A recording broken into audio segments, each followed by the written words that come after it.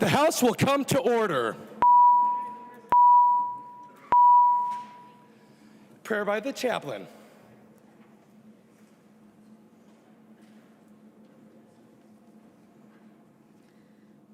This is written by Bernadette Farrell.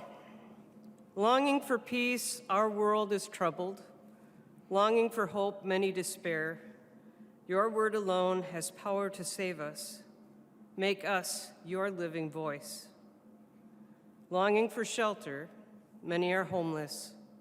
Longing for warmth, many are cold.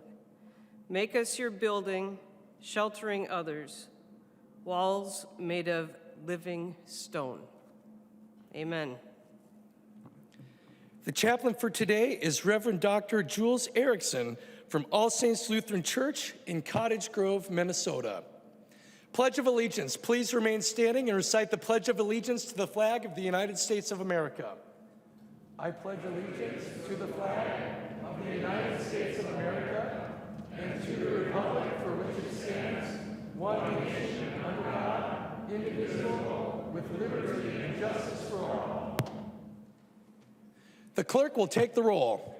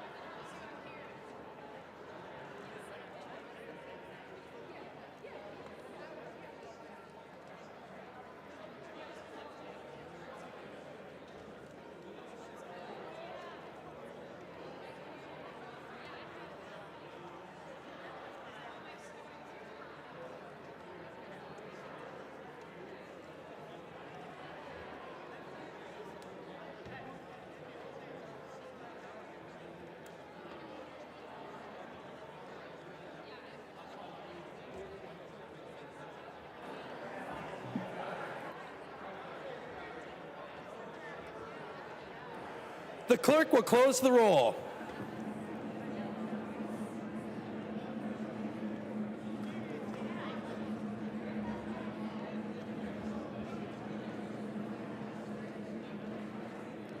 A quorum is present. Members, please take your conversations off of the House floor into the alcoves or into the retiring room. The clerk will read the journal of the preceding day. Journal of the House, 93rd session, 2023, 13th day, St. Paul, Minnesota, Thursday, January 26, 2023. If there is no objection, further reading of the journal will be dispensed with, and the journal will be approved as corrected by the chief clerk. Hearing no objection, the journal is approved as corrected by the chief clerk. Comparison reports. A copy of this order of business is online. If there is no objection, the motions will prevail. Hearing no objection, the motions prevail and the substitutions will be made.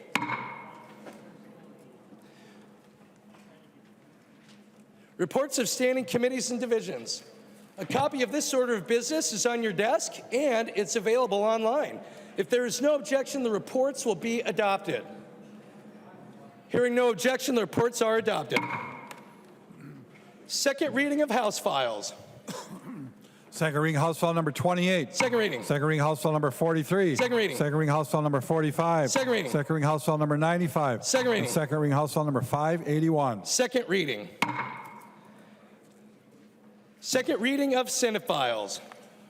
Second reading Senate File number 13. Second reading. Introduction of bills. The following House files have been offered for introduction today.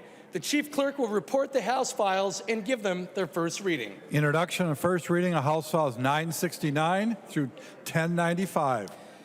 First reading House files 969 through 1095. Calendar for the day.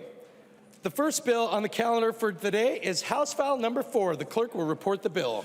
House File number 4, number 1 on the calendar for the day, an act relating to transportation, the third engrossment.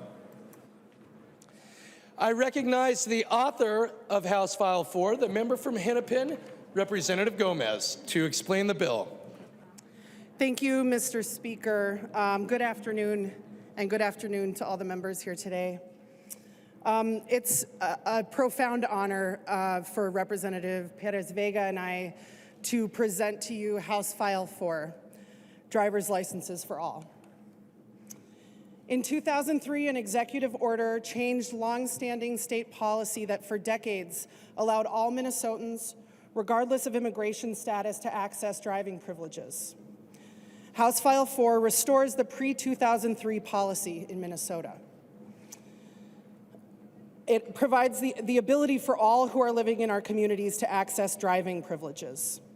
And when this law is enacted in Minnesota, we will join 18 other states, DC, and Puerto Rico in allowing those who are here today in our communities, on our roads, driving, to demonstrate that they understand traffic rules and that they have the ability to operate a vehicle safely by taking written and road tests.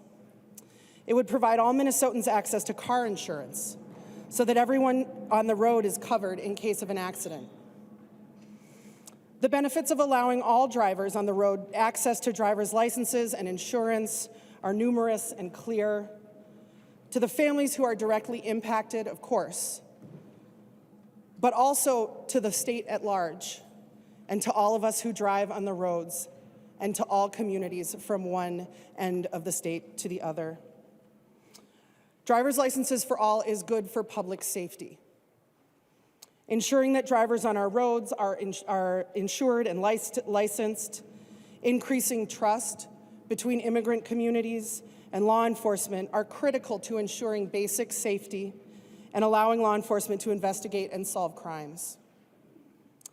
This bill is good for public safety, and that's why sheriffs, police chiefs, and law enforcement organizations across the state, including the Minnesota Police and Peace Officers Association, MPPOA, and the Minnesota Chiefs of Police Association are supporting this bill today. Driver's licenses for all are good for our economy. We hear almost daily in this body, I think whatever committees we're serving on, about the workforce crisis that we're in. This profound crisis creates or particularly impacts industries from healthcare to agriculture and food processing. Our agriculture sector in particular relies on immigrant labor. The meatpacking industry relies on immigrant labor. Our care industry relies on immigrant labor. An estimated 69% of those without legal immigration status work in frontline or essential jobs. The lack of access to licenses presents a unique challenge in greater Minnesota, where transit options are not widely available and a driver's license is not a luxury but a necessity. This bill is good for workers and for businesses and for the economy. And that's why it's supported by the Minnesota Chamber of Commerce, the Agri-Growth Council, every major labor union in the state, the milk producers, and many others. Driver's license for all is good for human dignity and the well-being of Minnesota families and children. Whatever our personal code of ethics, whatever our faith, or whether we believe in a higher power or not, all of our codes of ethics tell us how to treat each other and tell us how to interact with those around us. And they tell us to treat all of the children of creation with love and care. This is why all of the Catholic bishops in the state have joined together to send a letter of support to us about this bill. This is why imams and rabbis and Christian leaders of all denominations have signed on to support House File 4.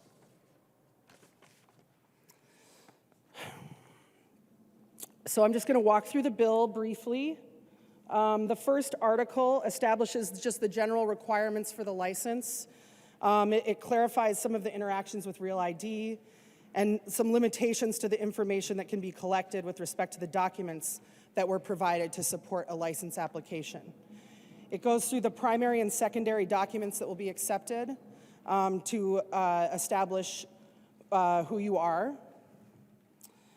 And it appropriates $1.45 million in each of fiscal years 24 and 25, and $890,000 in fiscals 26 and 27 from the Vehicle Services Fund.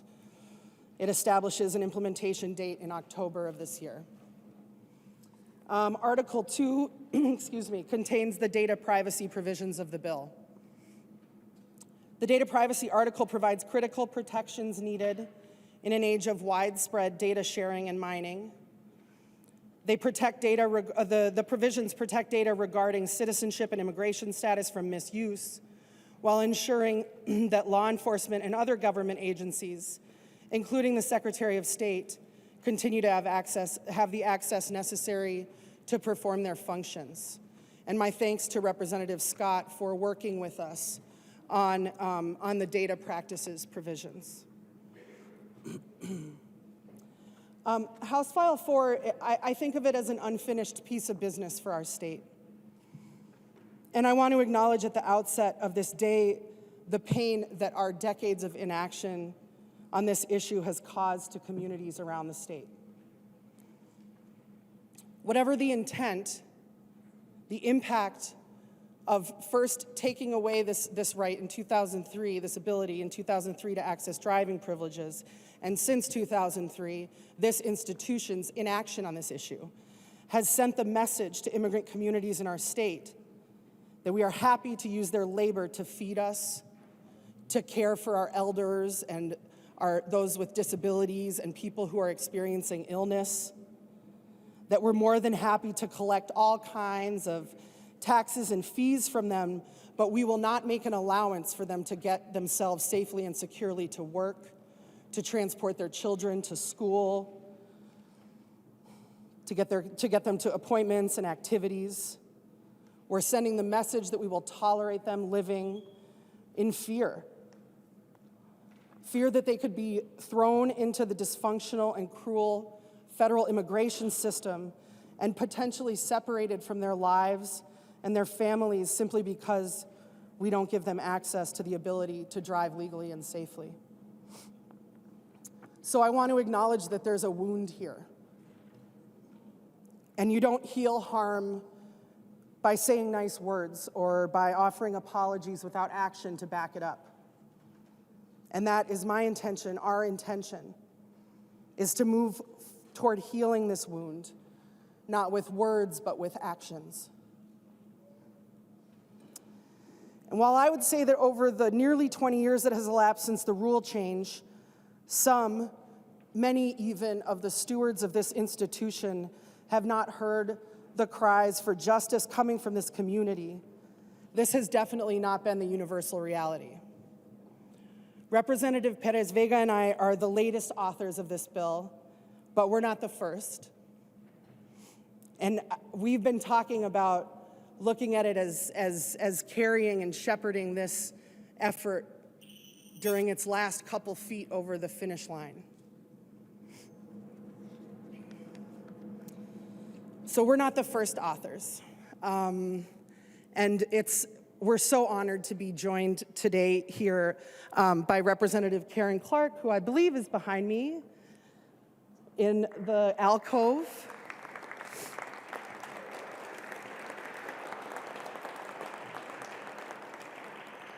And Representative Clark was the first chief author of this bill in the House of Representatives.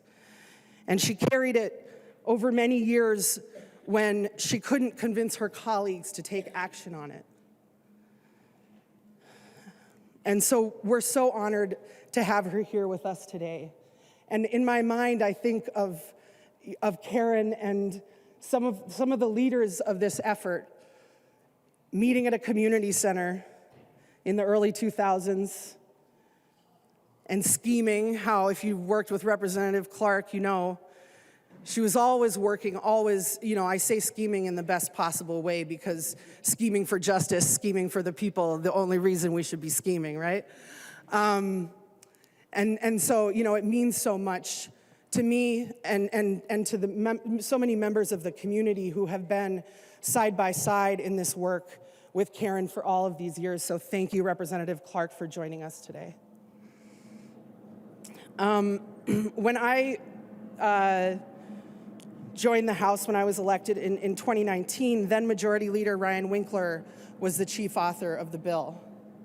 And Representative Winkler and his staff, I'm gonna just recognize Paul Cummings for a moment, for just all of his work to shepherd this overall of many, many years. And he's still doing it today, as he's just been side by side with the community as they've been pushing this effort. But thank you. Thank you, Paul Cummings.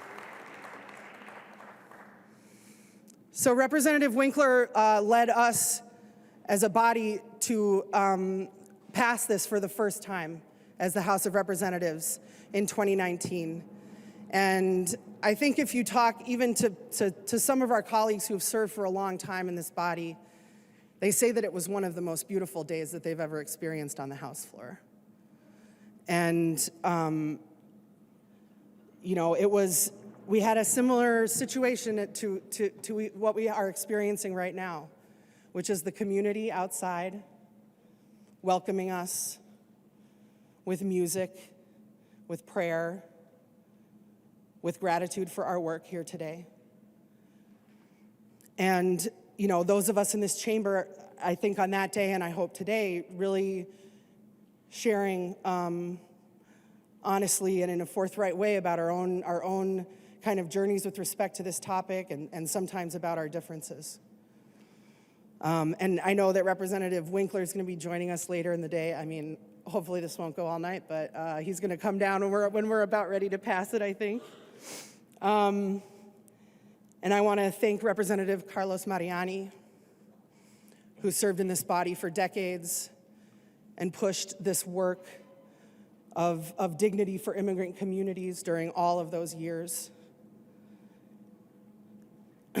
And finally, Representative Rod Hamilton, who is here with us in the chamber today.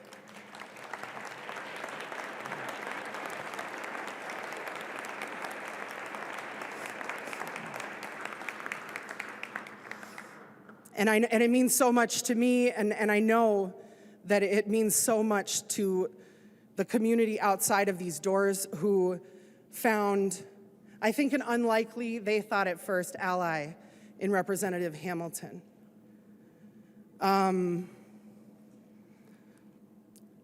It's easy for me to support this bill. My community demands it. My political party aligns with it. But for those of us who have, in these positions, taken a step that was not in alignment with our party, that drew judgment and ire from some of our constituents,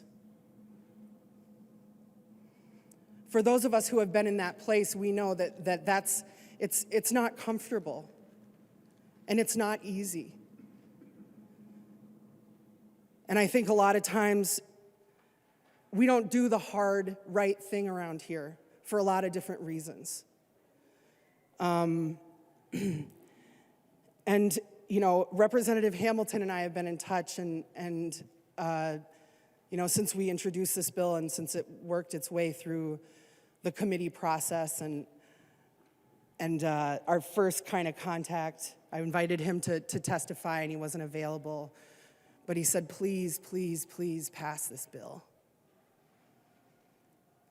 And I think it was was it last Saturday? I think it was last Saturday that there was a gathering in community of a number of organizers that have been working on this bill over all of these decades, and a few of us were there, a few current representatives and senators who are working on this were there.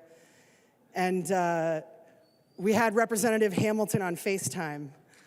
And, it was just, I was so touched seeing the enduring relationships between this community and this unlikely ally who has become a beloved member of this community to so many of these advocates. And so I just want to express my gratitude to Representative Hamilton for doing the right and hard thing. Thank you.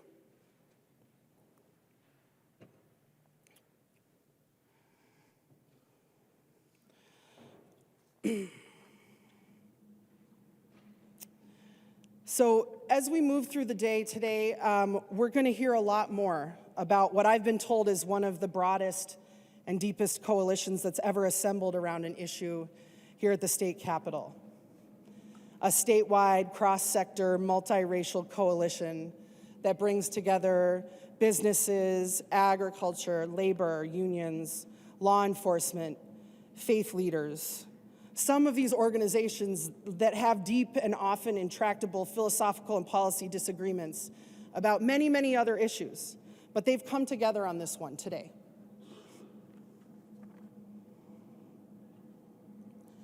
And the most important part of this coalition, the people. So many people of all ages and faiths and races and ethnicities and geographies coming together today to tell us that this is the right thing to do. And now is the time to do it. And at the very center of this unlikely coalition, its beating heart is the movement for immigrant rights in Minnesota. The organizers and families and young people who are directly impacted by this failure of our policies to ensure the safety and dignity of all Minnesotans have been coming here to the Capitol literally for decades. They've been marching and organizing and meeting with us. I'm sure many of you have met with advocates from this coalition. They've been educating members. They camped on the Capitol lawn. They've done hunger strikes. They have been desperate for this change. They've never given up. They've built a movement, and it's time for us to honor this work and to take action today. So I want to thank from the bottom of my heart the Driver's License for All Coalition, the many individuals and organizations who've stepped up to support this effort over all of these long years. To my partner, Representative Perez Vega, who you'll hear from shortly. To the leadership of our caucus, to Chairs Hornstein, Becker-Finn, and Olson, and to you, Madam Speaker. The message we're sending to the community by moving with urgency on this issue is that we see them, that they matter, that they're important members of our beloved community and their cries for justice have not fallen on deaf ears. And I want to thank my GOP colleagues, many of whom I've had really good conversations with about this, both in committee and personally. We've had a lot of respectful and constructive conversations about House File 4, and I want to especially thank the members of the Transportation Committee who attentively participated in, I think it was almost a 6-hour hearing, where we received testimony from dozens of community members and faith leaders, the chamber, sheriffs, police officers, people from all corners of our state and all walks of life. We have some disagreements in our body about this bill. And I suspect we're gonna have good discussions today about those disagreements, and I welcome those discussions. But I just want us all to remember, who's in our building right now, and that outside of our chamber doors, our building is full of children and of families and of working people from across our state who've come here to urge our support of this bill. So we've had these respectful and thoughtful and considerate discussions in our committees on this bill, and I just would humbly ask you today that we can continue in that vein, and that we think about those families and the children outside of these chambers as we're thinking about how we're going to discuss this bill. So I thank you for your consideration, and thank you, Mr. Speaker. Members, there are amendments at the desk, but before I instruct the Chief Clerk to report those amendments, without objection, I would like to pause and recognize the presence of two former members who are here in the chamber with us today. It's my great privilege to welcome back former Representative Rod Hamilton, who served in this body for 9 terms from 2005 to 2002 for Mountain Lake. And we are also honored to welcome back former Representative Karen Clark from Minneapolis, who served in this body for 19 terms from 1981 to 2018. Members, let's give a round of applause for our former colleagues.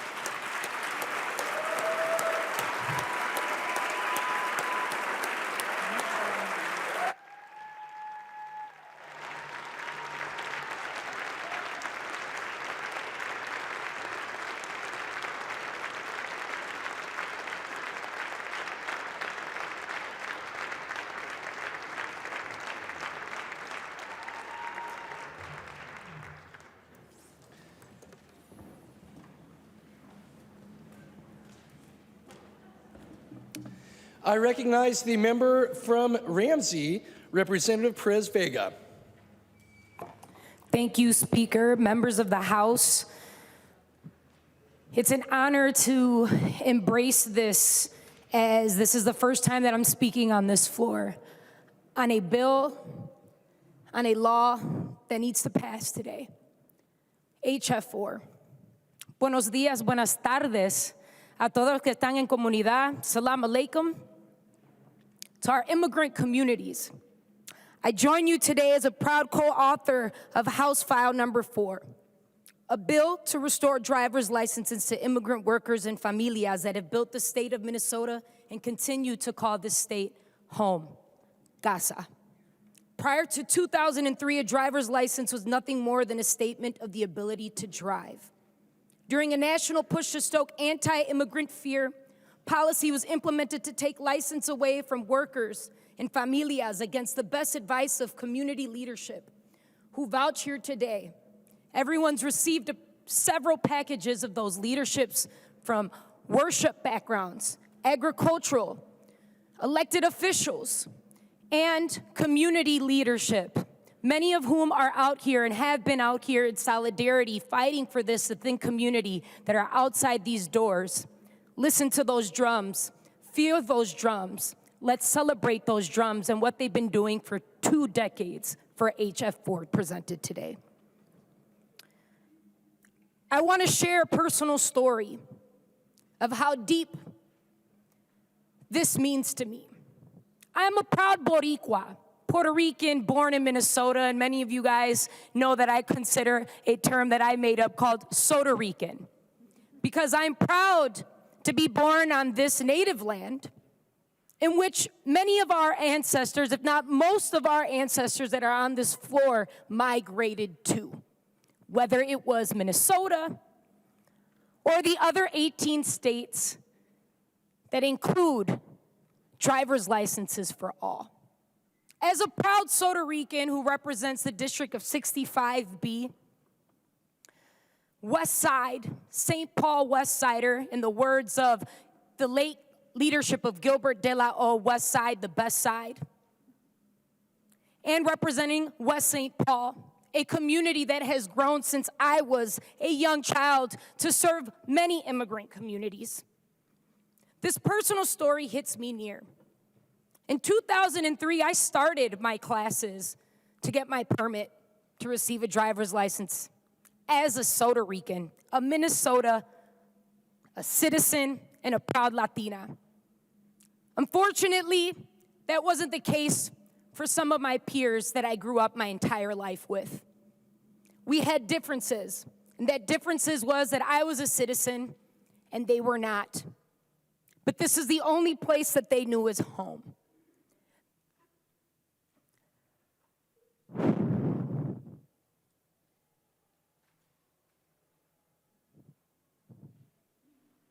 I received my driver's license. I passed the test first time, both of them, written. And to me, I celebrated that not only because I had the liberation as a teenager to feel free to have some freedom, some sort of leadership at the hands of my wheels, but also as a privilege to be able to drive those who couldn't, a privilege to drive those to their jobs. And I began youth working shortly after I received my driver's license and recognized that the youth that I worked with, many of them, were taking buses in below temps like today. Buses to take my class because they saw leadership that actually cared about their parents who were following a law to not be able to drive them. They stayed home or they made them take the buses or walk them there. And their youth worker, Miss Maria Isa, would pick them up or drive them home as a 19-year-old. I also started to think about the young parents that I teach now that believe in the leadership that's in this room on both sides of the aisles to work together amongst this, who don't have that same opportunity and their parents don't have that opportunity, but their children one day will have an opportunity to vote. There's 556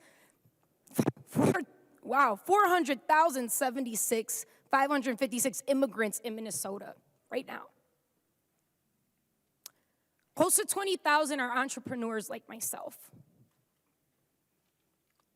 They paid $4.8 billion in taxes this year. We're all talking about billions of dollars here with that surplus. We all heard it, right? A lot of us, some of the colleagues on the other side of the aisle, we were on that bus when that governor said that on our way from a retreat. And I thought about the immigrant community and how much they bring to the state of Minnesota. That's the first thing that came to my mind. Because I know the importance of what this matters to those immigrants that are right outside.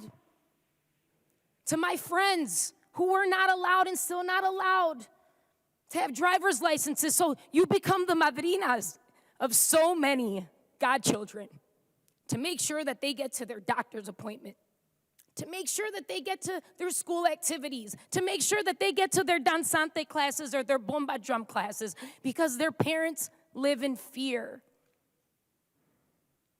We can talk about what makes you a good citizen, but I know what makes me a good citizen is about caring about humanity. And that's what HF4 means.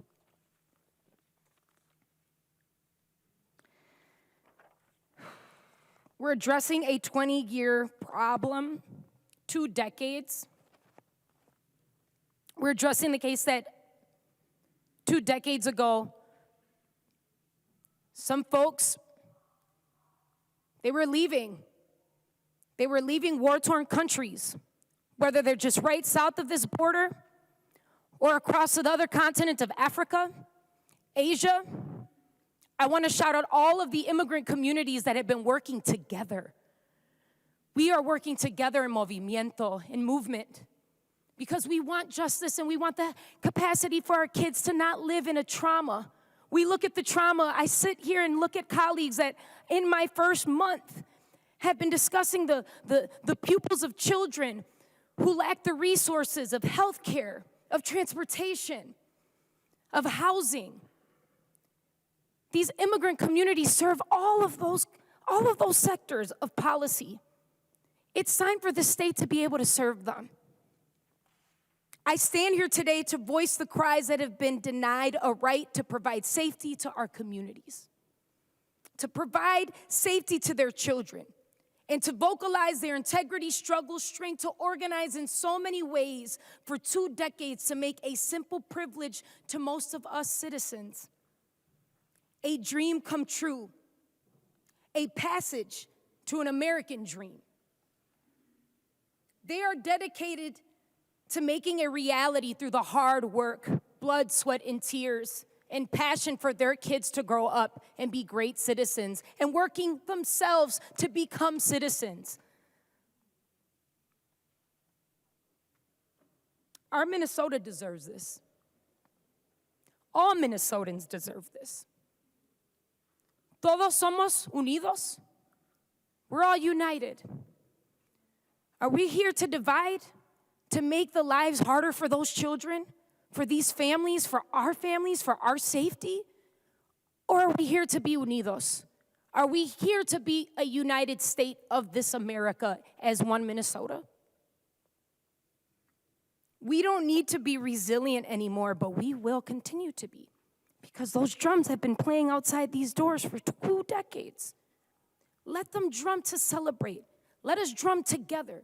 Let us unify on this Dakota Anishinaabe land, the drums of the world for humanity. We don't need to be resilient anymore. We need respect. We need respect from our systems to actually work for us and not against us. Muchas gracias. Thank you. There is an amendment at the desk. The clerk will report the amendment. Baker moves to amend House Law Number 4, the third engrossment. The amendment is coded A38. I recognize the member from Candido High, the author of the amendment, Representative Baker, to explain the amendment. Thank you, Mr. Speaker and members. This is an important day, and I applaud the authors of the bill to describe it very well. This is a very important day that I have been supporting since I arrived here 8 years ago, with the work in a bipartisan fashion that I felt would make Minnesota a better place for workers, their families, to be able to drive safely. And I, like others, have been working on this for a long time. Today is a day, I think, that our members that have a clear mandate and a mission to work on getting major bills done in a very quick fashion. I am happy that this bill has returned to the House floor, but this bill looks much different than it used to when I was working on it with former Representative Winkler, with Mr. Cummings, with my dear friend, former State Representative Rod Hamilton, and this bill looks different. And what I'm asking the body to do today is to take the work that we felt was very important 2 years ago and 4 years ago, because it provided a safe way to drive, a privilege to drive, and it also provided other things that made the immigration system problem less of a problem in Minnesota, because we can't really separate them as much as we want to. This is not about immigration. That's a federal mess. But what this is, in my amendment, members, and I will go on to my third reading later on, but what this is trying to do right now is to bring the driver's license card so it doesn't look identical to ours, our provisional D red license that looks just the same as everybody else. This card asks to turn it upright in a vertical manner. And also on the front, it says not for election purposes. That has been something that we have worked hard on in a bipartisan manner over the last several years. And I'm hoping that our body today will respect the work that members did on both sides, that received votes from members on both sides, to show that you actually care about doing work in a bipartisan fashion. Because this is one of those bills you will get a lot of support for if you consider my amendment today. I am grateful for my district and all the folks that have wanted me to support this. I am grateful for the state of Minnesota that has these folks living quality lives, working, making good incomes, and these folks that I know that need this are the hardest working people that I've ever met. But today, folks, we are the legislators. We have the elected certificates that brought us to these seats. And in Minnesota today, what we need to do is get this right for all of Minnesota and for all of Minnesotans that have concerns about certain things that we must address as lawmakers. We create laws. And I get the passion. I've been there. I've been on the Zoom calls. I have been lifted up. I have posters in my office too, because I've been with you. So I'm asking today for the spirit of cooperation. I'm asking for you to support this extremely friendly, extremely well-written, well-thought-through amendment that has been around since I've been here. And I ask for a roll call, Mr. Speaker. Representative Baker requests a roll call vote. Seeing 15 hands, there will be a roll call. Representative Baker. Thank you. So members, I know we'll have lots of time to talk about this. This is an important one, but this should be the one that is accepted, and I hope others are too, because I hope we actually get bipartisan support today. This is actually even easier than the one we had worked on before, because it doesn't change the duration of the length of this where it did before. It was 2 years versus 4 years. Those were other things that we had talked about before. So members, I don't want to go too long, but I love our state. We need to do something like this in our state. But this is more than just a driver's license privilege. This is more than that, and we'll have those conversations. But please help me make this amendment a reality. At the end, our citizens that we're talking about here today are going to be able to drive, and that is what they want. I appreciate your green vote on this, members. Further discussion to the A38 amendment. I recognize the member from Hennepin, Representative Gomez. Thank you, Mr. Speaker, and thank you to Representative Baker. And I appreciate the conversations that we've had recently and in the past about this issue. And what I said about Representative Hamilton is true of you too, Mr. Speaker. It's true about Representative Baker, is that, you know, in voting for this effort in the past, you did the right thing even when it was hard. And I genuinely and deeply appreciate that, and I know that the community also genuinely and deeply appreciates that. And I know that this is an attempt on your part, a good faith attempt to get this bill in a form that you could support it. And so I appreciate you bringing forward the amendment in that spirit in which you offer. So I'm going to talk a little bit. We have a few amendments that are sort of on the same vein, and so I'm going to maybe talk a little bit more on this amendment and a little bit less on a couple that might be coming up. So, you know, first of all, I want to say that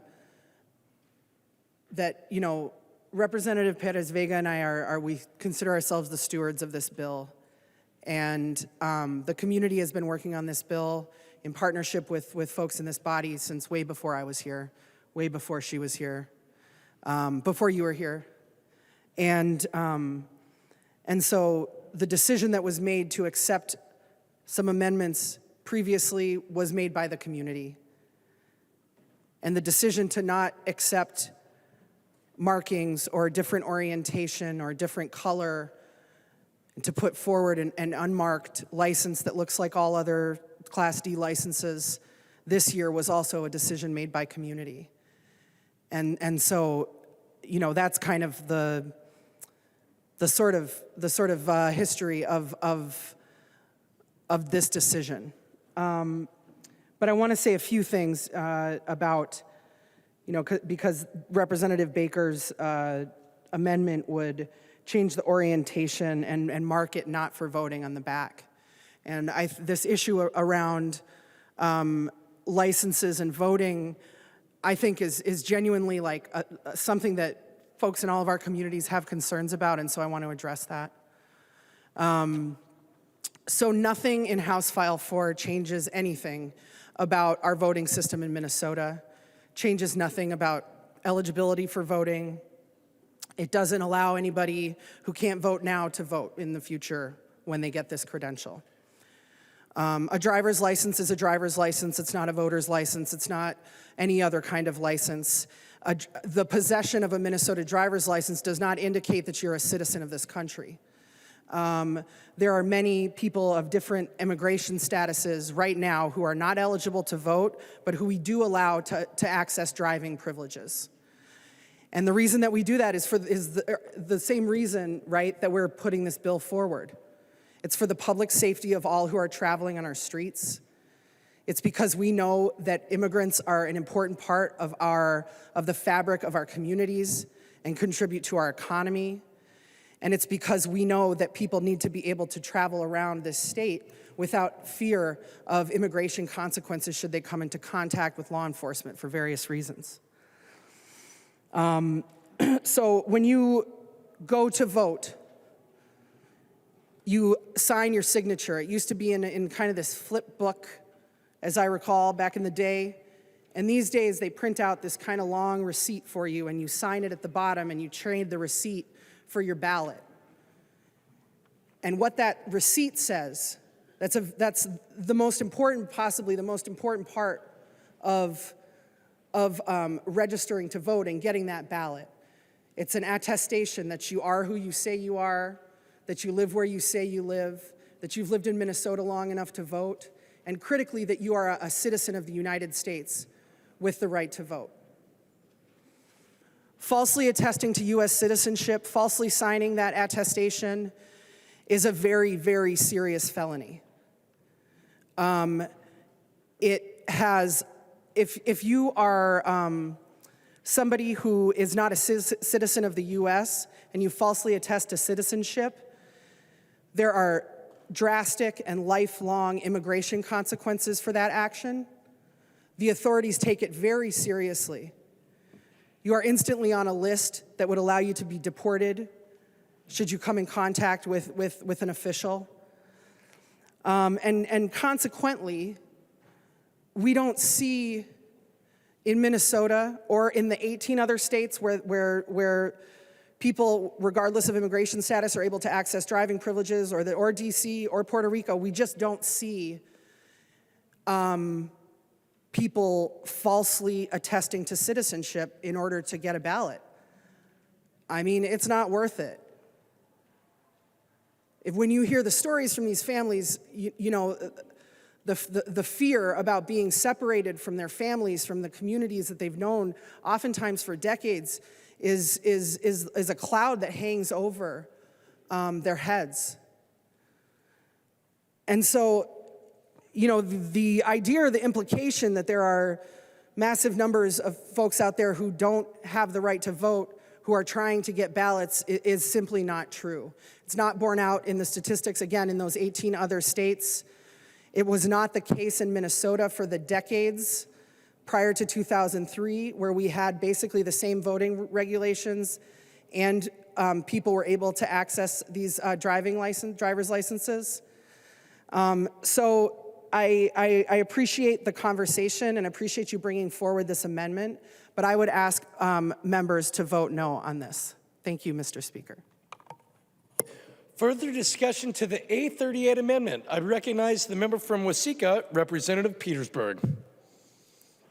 Thank you, Mr. Speaker, and if Chair Gomez would yield for a question.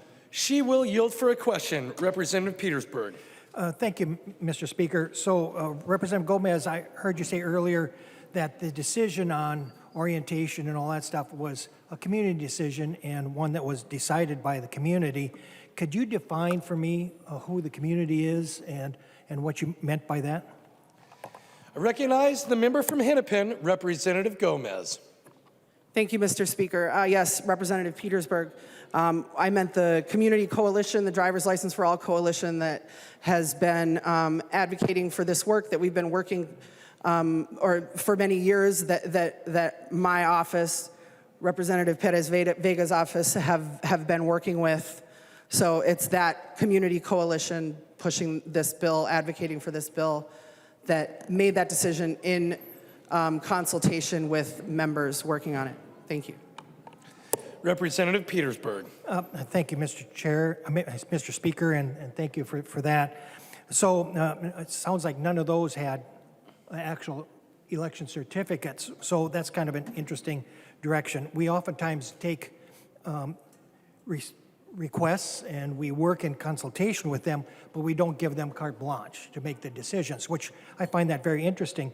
But I do want to say to Representative Baker, thank you for bringing this forward. This is an important amendment, I think, because I was in all the committees, most of the committees at least, that heard the bill and heard the testifiers, and all of them, without exception, were really inquiring and requesting the opportunity to have be able to have the privilege to drive.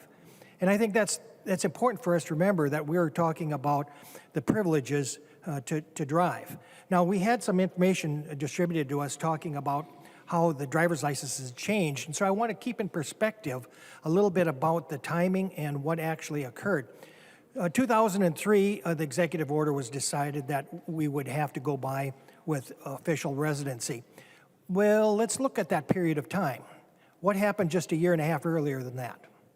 9/11, right?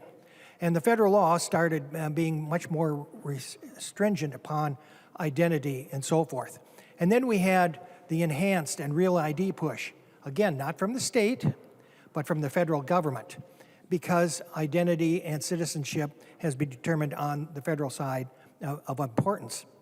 And as much as I would love to have the debate on this floor about being able to give citizenship to people and immigrants and making that decision for our residents, we don't have that authority to do so. We just don't. You know, I wish we could. So we are now dependent upon the laws of the state and the direction that which the federal law has done that. As I said earlier, everybody wanted the privilege to drive because they needed the transportation, and however you feel about how they got here or what they're doing here is immaterial. Right now, this bill deals strictly with whether or not they should have driving privileges and how that is implemented. But you know, in all of the testimony that I heard, and maybe they wanted to say it and didn't, but in all the testimony that I heard, not one of them said, we care about how the driver's license looks. Now, there's some implications that you could talk about, but none did, because what they were interested in was driving privileges. Even law enforcement never said we needed to look like it or dislike it or not. They just wanted something that would indicate that the individual had taken a driver's test, had learned how to deal with it, could speak somewhat English in order to deal with it, and could be insured. Well, we can do that in many different ways, can't we? I mean, certainly there's other ways. I mean, right now, we have additional driver's licenses that have a lot more restrictions on it. For example, first-time drivers at 16 to 18 have a lot of restrictions on those licenses and look different as well. This is something that's not new, and to say that we can't do it because, well, we just don't want to, is really not realistic. And since 2003, by the way, our driver's licenses that people say, well, is only for driving, has become more and more an indication of identity. I just got remarried before Christmas, okay? We went in to have my wife put onto my checking account. She couldn't do it until she had a valid driver's license, okay? So there's something already automatically involved in our process that requires that. This amendment that Representative Baker put together is not only common sense, but it actually will work much like contracts. How many have had contracts out here, right? We all have had contracts, had to deal with them. What's in a contract? What's in the contract is what is allowed and what isn't allowed. And a driver's license is much like that contract. There should be no reason why we shouldn't put on that driver's license what it's good for and what it's not good for. This seems to be a very realistic approach, Representative Baker, and I think something that we all ought to agree to and move this forward as a much more bipartisan bill than the way it is currently. Thank you, Mr. Speaker. Further discussion to the A38 amendment. I recognize the member from Meeker, Representative Erdahl.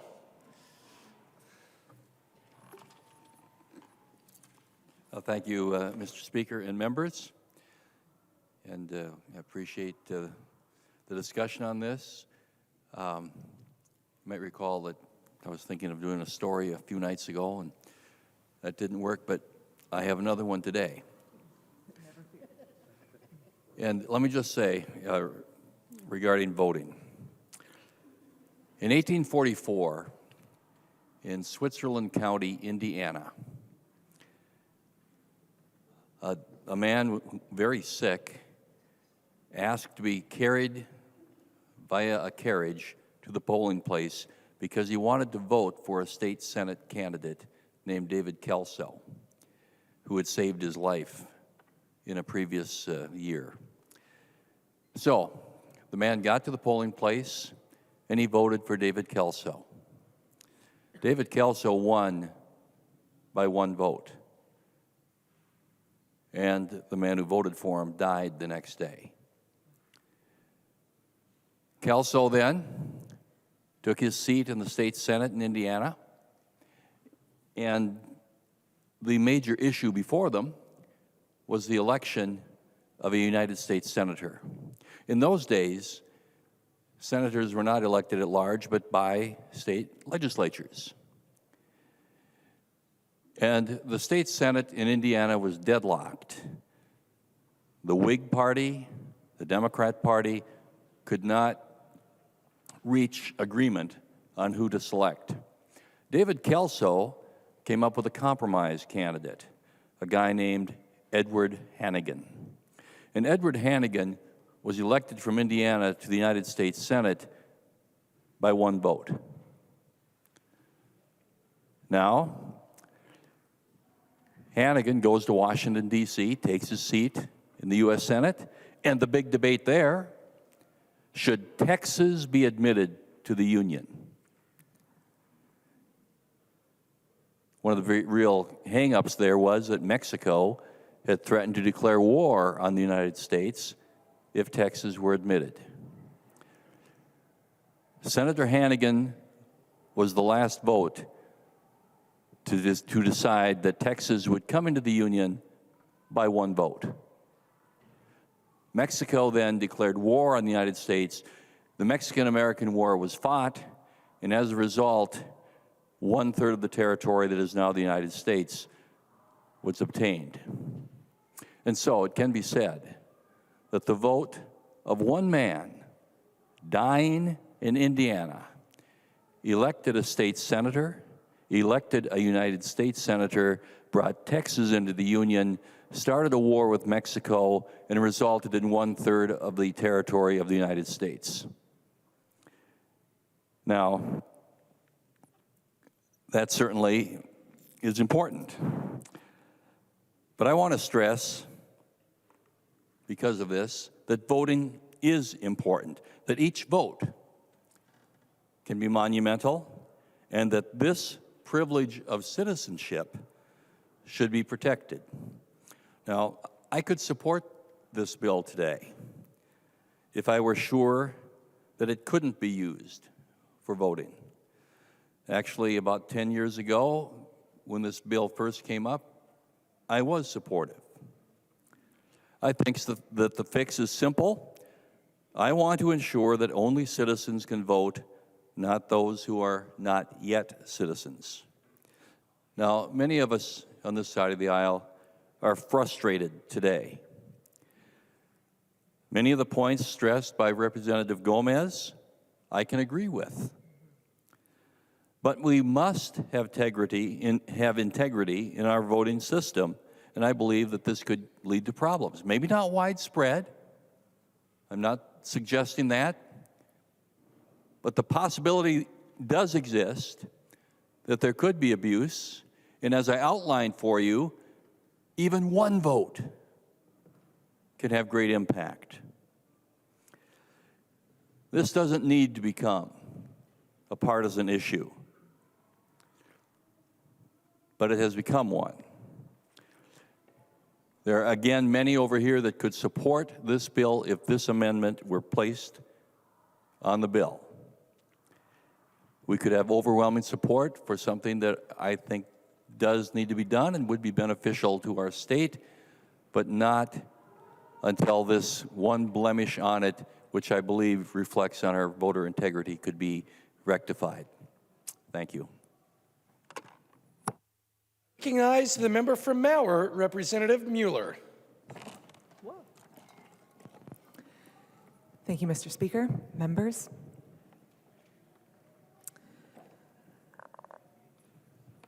Many of you maybe not know or are not very familiar with the district that I represent. I represent in Mower County, not Mauer, Mower. And we are one of those areas that is rural with a Fortune 500 company in it, such as Hormel. And our area is rich with people from around the world. My community is incomplete without the people who choose to make it their home from around the world. It is incomplete. Our area has embraced the rich community that has changed and developed over the last 20 years, and our area is better because of it. It's better because of it. My husband taught in the Austin Public Schools for a little while, and in his class, he was English as their next language. He had over 56 languages represented in that class. We have people from all over the world who choose to make my area home. I cannot express how proud I am to represent this area. And Representative Gomez, I am like Representative Baker. But I wasn't always. When I came in 2020, I had people come and talk to me about this issue, and I immediately shut it down and said, we need to fix this at the federal level. Go and talk to people at the federal level because this is not an issue that we can deal with. I really want people to become citizens. I want them to I want it to become a place for them to be able to do that. Let's go talk to them at the federal level. The following year, I had another advocacy group that came to me. And one of the people they brought to me was one of my former students, right? And this was one of my favorite people in the whole world. She is a hard worker, a critical thinker, one of those students that, frankly, you just wanted to adopt and call your own. And she talked to me about the struggle that her family had. And she talked to me about the struggle that her community has. And I told her that I wanted to be able to support this bill because I believed what she was saying and why she was saying it. I said, what do you think about the idea that Representative Baker had offered here? What do you think about having these safeguards on the bill? Making sure that we have, okay, it's changed a little ways and it has not for voting purpose on it, that maybe we can have some different expiration date. I said, how do you feel about that? And that advocacy group said, you know what? We think that's reasonable. We think that's important for, driving privileges are important. And these type of amendments, these type of ideas that would make it more palatable to others, that's something that they'd agreed upon. So as I campaigned, I talked about how I wanted to see this happen because it was a benefit to my community. I listened, and for those of you who I'm in your committee, you know I write a lot of notes. So I was listening to Representative Gomez, and I wrote it down. Being able to take the test and be able to drive safely, making sure they have insurance, making sure that we are able to have investigated into crimes. Both my sheriffs and my police officers support this. Making sure that we are addressing our workforce shortage, that we are able to have people to continue to work. Making sure that in Greater Minnesota, it is almost impossible for you to use transportation, public transportation. Check, check, check, check, check. Yes. If that is true, and you have now heard from several people on this side of the aisle talk about why this is important in their community, why this is important, that they have changed their mind on some things, that this is important to them, that they want to support this. You've heard this now from multiple people. We just want to make sure that voting integrity is intact. Working with people who have been working on this issue for far longer than I have, people who have taken these amendments. Please accept this amendment so that we are able to both side by side with colleagues who want what's best for Minnesota can join you on this venture on doing what is best for Minnesota. Thank you, Mr. Speaker, and I urge all of the members to please vote yes on this amendment. Further discussion to the A38 amendment. I recognize the member from Dakota, Representative Koznick. Thank you, Mr. Speaker. Colleagues and members here, I rise to support the Baker Amendment. It's a common sense amendment that if you read it, should make sense just to safeguard our voting integrity and our confidence in our election systems. The amendment simply says a license must be designated with a vertical layout and marked not for voting. It's simple, common sense, that I think Minnesotans would appreciate to preserve the voting integrity and confidence in our elections. Representative Gomez, you have this handout here that was sent out as this amendment came up, and in it, it says the legislative proposal will not impact Minnesota's voting system, but I happen to disagree.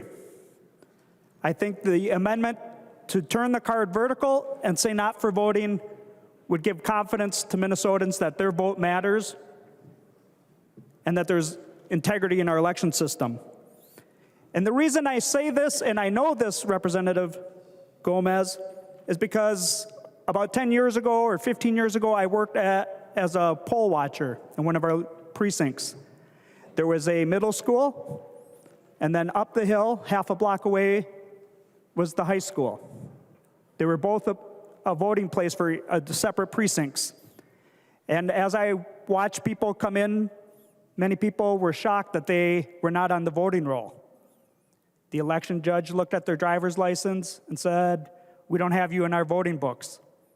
So they simply took the driver's license out. They asked them where they lived, then they took out their driver's license, and they did same-day voter registration. And most of them had a driver's license.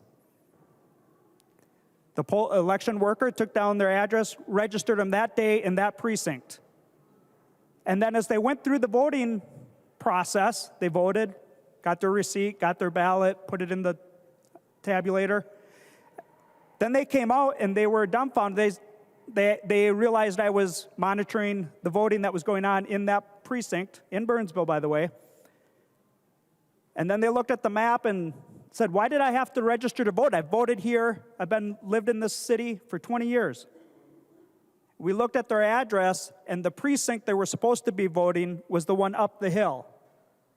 Their driver's license said Burnsville, and the election judges made an error, and they just registered them at that precinct and didn't actually check their address.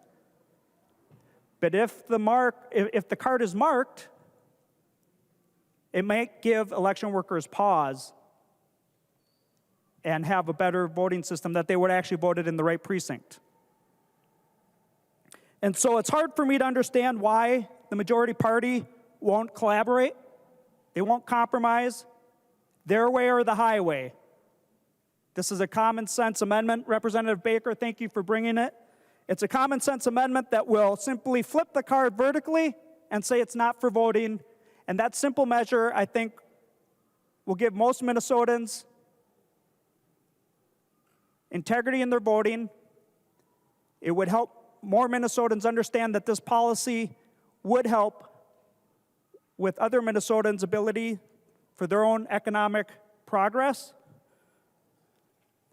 It'd make our streets safer. But the Democrats' unwillingness to take a simple provision, to compromise, to collaborate, and accept a common sense provision is making a well-intentioned policy into a bad policy with a lot of consequences. So if you're going to vote along with the way your leadership has told you to vote, I would think that all Democrats are going to vote against this. But if there's a few of you over there, and Representative Gomez, I don't think you actually have a problem with this amendment, and I challenge you to actually support this amendment and show Minnesotans that you do care about election integrity, and you will still accomplish the intent of this bill to allow more people to go about their lives with the driver's license. Members, please vote green on this amendment. Further discussion to the A38 amendment. I recognize the member from St. Louis, Representative Scraba. Thank you, Mr. Speaker. When I woke up this morning, I was opposed to this bill. There was no way I was going to vote for it. And I'm sitting here and I campaigned against it. And I'm listening to your reasons. I got this piece of paper, fact sheet. Every one of them I approve of. I'm like, these are all reasonable. Everything is here. The one on the back says, and of identity, but could not be used to vote or for real ID purposes. Being a political wonk, I thought the word should be shall not be used, right? As Representative Baker presents this, it still doesn't change everything on this sheet. It is still a driver's license. It still accomplishes this. The person that has this driver's license still can do everything. And again, I was opposed to it, and now I'm understanding. I'm looking for a reason to be bipartisan. I was, to Mr. Erdahl's story, I was only elected by 15 votes. So I'm not one, but 15. So I would look at it in the sense that it is I want to reach across the aisle. I want to help you guys get this one across, but you have to help me. And part of that is support Representative Baker's ID, and then I can support this. It's that simple. Thank you, Mr. Speaker. Further discussion to the A38 amendment. I recognize the member from Stearns, Representative O'Driscoll. Thank you, Mr. Speaker. Folks, I'm going to share a very interesting story with you. It's a very personal story that I have. So a little bit about how we generate our poll books here in the state of Minnesota that Representative Gomez, the bill author, was referring to in her opening comments. Many of those, a large amount of that data is collected from voter registration. It's also collected from the Department of Motor Vehicle. And if you've ever looked at your driver's license, all of the stuff that's on your driver's license is in capital letters. And there's no punctuation on there. I'm going to invite members to take a look at the voting board where we report our tallies and go to column number 4, about halfway down between the names of Novotny and Olson B. And you will see my name there. And on this board, it has capital O, apostrophe, apostrophe, apostrophe, capital D, RISCOLL. However, when I went to register to vote, I registered by my legal name, Timothy J. O'Driscoll, capital O, apostrophe, capital D as in David, RISCOLL. When the poll books came out, it fed the information in from the driver's license registration, which was all capital letters and no punctuation.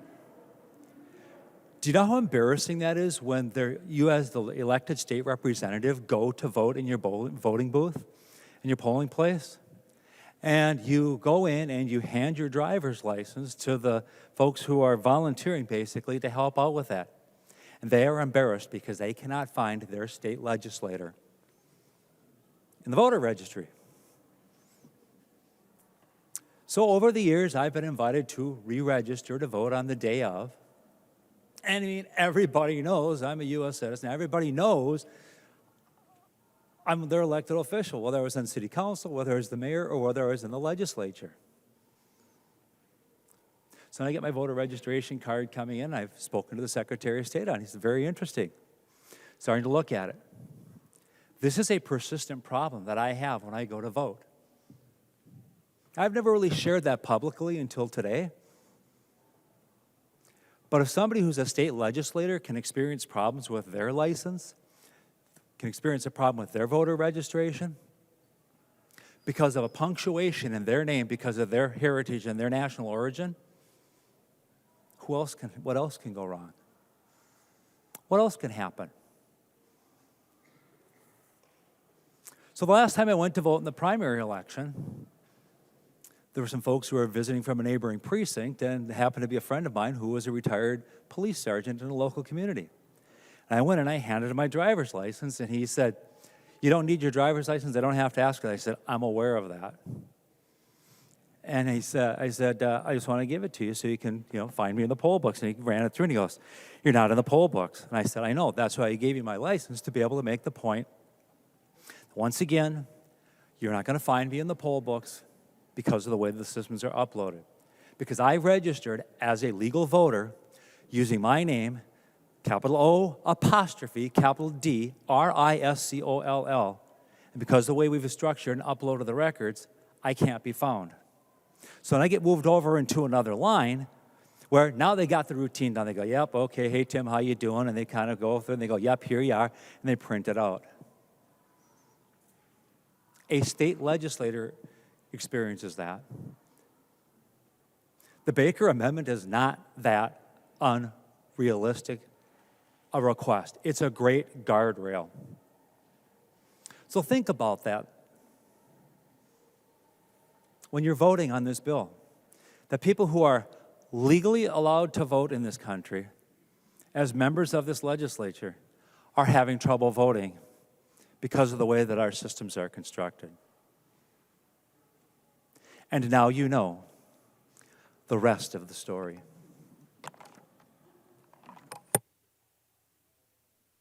Further discussion to the 838 amendment. I recognize the member from Douglas, Representative Franzen. Thank you, members. Thank you, Mr. Speaker. And I, too, rise in support of Representative Baker's amendment. And I simply rise because I know his heart is in a good place. Members, this is our 5th week of the legislative session, the beginning of the 5th week. And we have yet to pass one of the majority party's major bills in their top 10 with bipartisan support.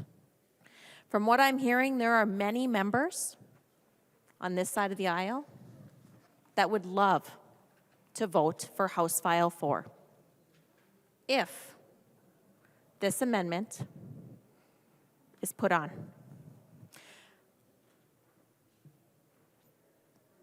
There is a House File 3. That's the majority party's one of their main bills they want to get done, dealing with elections. Now you may say, well, why are the Republicans so adamant about passing the A38 amendment, dealing with just simply saying a non-compliant license must be designed with a vertical layout. It must be marked not for voting on the back side, not for voting. We just want that assurance, that peace of mind that our elections are going to be held with integrity. And this is why. Because House File 3, the one dealing with the Democrats on their expanded elections, on line 5.19 of their House File 3, it reads, driver's license and identification card applications, and it's crossed out with new language, automatic voter registration. In 5.21, automatic registration. Except as otherwise provided in this section, an individual must be registered to vote if the individual is eligible to vote under section 201.014 and properly completes and submits one of the following applications, blah, blah, blah. But point of order. They want to automatically. Representative Hollins, for what purpose do you rise? Thank you, Mr. Speaker. A point of order, Mason's Manual, section 101 says debate must be confined to the question before the body. I'll remind members to confine their remarks to the question before the body. Right now, we are debating the A38 amendment to House File 4. Representative Franzen. Point of order, Mr. Speaker.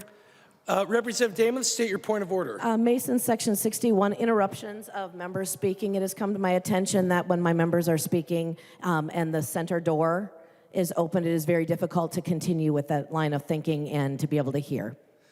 Thank you, Representative Damon. We will consult with the sergeant's team and do our best to limit those interruptions. Representative Franzen, the member from Douglas. Thank you, Mr. Speaker and members. And I just can't help but also notice that every time I speak, somebody rises up and says, point of order, Mr. Speaker or Madam Speaker. This House File 3, though, relates back to the Representative Baker amendment on why the minority party is looking for that peace of mind. Because your House File 3, there is a section on there on automatic voter registration. So nonsense. And I call hooey. And members, I ask. Representative Hollins, for what purpose do you rise? Again, debate must be confined to the question before the body, which is House File 4, which we were talking about driver's license for all and the amendment engaged in there. Representative Franzen, please confine your remarks to the question before us, which is the A38 amendment on House File 4. Representative Franzen. Thank you, Mr. Speaker. And House File 4 deals with driver's licenses, and House File 3 deals with driver's licenses being used to automatically register voters. Members, I ask you to support the Dave Baker A38 amendment. Thank you. Further discussion to the A38 amendment. I recognize the member from Hennepin, Representative Gomez. Thank you very much, Mr. Speaker. So I'm not like an elections expert. I don't think Representative Kosnick is either. And so we can disagree in this body about, I'm sorry, was that an insult? I didn't mean to besmirch the character of the gentleman on the other side of the aisle. But there's one guy who is an expert on our election law, the Secretary of State of Minnesota, Steve Simon. And I have a letter that he submitted to Chair Dibble over in the Senate.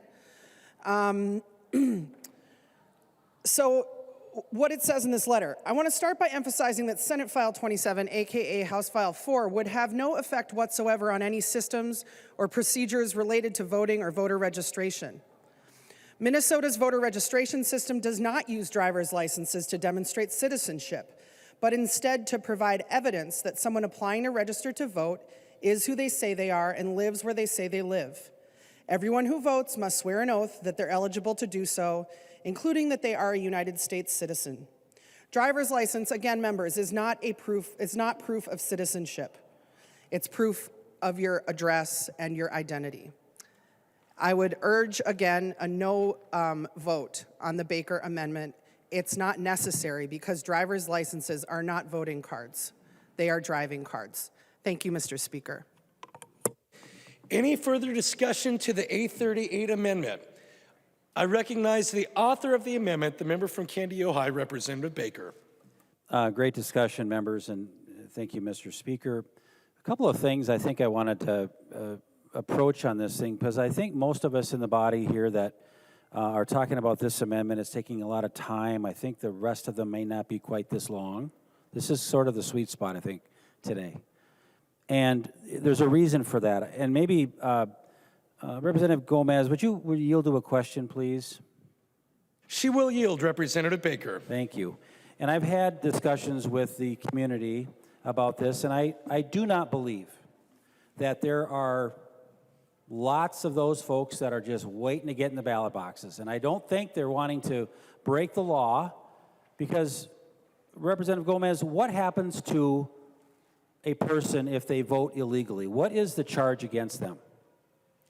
I recognize the member from Hennepin, Representative Gomez. Thank you, Mr. Speaker, and thank you, Representative Baker. Like I said, not an elections expert, but I'll do my best. I know it's a felony. I know it's a deportable offense. Thank you. Representative Baker. Thank you very much, and thank you for letting everybody know how important that is. You're right, because what we heard today was the little details matter about implementing laws here in the state of Minnesota. So although we want to give folks sort of this perfect-looking, identical-looking driver's license, there could be some fallback on this. So let me just walk through this with me for a minute here. I do think that what Representative Erdahl said on the floor about one vote can matter. I think what would happen in a couple of years, imagine this. 2, 3, 4 years from now, you're sitting around with some friends in college, and it might be the first time you want to vote, and there might be an undocumented resident who's going to college, or maybe they're working and they're with some friends, and it's election day. And they get together and they're having some fun. Well, let's go vote. And this person has been carrying around a driver's license for a number of years. Well, let's go vote. We've got our driver's license with us. And so a group of young people go and vote. And they sign off, because when I walk into a voting polling place, my local township at Dovery Township in Candy, Ohio, I get excited. I get to see a few people. I see some people that I know. I sign something. We all sign it. I don't know. Did anybody read it? I don't read it. I kind of want to, where's my ballot? I want to get my ballot in my hand. So I sign whatever this is, and they kind of sillily look like they just pass it over to the next person. But there's a process, and it's a reason for that. I signed off on promising that I am a citizen or I'm legal to vote. It could happen. It could happen, Representative Gomez, that somebody might inadvertently do this and not knowing because it doesn't tell them on the card. And so I also just ask you to look at the details, because what I wouldn't want to see happen is to have a good person deported. So what we could be doing is actually protecting somebody in 2 years, 5 years, 10 years that has no idea what we were talking about today. So that is a possibility. So this isn't just about trying to profile or shame anybody because you don't, it's about protecting them too. That's real. The other thing that was shocking to me is we have members who are standing up that are going to support this bill. I didn't know that we're going to do that. Representative Skraba, you said that on the floor. We don't assume how anybody's going to vote. Now, I got to believe we've got some members that got barely elected to be here that might want this kind of a bill to be a little bit safer, to go back to the Iron Range, to go back to rural Minnesota with some more safety nets to the members around them or their community that might go, what in the world are you doing supporting this? But if a few of those members that won by 13 votes and 27 votes and 92 votes, they would go back on both sides of the aisle in a manner that would be stronger and protected because they voted to still do a good job with this bill. Because at the end of the day, members, if you take this amendment, this only amendment, and maybe you'll take more, I hope you do, but if this amendment passes today, and a few of your members say, I want to go home with this too, because you can still have your party tonight with Representative Winkler. You get to still celebrate the passing of the bill. And I'll buy all the beverages because this is exciting for us. But look at it from that aspect too. What would happen if somebody was deported by mistake because they didn't even realize, oh my God, I forgot. So 50%, my last comment, Mr. Speaker, and then we can wrap it up. There is a number of states that were passed out that are already offering this driver's license style bill for all. I don't know the number again. Somebody can tell me, but it doesn't matter. It's a bunch. But 50% of these states, members, their cards look different too. This is not an aberration. This is not by mistake. They did it because of exactly what we're talking about here on the Minnesota House of Representatives on the floor. We have to do this right. We are going to do it better because we have the election certificates, not the community. We're the ones that has to face the music if we get it wrong.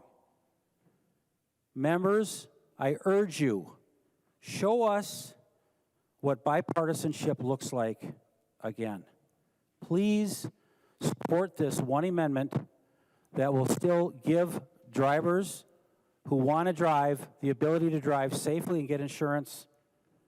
Let's just make it look a little different and protect. So members, dig deep on this one. This is the one you want to vote for on this amendment. I urge a green vote. Thank you. There being no further discussion to the 838 amendment, the clerk will take the roll.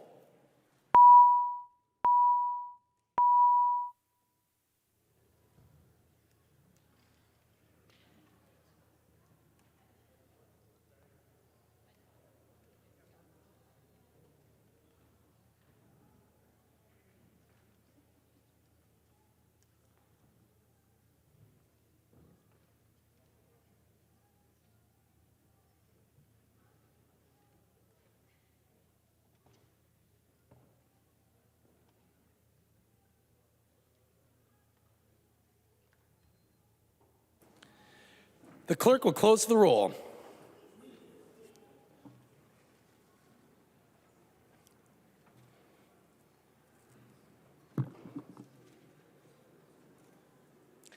There being 60 ayes and 69 nays, the motion does not prevail and the amendment is not adopted.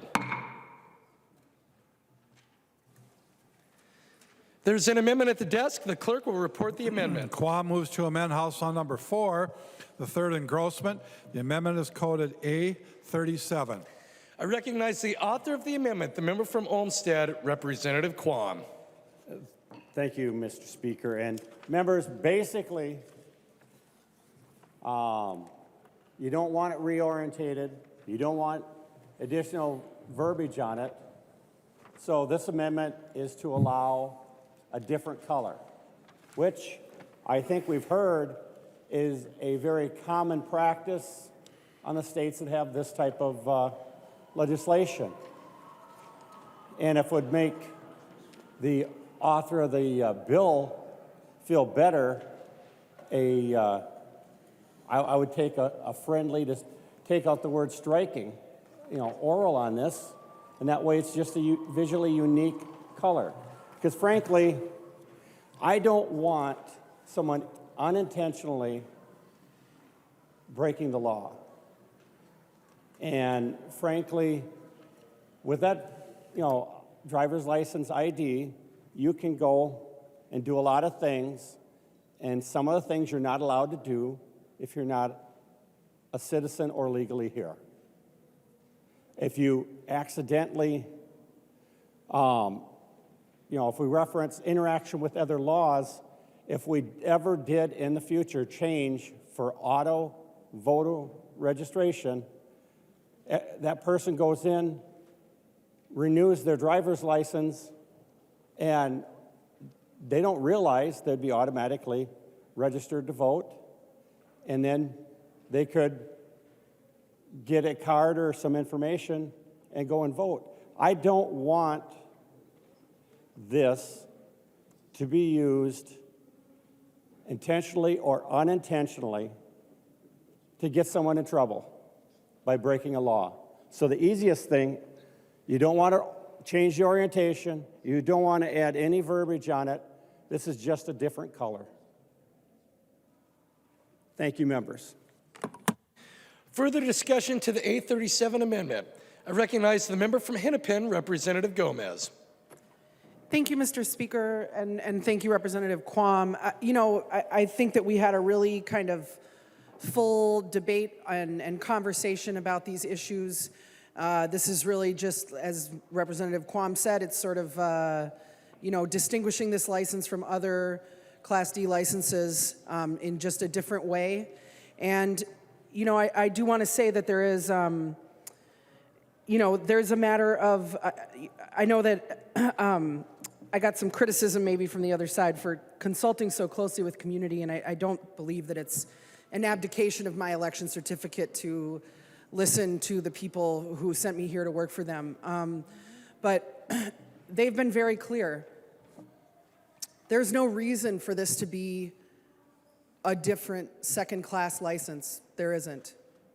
And, when we had those really difficult and painful discussions about accepting markings in 2019 and in 2021 with the community, that was what they expressed. If there was a compelling reason to, distinguish these licenses from others, and again, not everybody who holds a Minnesota driver's license is eligible to vote. Not everybody who holds a Minnesota driver's license is a citizen. Driver's license is not a proof of citizenship. It is proof that you have demonstrated your familiarity with driving regulations and your ability to safely operate a motor vehicle. And there is no compelling reason to create a second-class credential. And so I would urge members to vote no. Any further discussion to the amendment? Seeing no further discussion, all those in favor of the 837, please say aye. Aye. Those opposed, please say no. No. The motion does not prevail and the amendment is not adopted. There's an amendment at the desk. The clerk will report the amendment. Fogelman moves to amend House Law Number 4, the third engrossment. The amendment is coded A24. I recognize the member from Nobles, Representative Fogelman, to explain the amendment. Mr. Speaker, members, I am rising today to offer Amendment A24. This seeks to add the language for driving privileges only, not for identification on the front, and marked not for voting on the back. This wording would fall in line with several other states which already have granted driving privileges to people who cannot provide a social security number or are not have no proof of lawful presence. These states are California, Colorado, Illinois, Maryland, Utah, Vermont, as well as the District of Columbia. Voting in our elections is one of the most important things that we do as citizens of Minnesota and of the United States. This should not be afforded to people who are not here without permission. If driving privileges is truly your goal,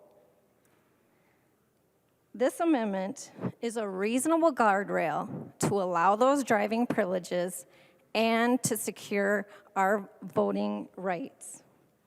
I ask for a roll call on this amendment.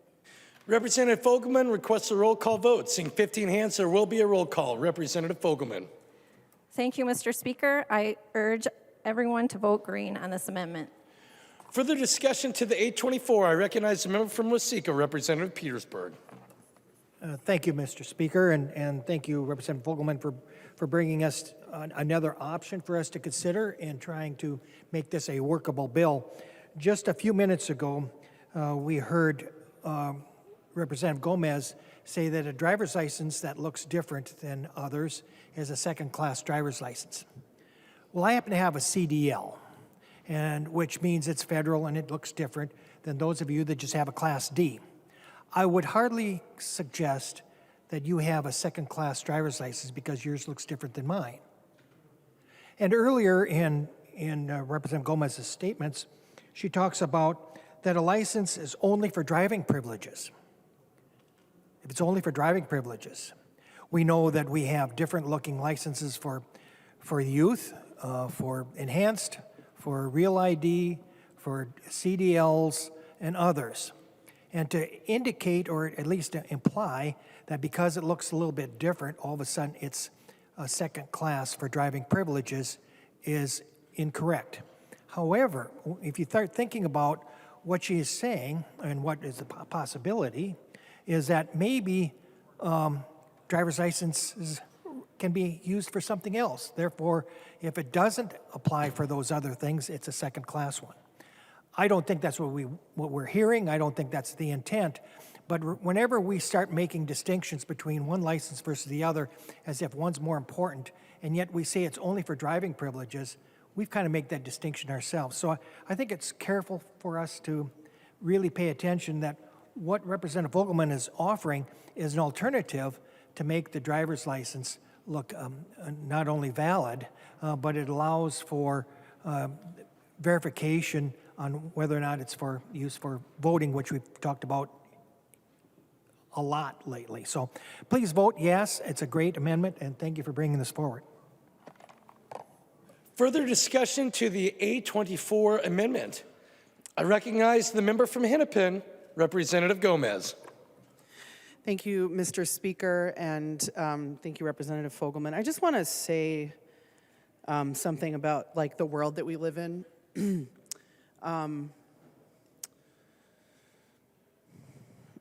You know, we've seen over the last 5 or 6 years in our country policies that have attempted to block people coming to our country from entire regions of the world.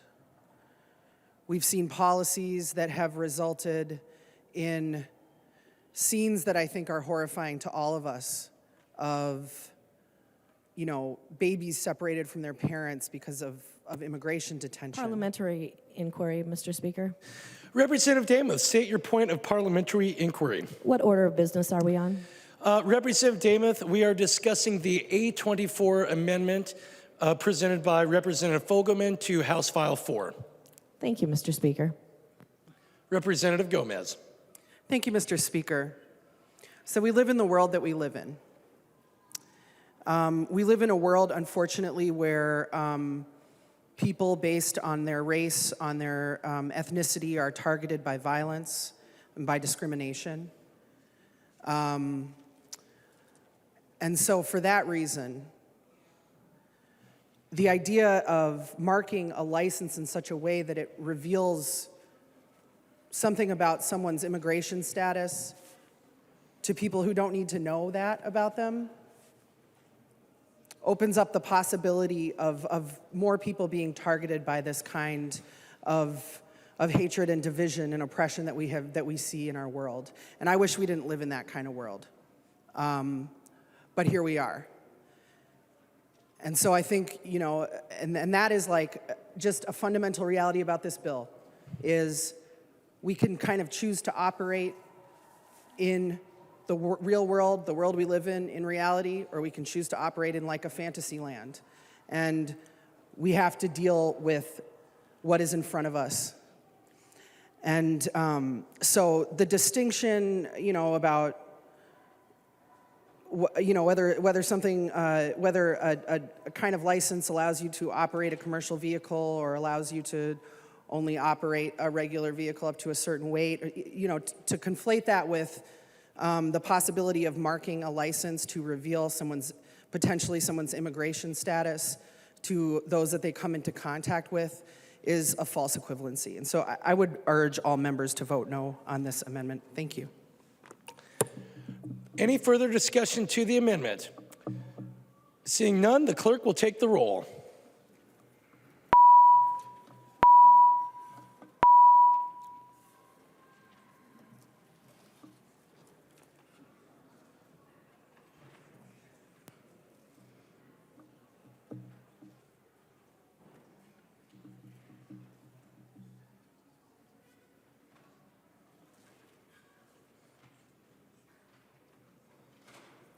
The clerk will close the roll.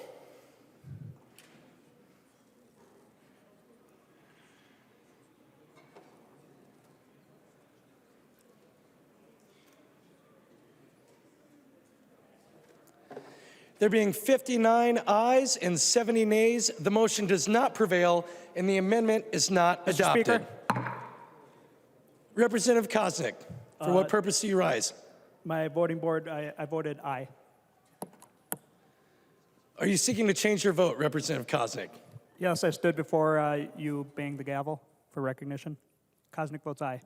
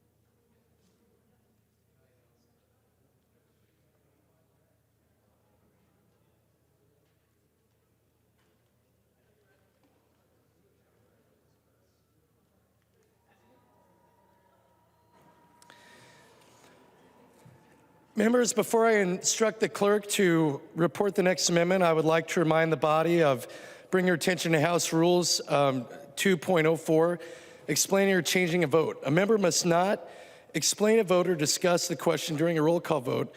A member must not change a vote or move for the record an intention to have voted or voted differently after the result of the roll call vote is announced from the chair by the speaker. There is an amendment at the desk. The clerk will report the amendment. Representative Koznick. I move to reconsider the previous amendment. Representative Koznick moves to, I'm sorry, Representative Koznick, please repeat your motion. I move to reconsider the 824 amendment. Representative Koznick moves to reconsider the 824 amendment. Any discussion? Seeing none, all those in favor, please say aye. Those opposed, please say no. The motion prevails.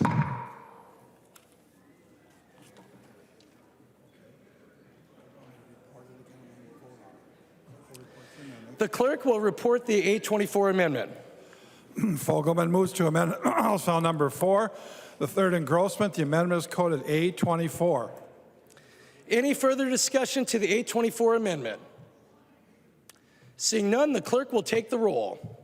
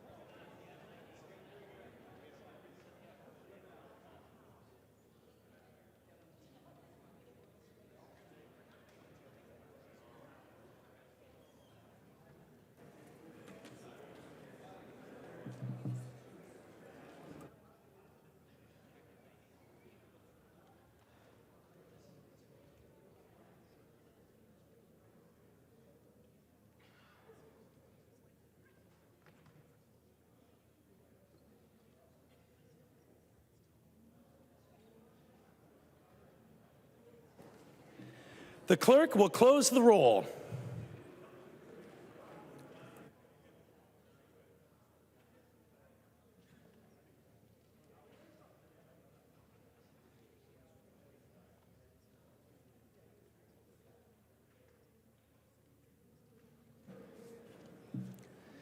There being 61 ayes and 69 nays, the motion does not prevail and the amendment is not adopted. There's an amendment at the desk. The clerk will report the amendment. Petersburg moves to amend House File Number 4, the third engrossment. The amendment is coded A27. I recognize the member from Waseca, Representative Petersburg, to explain the amendment.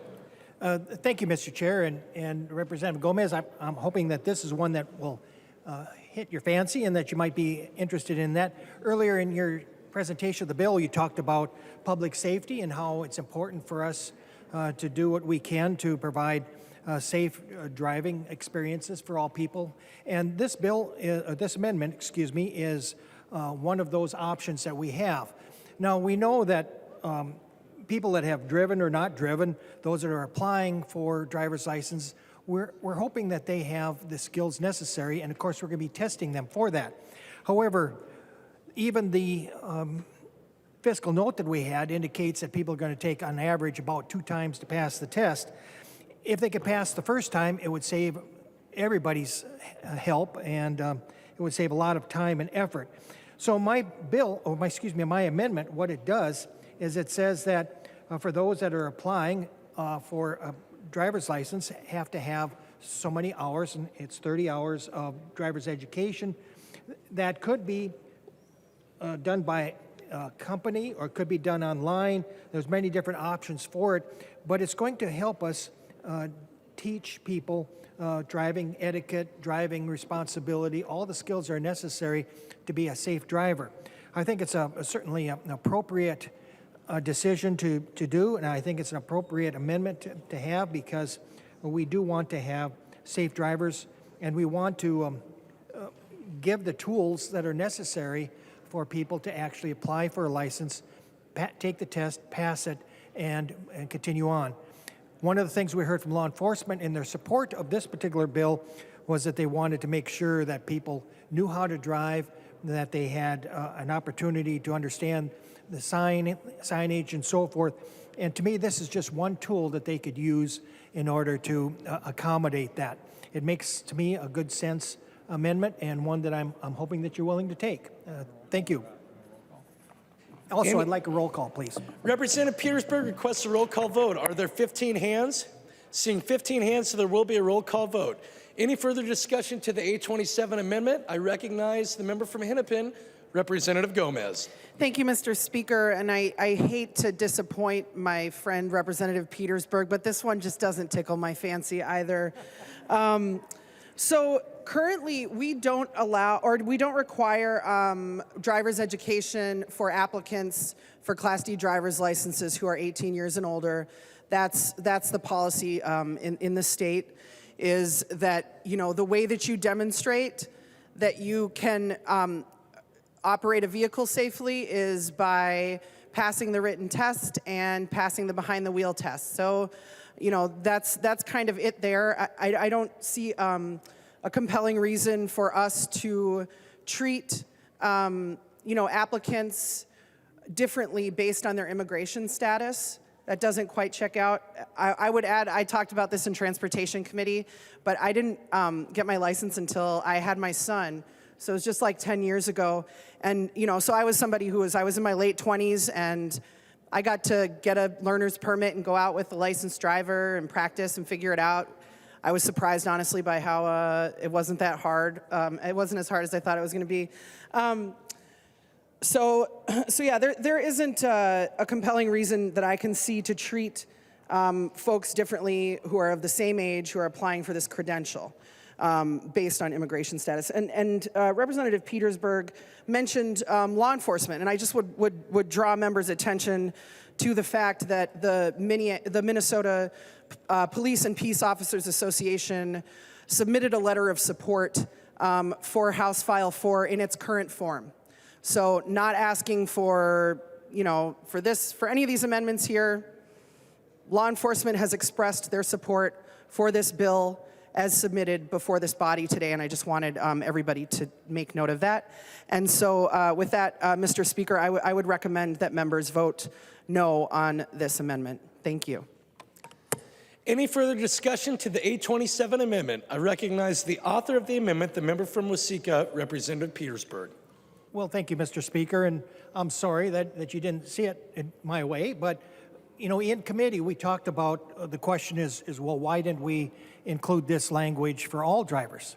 And as I told you then, because this bill doesn't refer to all drivers, it only refers to the specific ones. But I would agree that I think the idea that you don't have to have any driver's education for somebody who's driving a car, which actually is a deadly weapon, every time you get behind it, you have the potential of using that vehicle in an accident that will kill people. Just as I don't think we would want any pilot to not have some sort of formal training and education as well.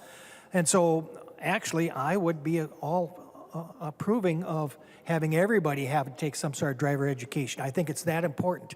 If we really want to deal with public safety on the roads, I think that's very important. So I'm sorry that you won't accept this particular amendment, but I still ask people to vote yes. That's okay if she says no, but please vote yes. It's a great amendment. Any further discussion to the 827 amendment? Seeing none, the clerk will take the roll.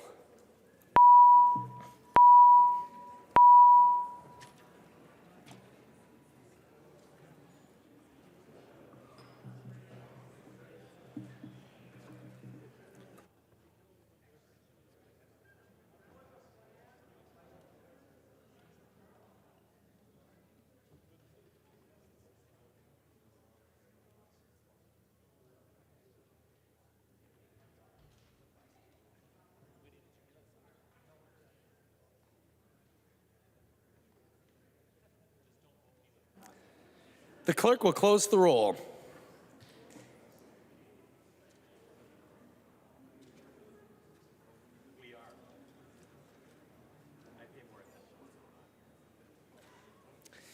There being 61 ayes and 69 nays, the motion does not prevail and the amendment is not adopted.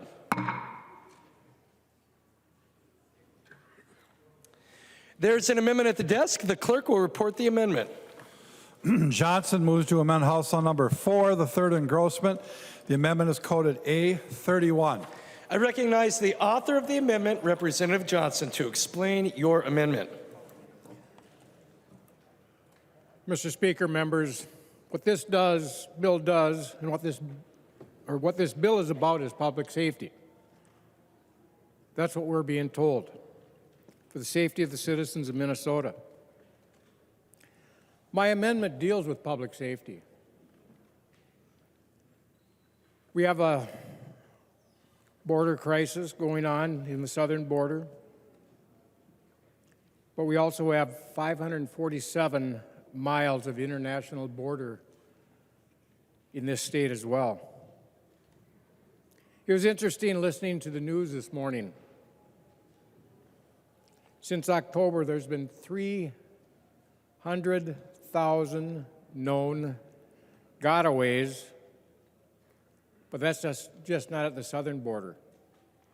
There's over 45,000 known gotaways on the northern border. What this amendment does, since we don't know who those individuals are,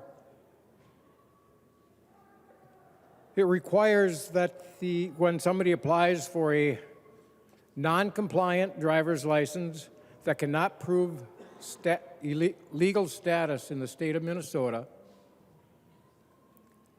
that before a driver's license is issued, they have to check the deportation status on an individual.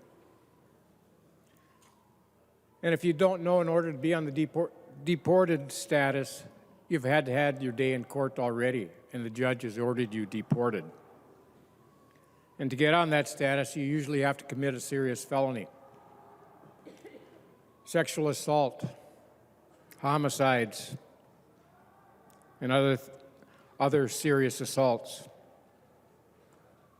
Usually takes a serious felony before you actually get to court and get deported.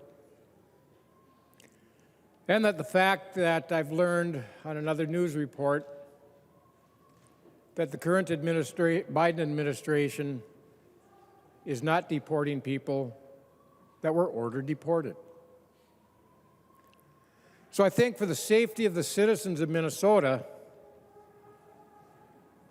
that we should check. If they're on deported status, they should not get a license, not get an ID to let them roam free in the state of Minnesota or anywhere across this great country. Because once they get a license in Minnesota that's not marked in any way and you voted all that down, they can go to another state and get a license. Then they can come back. I don't want to have Minnesota be the state that gives somebody that should be deported a license and find them a way to get a legal document.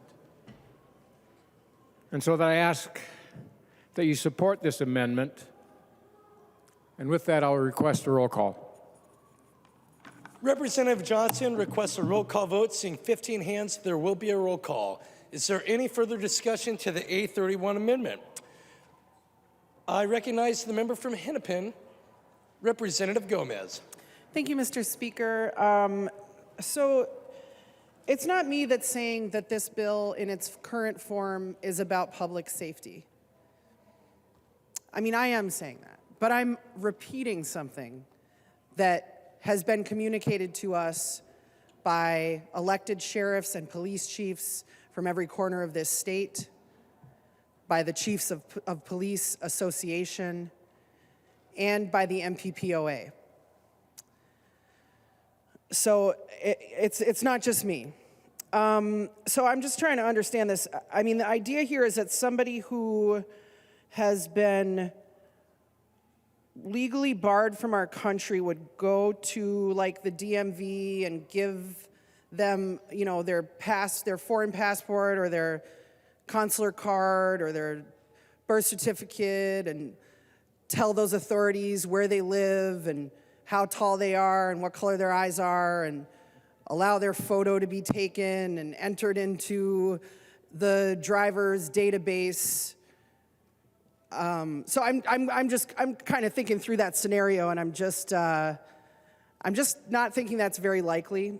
And I mean, I'm a little surprised because I don't know Representative Johnson that well, but I would assume that just from what I do know about you and from our interactions that we have had, that you would want, you know, that information to be collected about people who are part of this NCIC file. But you know, I just think this is a little bit of kind of putting forth a scenario that I think is highly unlikely.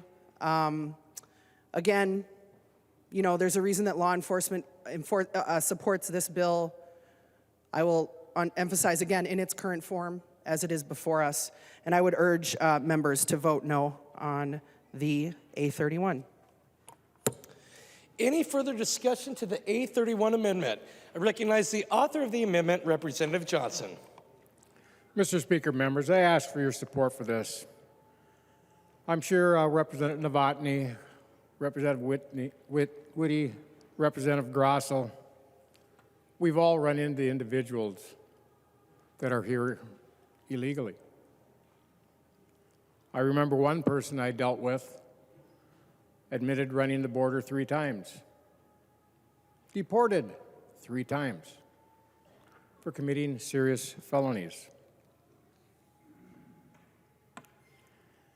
Back in the, before the Obama administration, we used to, when we ran across somebody, make a phone call to Border Patrol. They'd talk to them, get the information. If needed, they'd usually drive from Duluth down to my sheriff's office and pick the person up if they need to, or they'd give them a court date over the phone, and if we didn't have charges, they'd cut them loose. They were great to work with. But under the Obama administration, that was changed, though we only could contact ICE. I had an individual that also had a deportation status, had been deported in the past, contacted ICE. In fact, the guy even admitted he'd been deported and was supposed to be deported. 8 hours later, walked up into our lobby and said, yeah, I'm going home, you can do what you want. It took 37 hours for ICE to call me. We can't hold somebody that long if we don't have charges. I cut them loose long before they called. We need to find out right away what the status is, and we should be giving these individuals who've been deported multiple times a state-issued ID that looks like everyone else. We have 547 miles of international border in Minnesota. We've had individuals die trying to illegally enter this state. And that was earlier this year, last fall. And I don't know if you know it, there's many times we only have 2 Border Patrol agents covering those 547 miles. We have no clue of who or how many are crossing that border. We don't have no clue how many times those individuals have been deported, who they've assaulted. Are they terrorists? Are they on the terrorist watch list? We have no clue. This bill has been talked about by all these groups as protecting the public for public safety. I'm also trying to protect the public because public safety is a huge issue. Please support this amendment. Is there any further discussion to the A31 amendment? Seeing none, the clerk will take the roll.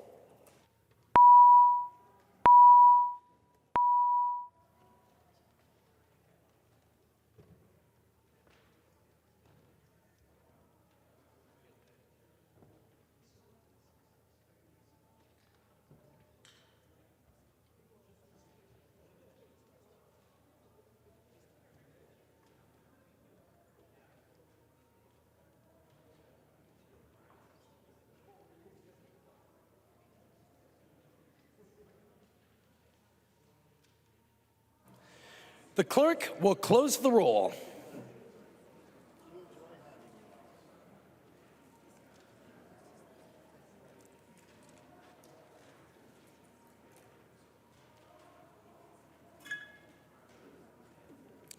There being 61 ayes and 68 nays, the motion does not prevail and the amendment is not adopted. There is an amendment at the desk. The clerk will report the amendment. Novotny moves to amend House Law Number 4, the third engrossment. The amendment is coded A39. I recognize the author of the amendment, the member from Sherburne, Representative Novotny, to explain the amendment. Thank you, Mr. Speaker. Amendment 39 is a pretty common sense amendment, and we'll take it out of the framing that this has been in. And I just want you to think about, if you look at the restrictions or the qualifications to get an ID under this law, I'm not going to sit on the floor and describe how easy it is going to be for someone to get a fake ID. I don't think I need to. The people that'll be printing off the documents and enabling the bypass of the restrictions that we have already know that, but I never went to a four-year college, so I didn't have a fake ID. I'm told that's a requirement, but I didn't know. So with this bill, my amendment just offers the common sense solution of checking all the national databases to make sure someone isn't using this bill to get a fake driver's license and create a new identity for themselves. So we would have them checking the National Sex Offender Registry, the Wanted Person Database, the Gang Database, the known or suspected terrorist, violent persons, foreign fugitives, immigration violator, or identity theft. Those would be run through the NCIC. And as I said, I think it's just a common sense backup if we're going to have this way of getting new IDs and new identities for people. Thank you, Mr. Chair. There is an amendment to the amendment at the desk. The clerk will report the amendment to the amendment. Gomez moves to amend the Novotny amendment to House Law Number 4, the third engrossment. The amendment to the amendment is coded A41. I recognize the author of the amendment to the amendment, the member from Hennepin, Representative Gomez. Thank you, Mr. Speaker. I was just checking with Representative Becker-Finn because she's like a rules expert, and I was checking to see if it would be a violation if I asked the author of the underlying amendment to yield to a question quickly, and she said no, so I wonder if he would yield, Mr. Speaker. He will yield, Representative Gomez. Thank you, Mr. Speaker, and thank you, Representative Novotny. So you talked about this as a common sense response. I'm just curious, who would you be expecting to do these background checks? Representative Novotny. Thank you, Mr. Chair, and Representative Gomez. The same people that do the checks as they're doing the background checks for real ID and for Class A driver's license, just like they are now. Representative Gomez. Thank you, Mr. Speaker. So, I mean, there's some issues with this because a lot of us get our licenses from deputy registrars across the state. Those folks are not law enforcement officers. You're talking about a federal law enforcement database here. Deputy registrars are not federal law enforcement officers. Employees of DVS are not federal law enforcement officers. I've been informed by the Department of Public Safety that DVS does not have and cannot get access to this database and would have no way of confirming the information. Also, there's likely classified information involved in some of these categories. For example, the suspected terrorist watch list that DVS would never have access to. So the amendment to the amendment, Mr. Speaker, is to confine the background checks to the databases that DVS and our deputy registrars actually have access to. And that is the U.S. Department of Transportation's National Driver Register. And that is a check that is done when anybody applies for a driving credential. So, you know, I would urge the support for this amendment. And I just will say that, you know, we kind of have a couple of amendments here in a row that are pretty similar, or they end up in a kind of a similar spot. You know, these these suggestions, this amendment hasn't been vetted through either the Public Safety Committee or the Transportation Committee. It could increase the cost. We have not had those conversations in the places where they should have happened. And so, the other piece here is that my language, my amendment to the amendment includes all holders of Class D or non-compliant driver's licenses in this check. So it doesn't treat people differently depending on their immigration status. When they apply for a Class D driver's license, the requirement would be that DPS checks their name against the U.S. Department of Transportation's National Driver Register to ensure that they're eligible for driving privileges. I would request a green vote on my amendment to the amendment. Thank you, Mr. Speaker. Any further discussion to the amendment I recognize the member from Sherburne, Representative Novotny. Thank you for the comments, Representative Gomez, and thank you, Mr. Speaker. I request a roll call vote. Representative Novotny requests a roll call vote. Seeing 15 hands, there will be a roll call vote. On the amendment to the amendment, Representative Novotny. Thank you, Mr. Speaker. That'll be it. Any further discussion to the Gomez A41 amendment to the amendment? Seeing none, the clerk will take the roll on the amendment to the amendment.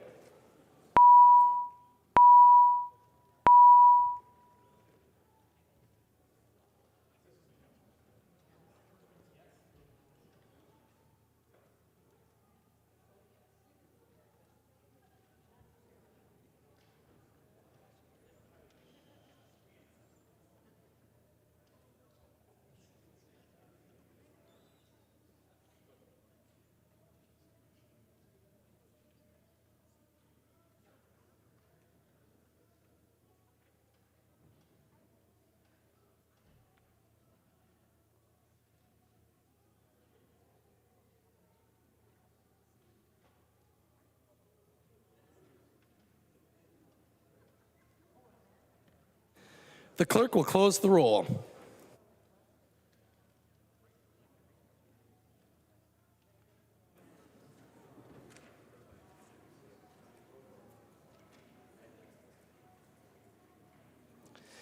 There being 68 ayes and 61 nays, the motion prevails and the amendment to the amendment is adopted. Members, we are now on the underlying A39 Novotny amendment as amended. Any discussion to the amendment as amended? I recognize the author of the amendment, Representative Novotny. Thank you, Mr. Speaker. I withdraw the amendment as amended. Representative Novotny withdraws the A39 amendment. There is an amendment at the desk. The clerk will report the amendment. Novotny moves to amend House Law Number 4, the third engrossment. The amendment is coded A32. I recognize the author of the amendment, Representative Novotny from Sherburne County. Thank you, Mr. Speaker. A32 just codifies that the National Driver's Register is checked when issuing driver's licenses under this bill. Thank you, Mr. Speaker. And we'll roll call this. Representative Novotny requests a roll call vote. Seeing 15 hands, there will be a roll call vote. There is an amendment to the amendment at the desk. The clerk will report the amendment to the amendment. Johnson moves to amend the Novotny amendment to House File Number 4, the third engrossment. The amendment to the amendment is coded A33.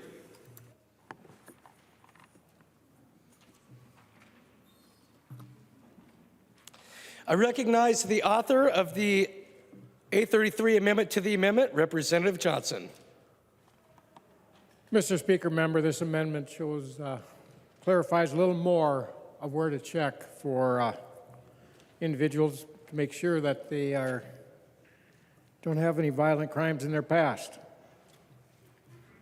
It includes the National Sex Offender Registry, NCIC for wanted persons,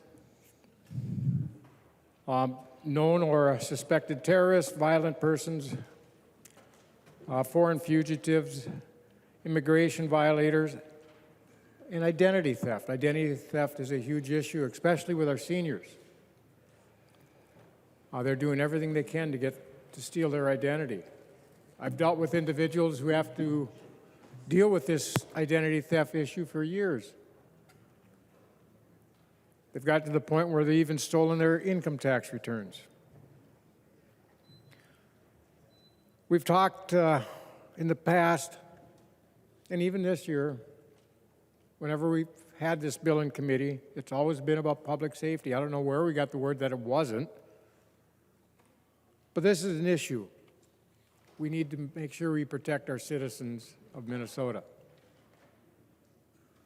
All citizens of Minnesota. I do ask that you support this amendment, and with that, I'd request a roll call. Representative Johnson requests a roll call vote on the amendment to the amendment. Seeing 15 hands, there will be a roll call vote. Any further discussion to the A33 amendment to the amendment? I recognize the member from Dakota, Representative Koznick. Thank you, Mr. Speaker, and I wonder if Representative Johnson would yield to a question. He will yield to a question, Representative Koznick. Thank you, Mr. Speaker. Representative Johnson, reading your amendment here, I'm wondering if your concerns on public safety, if you have a bill, a standalone bill for this as well. Representative Johnson.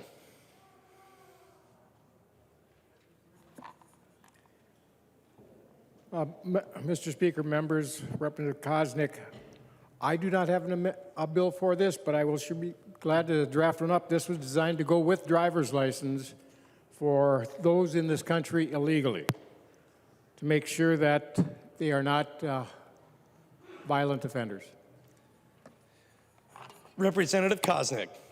Thank you, Mr. Speaker. Representative Johnson, in looking at the policy and trying to understand your intention, I think if you wanted to do that, you should make could perhaps be good policy to make it available that everybody that gets a driver's license passes these background checks. And I hope when you introduce your bill, it would be all-encompassing. Thank you. Any further discussion to the amendment to the amendment? I recognize the member from Hennepin, Representative Gomez. Thank you, Mr. Speaker. I appreciated Representative Koznick's comments just now about the unequal treatment that is inherent in this amendment. And there's a really painful implication in this amendment. That implication being that those who haven't demonstrated lawful status in our country are more likely to engage in violent crime or identity theft or terroristic acts than other people. And so I just want to read you a quote from the Proceedings of the National Academy of Sciences of the United States. It's an article called Comparing Crime Rates Between Undocumented Immigrants, Legal Immigrants, and Native-Born U.S. Citizens in Texas, and it's from 2020. And I'm quoting, "Relative to undocumented immigrants, U.S.-born citizens are over 2 times more likely to be arrested for violent crimes, 2.5 times more likely to be arrested for drug crimes, and over 4 times more likely to be arrested for property crimes. In addition, the proportion of arrests involving undocumented immigrants in Texas was relatively stable or decreasing over the period of the study." And so for that reason, I would ask for a red vote on this amendment to the amendment, which is leaving aside what the information that I just shared with you on the last amendment, which is that according to DPS, the database mentioned in this amendment, the NCIS databases are federal law enforcement databases. DVS doesn't have access to them. They can't get access to them. Deputy registrars don't have access to them, cannot get access to them. They likely contain classified information, which even if we could get access to them, would not be shared with DVS or with deputy registrars. Again, and again, I appreciate Representative Koznick's question. I mean, if this was such an important priority, then I'm just surprised that we didn't vet it through our committees, that we didn't talk about it in transportation, talk about it in public safety, that we haven't talked about the potential increase in costs that you could see from requiring such a thing that obviously even just the mechanics and the logistics of requiring this kind of database check has not been considered. And so that just leaves me to wonder about that painful implication that's inherent in these amendments, and if that is the point. And so I would request a red vote. Thank you, Mr. Speaker. Members, is there any further discussion to the A33 amendment to the A32 amendment? I recognize the author of the amendment to the amendment, Representative Johnson. Mr. Speaker, members, this bill needs a lot of work. We're trying to do amendments to make it safer. This bill was entered into this body 26 days ago. It's being rammed through before really proper vetting. And when it goes from the original committee to another committee, it's very limited what a member can do. With the amendments and what can be talked about after it leaves the original committee.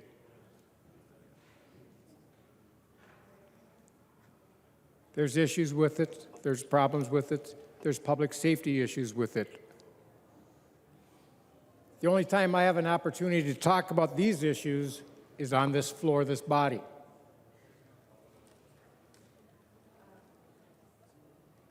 I'm not in committees where this amendment would be applicable.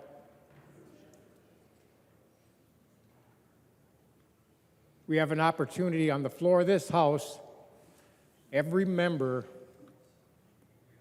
to amend a bill, any bill.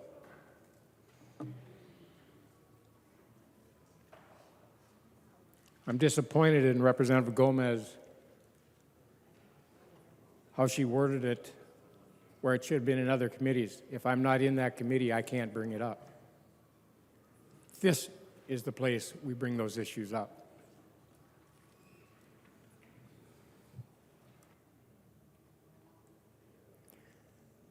Now we got, like I said earlier, they talked about safety and how this bill is important for the safety on the roads. I also want to make sure that people are safe in their homes. In Representative Nelson's district a few years ago, the cartel were growing marijuana with spring traps and everything else in that area in a state park. MS-13 has been found in Minnesota.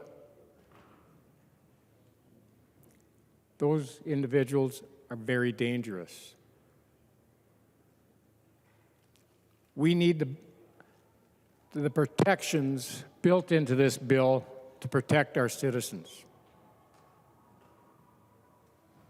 This is one way to do it. Vote green.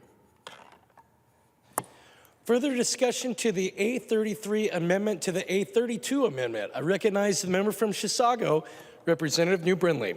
Thank you, Mr. Speaker. And I don't think I haven't heard anyone bring out this. While I appreciate the data and statistics from PNAS, I don't think that anyone has brought up the fact that, according to the Customs and Border Patrol last year, 98 people. There were 98 confirmed apprehensions just last year in 2022 of persons on the suspected terrorist watch list. So let's make sure we have data from both sides. Representative Johnson, I appreciate what you're doing here, and we absolutely need to do this. This is for public safety. And if we're doing this today, if we are giving driver's licenses to everyone, we should absolutely make sure that we have all the data, not just some of the data. Any further discussion? Seeing none, the clerk will take the roll on the A33 amendment to the A32 amendment.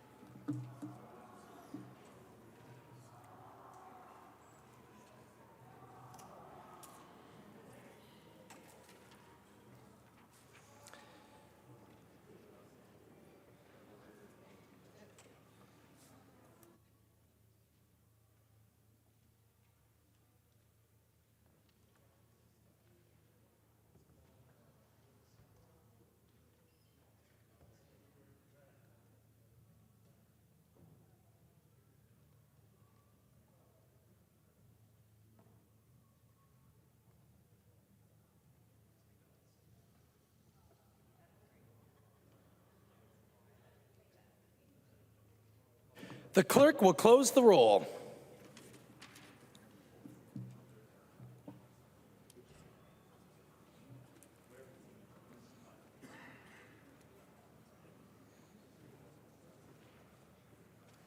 There being 61 ayes and 68 nays, the motion does not prevail and the amendment to the amendment is not adopted. Members, we are on the underlying A32 Novotny amendment. Is there any further discussion to Representative Novotny's A32 amendment? I recognize the author of the amendment, Representative Novotny. Thank you, Mr. Speaker. And I'd like to point out that my objections and this amendment are not about anything other than making sure that we're not issuing driver's licenses to cover up someone's identity. And I say that because this bill eliminates some of the safeguards that we have to make sure that you're not using someone else's identities. I'd like to point out that line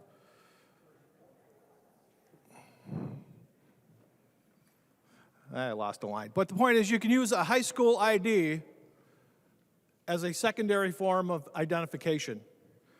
I checked Google, or I checked Amazon, two-sided holographic ID printers, $1,140.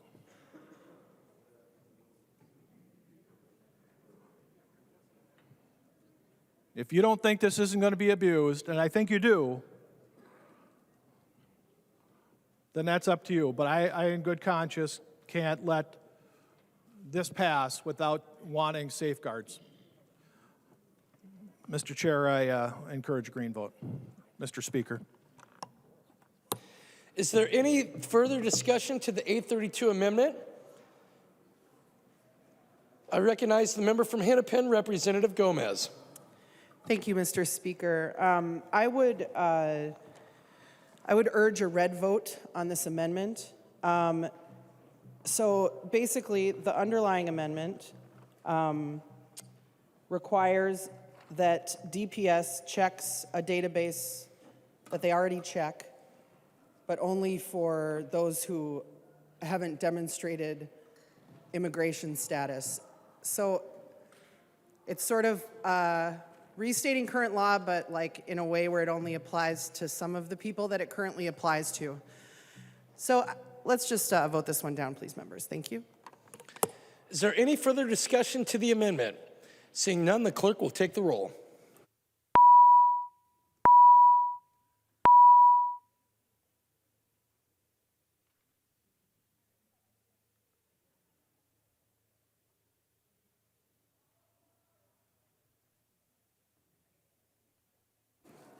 The clerk will close the roll.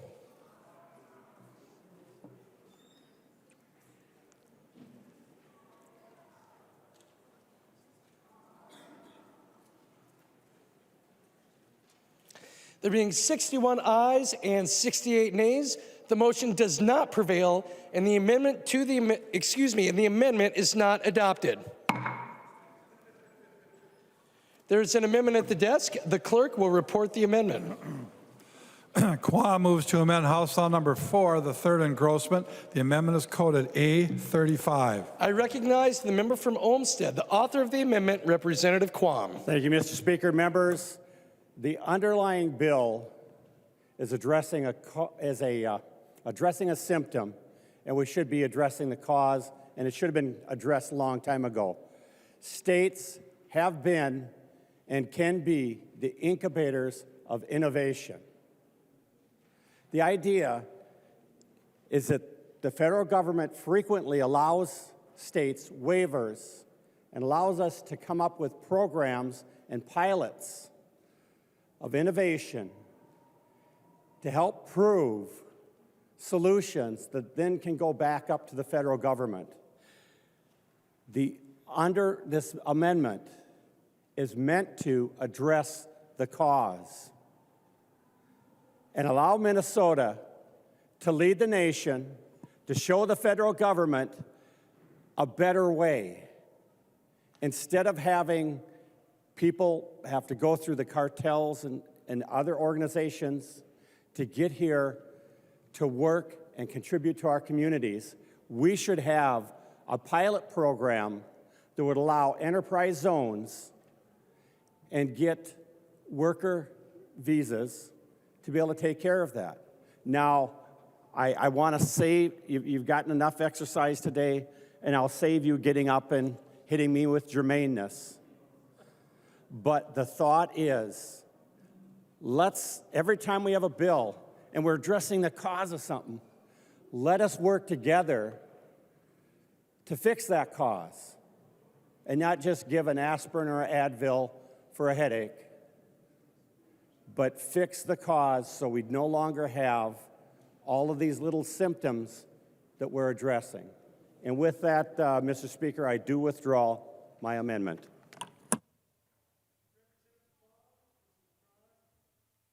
Representative Quam has withdrawn the A35 amendment. There are no further amendments at the desk. The clerk will give the bill its third reading. Third reading, House File number 4. Third reading. Discussion to the bill. I recognize the member from Hennepin, Representative Robbins. Thank you, Mr. Speaker. I rise in opposition to this bill, and I'm really sad to see that the Baker Amendment earlier didn't get adopted, because I think that would have helped the concerns that our side has on this bill in a number of ways. But in addition to the election concerns, I actually have some practical concerns. I hear from my constituents regularly, like multiple times every month, how frustrated they are that they cannot get an appointment at the DMV for their kids to take the driver's exam or for them to get their license renewed. I actually had someone call me this fall who needed to renew his commercial driver's license, and he could not get an appointment for more than 4 months, at which point his physical would have expired and he would have had to redo the physical. So he took 2 days off work and went to the DMV in Maple Grove 2 days in a row and never got served. He lost time on the road. He was so frustrated, and he was trying to follow the process and go through the appointment system. 4 months wait. And I had another constituent call me about this last week. They went there for 2 days in a row and could not get their license renewed.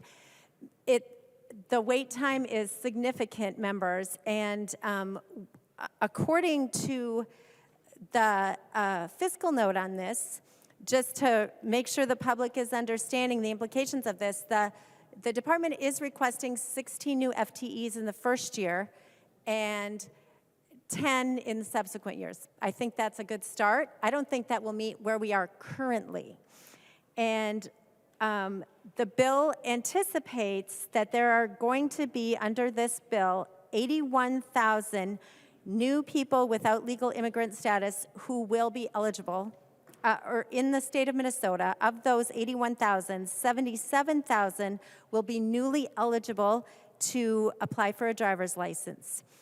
And of those 77,000 that we will be making eligible to apply, the fiscal note estimates that 15,400 will apply in the first year, and that's 20%. And then in subsequent years, it will be 7,700 in every year thereafter. So I reached out to the department and I asked, why did you pick 20%? Why do you think 20% of the 77,000 who will be eligible will do it in the first year? And basically, they didn't really have high confidence in that number. There is no other Midwest state to do comparisons with. So in the end, they asked the stakeholders, the community groups, what they thought. And so that's their estimate. So members, even though this whole thing is predicated on 15,400 in the first year, there will be 77,000 people eligible in the first year. So we really have no idea. And the system is already overwhelmed.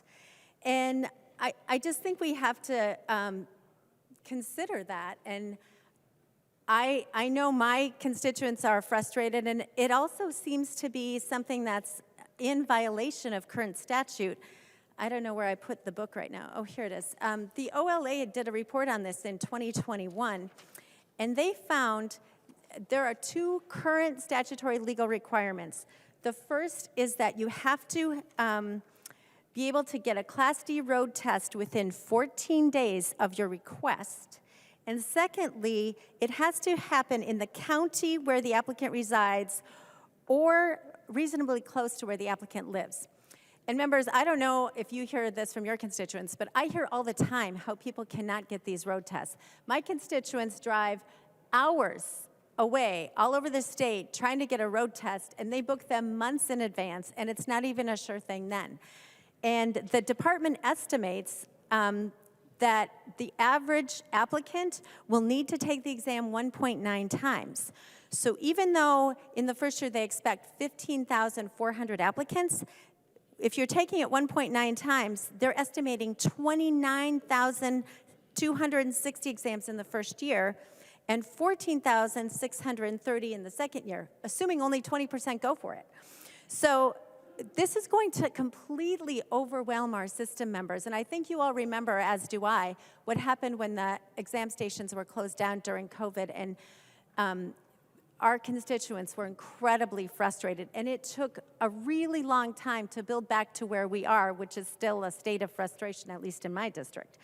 So I just highlight this, members, because I think some of the assumptions in this bill are unrealistic, both in terms of the number of FTEs and how many they think are going to be getting this. And I just, I hope that in the Senate or somewhere else, this is addressed, because I think one of the problems DPS even asked for was an extension. This bill takes effect October 1st of this year. In the fiscal note, it says that DPS thought that was too soon, and they cannot be ready to process all these applications. So they asked to wait till January 1st of 2024. Members, I just feel like this is being rushed, and the system cannot handle it. And I also think that given that the Baker Amendment didn't go through, that this is not ready, and I urge a no vote. I recognize the member from Scott, Representative Tapke. Thank you very much, Mr. Speaker. Members, thank you for a great debate tonight. I first want to thank all the advocates that are here who have been working for 2 decades to get this through to today. So it has been a labor of love, and there's been a lot of folks involved. Thank you, Representative Gomez, and everyone else who has worked on this in the past. And so today, what I want to talk about is a couple of different things, is this bill and the intersection that it has with law enforcement. And so it has been widely supported from law enforcement of all different kinds throughout the state of Minnesota. We've done a lot of talking today about law enforcement and where things are at with voting and where all that is going. But I want to tell a couple of stories first. So the first one is, I live in Shakopee, and a couple of years ago, right before I got really involved in working on this bill, there was a family who got into an accident. It was about as cold as it is today, about a block from my house, and it was a 4-way stop, and there was a parent who was driving, grandma was in the car, and kids were also in the car, little kids. I think one was 9 months old, one was a couple years old. And so I heard the accident, and I looked out the window, and not long after that, I got a call from a friend who said, we have people who need help. And the grandma had taken both of the kids and was running through below zero to make sure that the kids were not affected by having police come, and knowing that the mother was not licensed to drive a vehicle. And these are the kinds of things that happen every single day across Minnesota, is that we have people living in fear of being stopped for things that are legitimate things, and hit and runs and different things like that, that run away from these issues, and when they could be there as law-abiding citizens to make sure that we are doing the right thing. So second one is that our good sergeant-at-arms over here used to be a trooper in Shakopee, so constituent of mine, and Mr. Delwo took me on a ride-along, and we had a ride-along and stopped someone, I think it was speeding, I don't remember exactly what it was, but they did not have a license on them, and there's nothing necessarily that you can do from there.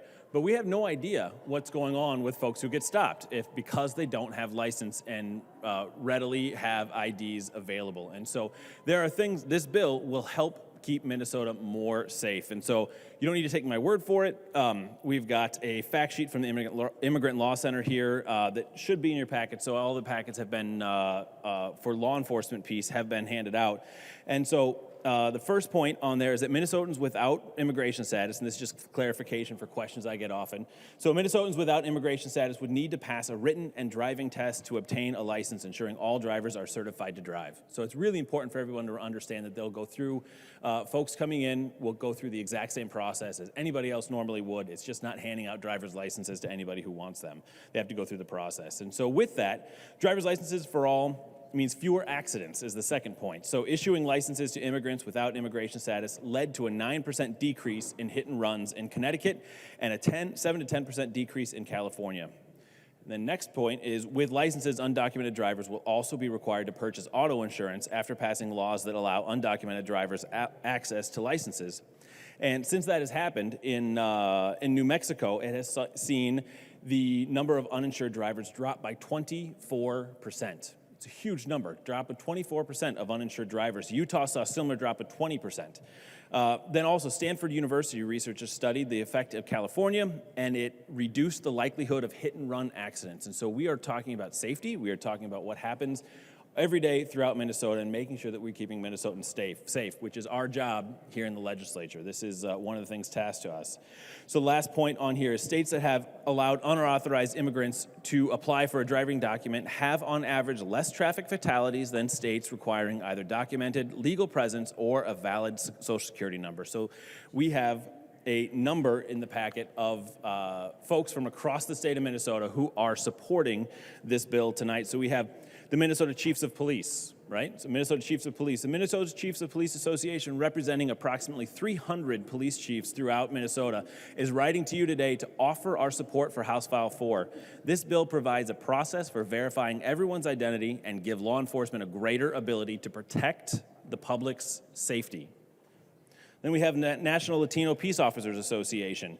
They support legislative changes allowing access to driver's licenses and identification cards for all residents of Minnesota. Specifically, House File 4 currently eliminates discrimination against Minnesota residents by removing the citizen requirement and requirements to disclose their lawful status in the United States.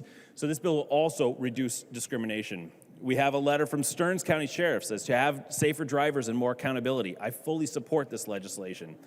My sheriff in Scott County says, I want all of our residents to be active and law-abiding members of our community. We've got the Cold Spring Richmond Police Department that says, I am writing this letter to show my support of House Bill Freedom for All to Drive document regarding Minnesota's driver's license and identification cards. Cold Spring and Richmond supports it. Shakopee Police Chief says, by allowing immigrant drivers' licenses to be issued, members of our community can safely travel to their jobs, help their children get to and from school, and drive to activities and appointments safely with confidence.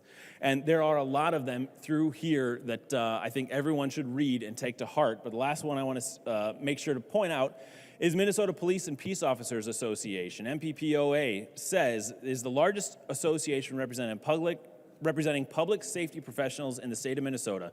We represent Minnesota's 10,000 plus public safety officials who hold active law enforcement licenses.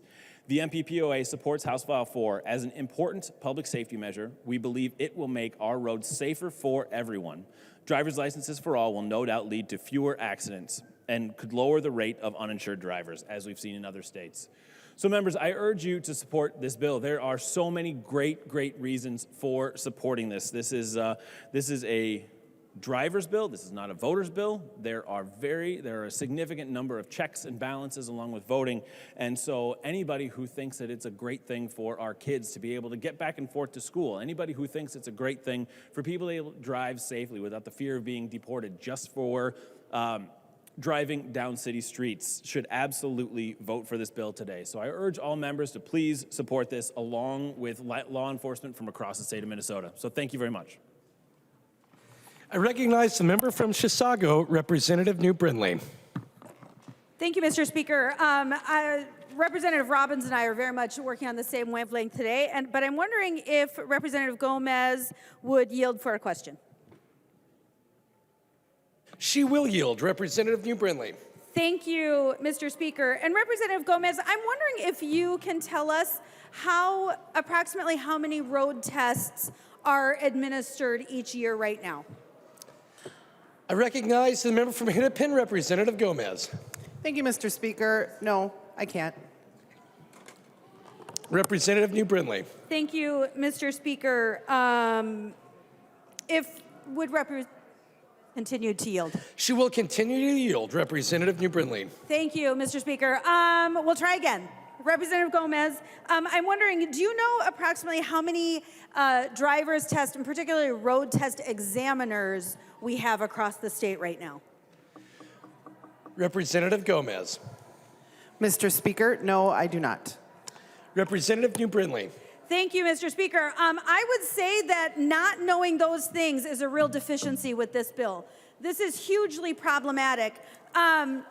I did some research, and right now, approximately, well, in 2022, 175,893 road tests were administered in the state of Minnesota. According to the fiscal note,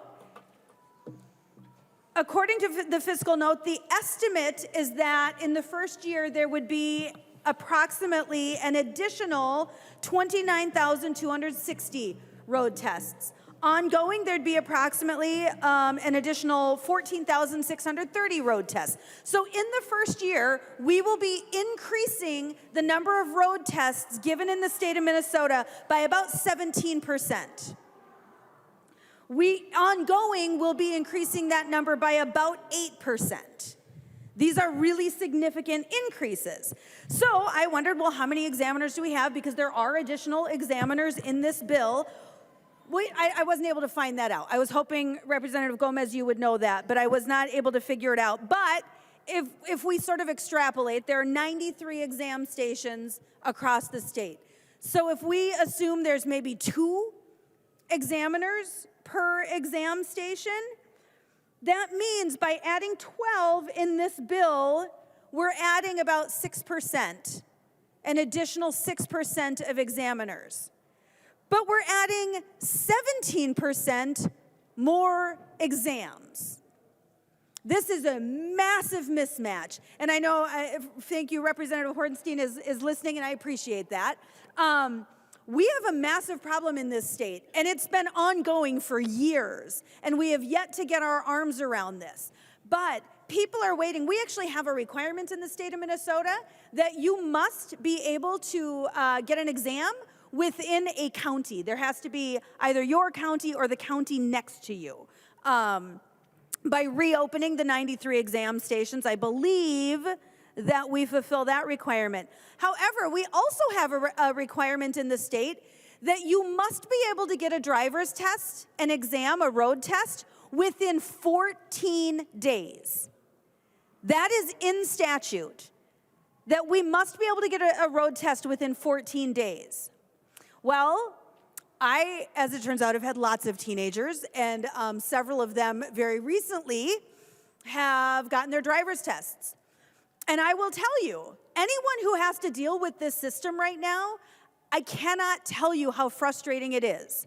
So my 17-year-old daughter recently got her test, and she'll probably be horrified that I'm telling you this, but three tries. She's not my only kid who took 3 tries. I don't know what that says about me as the teacher, but nonetheless, 3 tries. And each time, you cannot set up another appointment until you've taken the test and failed. So you can't even start that process until you have either completed all of your behind-the-wheel classes or you have taken and failed the exam before. When you go online, the system is actually a decent system when you go online to schedule the exams. It's really easy to do. You can go through and you can either choose to select a specific exam station or you can view what's available at all of them. You still have to go one by one, but you can view what's available at all of them. I will tell you, it is almost impossible to get an exam within a 3-month period. You almost cannot get, every once in a while, there'll be a random day available at one testing station that has some appointments available in less than 3 months. But it's literally one random testing station will have appointments available. But typically, you're looking at least a 3-month wait. And this is right now under our current system. And not only that, while technically exams are available within a reasonable distance, you can't actually schedule those tests. In fact, what usually happens is you go online, you look in your neighboring county or your county if you're lucky enough to have one there, and it will say that there are no exams available. 0. It doesn't give you a date 3 months from now. It says there are 0 exams available. And that's the case for most exam stations across the state. So what you end up doing with my 17-year-old daughter, what I just ended up doing, we were lucky enough to get her first exam in Cambridge, which is right next door. However, after that, we had to drive to Duluth for an exam. And when that one didn't work out, we drove to Brainerd for an exam. That's what we had to do. With my daughter before that, I drove to St. Cloud twice for an exam. And all of these appointments, by the way, were months out. They weren't weeks out, they weren't days out, they weren't within that 14-day window, they were months out. And even scheduling out months, I had to drive to Duluth, I had to drive to Brainerd, I had to drive to St. Cloud. You cannot get a driver's test in the state of Minnesota in any reasonable time frame or within any reasonable distance of your home. You just can't do it. You cannot do it. And now, with this bill, we are going to increase the pressure on that system by 29,260 new road tests. That's the estimate, according to the fiscal note. But we're only going to add an additional 12 examiners. This problem is already a disastrous problem in the state of Minnesota. We, again, have been dealing with this for years, and we have yet to solve the problem for those Minnesota citizens, for those U.S. citizens who have gone through their driver's training programs, who have done the work, who have done their behind-the-wheel exams, and they still can't get a driver's test. And now we're adding 29,260 additional exams. But we're not adding the examiners we need. We see this over and over and over again with the bills that are being brought forward. I get it. I get that politically you have a job to do. I get that politically you have constituencies and communities that you need to feed and satisfy with what you're doing here. I get that. But as legislators, we have a responsibility to do this the right way. And instead, what this bill is going to do is put enormous strain on an already strained system. We have a responsibility as legislators to do things the right way. But instead, what we are seeing in this body over and over and over again this year is politicking. We're gonna do things to satisfy our constituencies and our activist groups. We're gonna do that and be damned doing it right. It doesn't matter.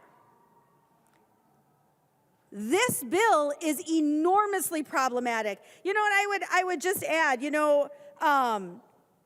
there's a lengthy list. There is a lengthy list of all of these non-compliant identifications that can be used. But on page 4, the commissioner has to establish a process to get a waiver of even that lengthy list. Like, if you can't get a high school ID card or any of these other things that would qualify as non-compliant, Well, the commissioner still has to do a waiver. And I think that there's an estimate in the fiscal note on how many of those there would be. Once again, this body, I mean, I've talked about this for years. In this body, in this House of Representatives, we love to do things fast. We really don't care about doing them right. That is the MO of the Democrat House Caucus. We don't care about doing things correctly. We're just going to get them done fast. And that is certainly what we're doing with this bill. We are placing an enormous burden on an already burdened system, and Minnesota citizens are going to pay the price for it. Members, vote no.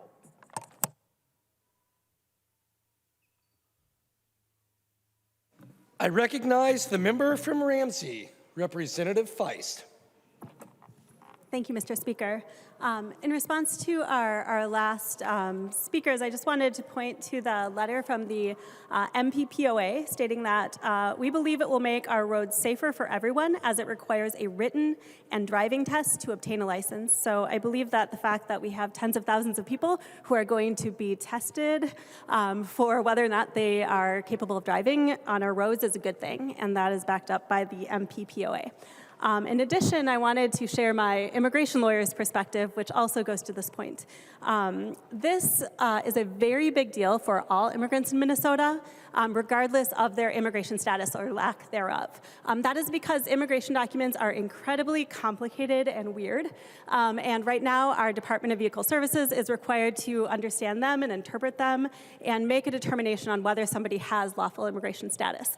I spend half of my life when I am not here in the legislature emailing the Department of Vehicle Services and asking them why they won't issue driver's license to my clients who are J1 researchers at the University of Minnesota, J1 teachers in our public schools, parolees from Ukraine and Afghanistan who have incredibly complicated documents, people who have been granted asylum indefinitely. Their immigration documents are incredibly confusing, and the Department of Vehicle Services is not and has never been capable of efficiently reviewing those documents and issuing people who are entitled to driver's license the licenses that they're currently entitled to.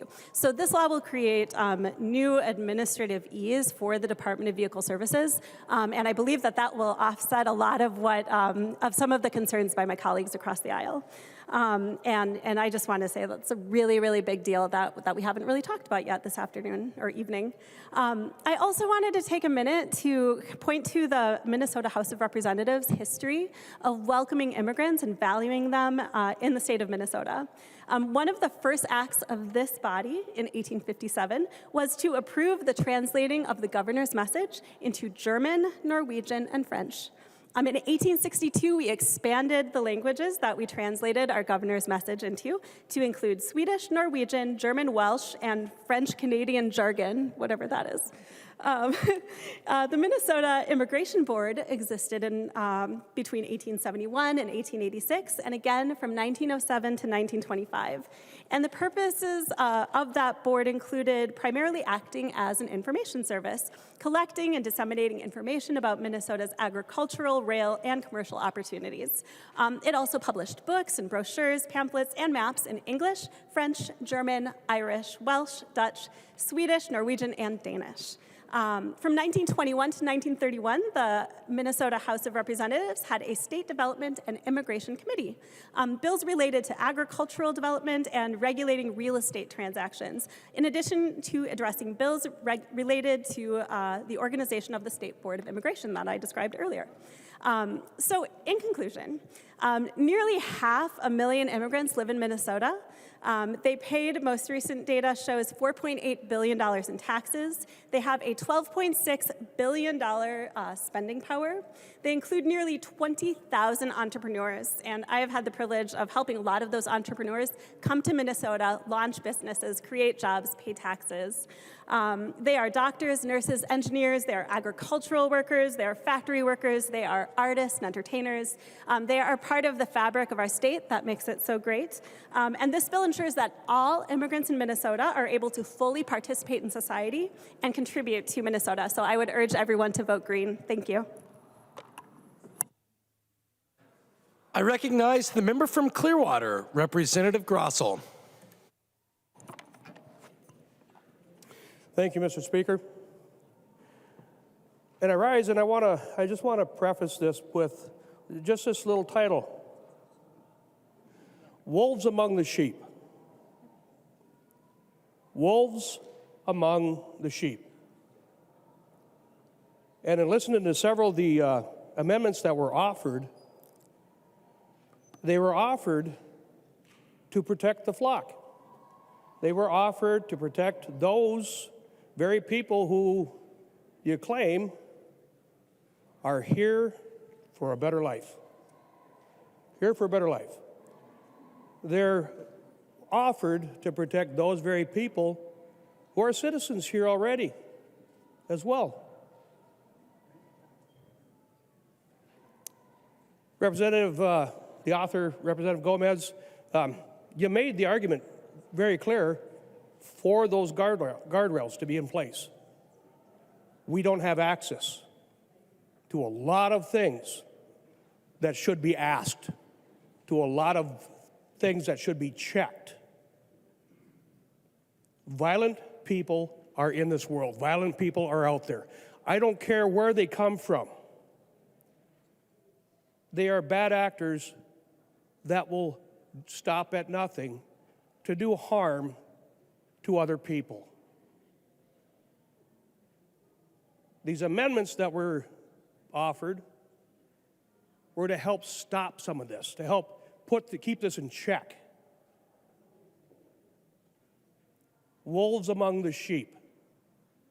You want to help these sheep to find a good pasture to where they can live peacefully, so they can be beside still waters, so they can be at calm.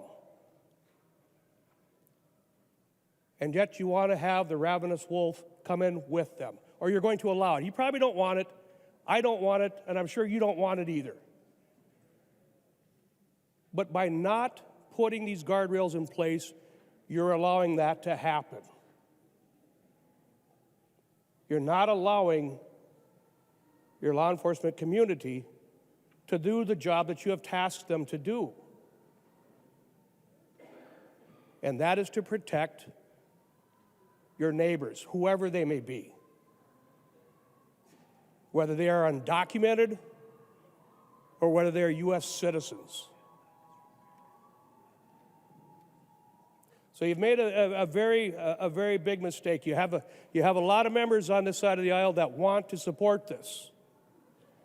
I, for one, do not. I'll be honest with you. I'll be honest with you. But had you put some of these things in place, I may have been able to, say, all right, we can deal with this. We can work with this. But when you leave the door open for the wolves to come through the gate with the sheep,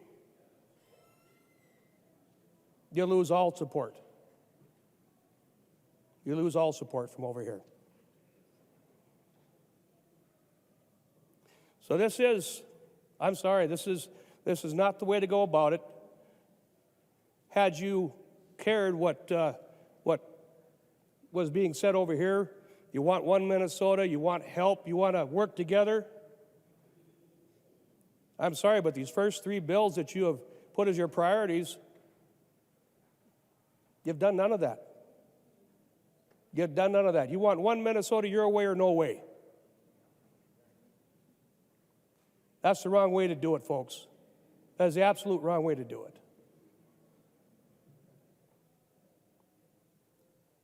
I wish you would reconsider,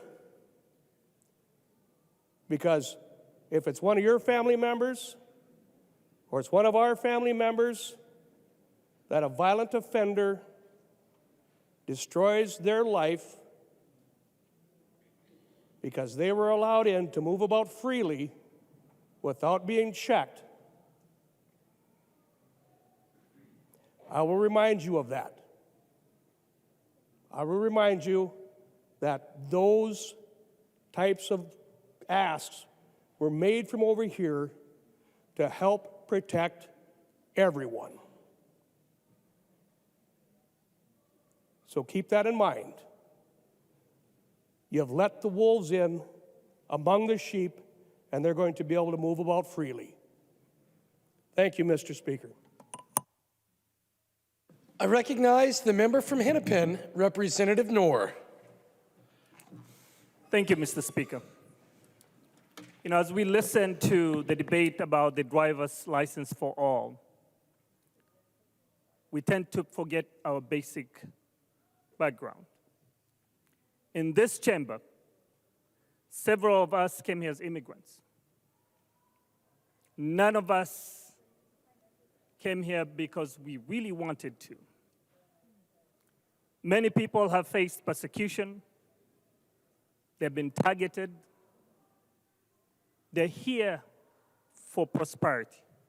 They're here to better their lives. They're not here to be wolves in a flock of sheep. The narrative that we tend to portray the citizens of this state, our neighbors who live among us, who feed us every single day. You know, when I looked at our unemployment rate, it's one of the lowest in the whole country. And guess what? In greater Minnesota, in many parts of the state, those who are doing the work are immigrants, and some of them may not have the right documentation to be here. When you look around in many places, in restaurants, in construction, in basic economic need, many of our neighbors are among the people we're talking about. You may not see them, you may not value them, but they live among us. They do the work to promote the prosperity of the economy of the state. They pay taxes, which they end up not receiving a portion of it. We cannot ignore the realities that many of us live in and just pretend that status quo is the right way to go. I can guarantee you that many who are driving today don't have a driver's license. They're risking their lives. Members, let's come back to reality. We changed the laws because of fear. We changed the laws because of hate. We changed the laws because of division. The realities must sink in. This is land of immigrants, unless you're an indigenous person. But it's also land of laws. We're creating the laws to make sure that everybody complies. Members, this is about safety. This is about promoting human dignity and showing respect to those who are among us and promoting a common sense. I talked to my daughter this morning when I was taking her to school, and I told her about the driver's license for all as it went through the radio as I was listening to. And you know what she said? It's just a common sense. That's a 9-year-old. She realizes the importance. Because you need a driver's license to go to work, and quite frankly, in many places that there's no basic transportation, people rely on what they have. Somebody gets sick or they have got a doctor's appointment, they need a reliable way to go without fear. Without fear. Members, this is a great opportunity for us to bring people who have been invisible to the forefront and create that opportunity that every individual, no matter where you come from, who you look like, or what you do, you are valued and respected in this state. This will foster independence and community development. This will create opportunity not only for immigrants, but for the entire state. You know, when you ask yourself, what happens if we don't pass this law with many people being exploited for labor, for trafficking, for everything that we've talked about today? That exploitation, it's because simply somebody else is taking advantage of those immigrants who are undocumented here. For what? For what?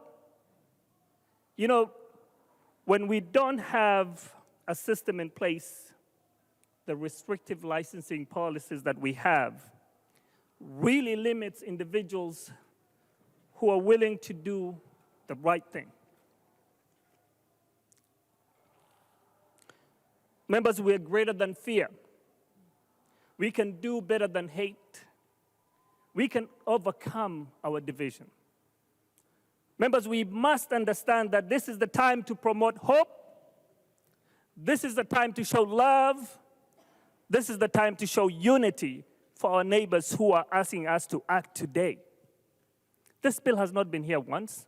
It has been here several times. For more than 15 years, we have been saying no. I understand for many people this may not be the right thing for them to do politically, but it's the moral thing to do today because we care. We care and we show that this is the value that we are portraying to the public, that we are welcoming society and not a place where we reject each other. I'm not going to belabor you with all these details. We know and we understand. Members, we can and we must act today. Si puede, members. We can do it. And yes, today we will pass the driver's license and for all. And I ask you, ask yourself, deep in your heart, if this is the right thing to do. If you believe it's the wrong thing to do, don't vote for it. But I know you can understand deep in your heart it's the right thing to do to be more inclusive society and a better, prosperous state. And you have seen the letters from all the labor unions. You have seen from the trades. You have seen from the industries from different areas supporting this bill because they value. They value what the workers are bringing. They value their neighbors. They value each other. I ask you to vote for it. Thank you so much, Mr. Speaker. I recognize the member from Olmsted, Representative Quam. Thank you, Mr. Speaker and members. Frankly, many things are done for compassionate intent. Unfortunately, sometimes unintended consequences and problems arise if you don't have a conversation that has multiple viewpoints so you can get a rotating perspective of the situation to avoid problems and issues. I've many times said all groups have good actors and bad actors. Unfortunately, this bill is about a group that gets preyed upon and are the targets of bad actors. You don't have to go far to see what the cartels do in exchange for bringing them to the promised land. And frankly, maybe I cannot imagine any of you don't care about the human trafficking, the other issues that the cartels use this group of people and abuse them, and it needs to be addressed. Now, the intent over here isn't, oh, let's not do this for the most part, not universally, but generally the intent is not been, hey, let's not do this at all. It's, let's try and avoid problems. And if we don't have guardrails, it makes it easier for the bad actors to prey upon the people of the state of Minnesota, force them into doing things they don't want to do. And that's why,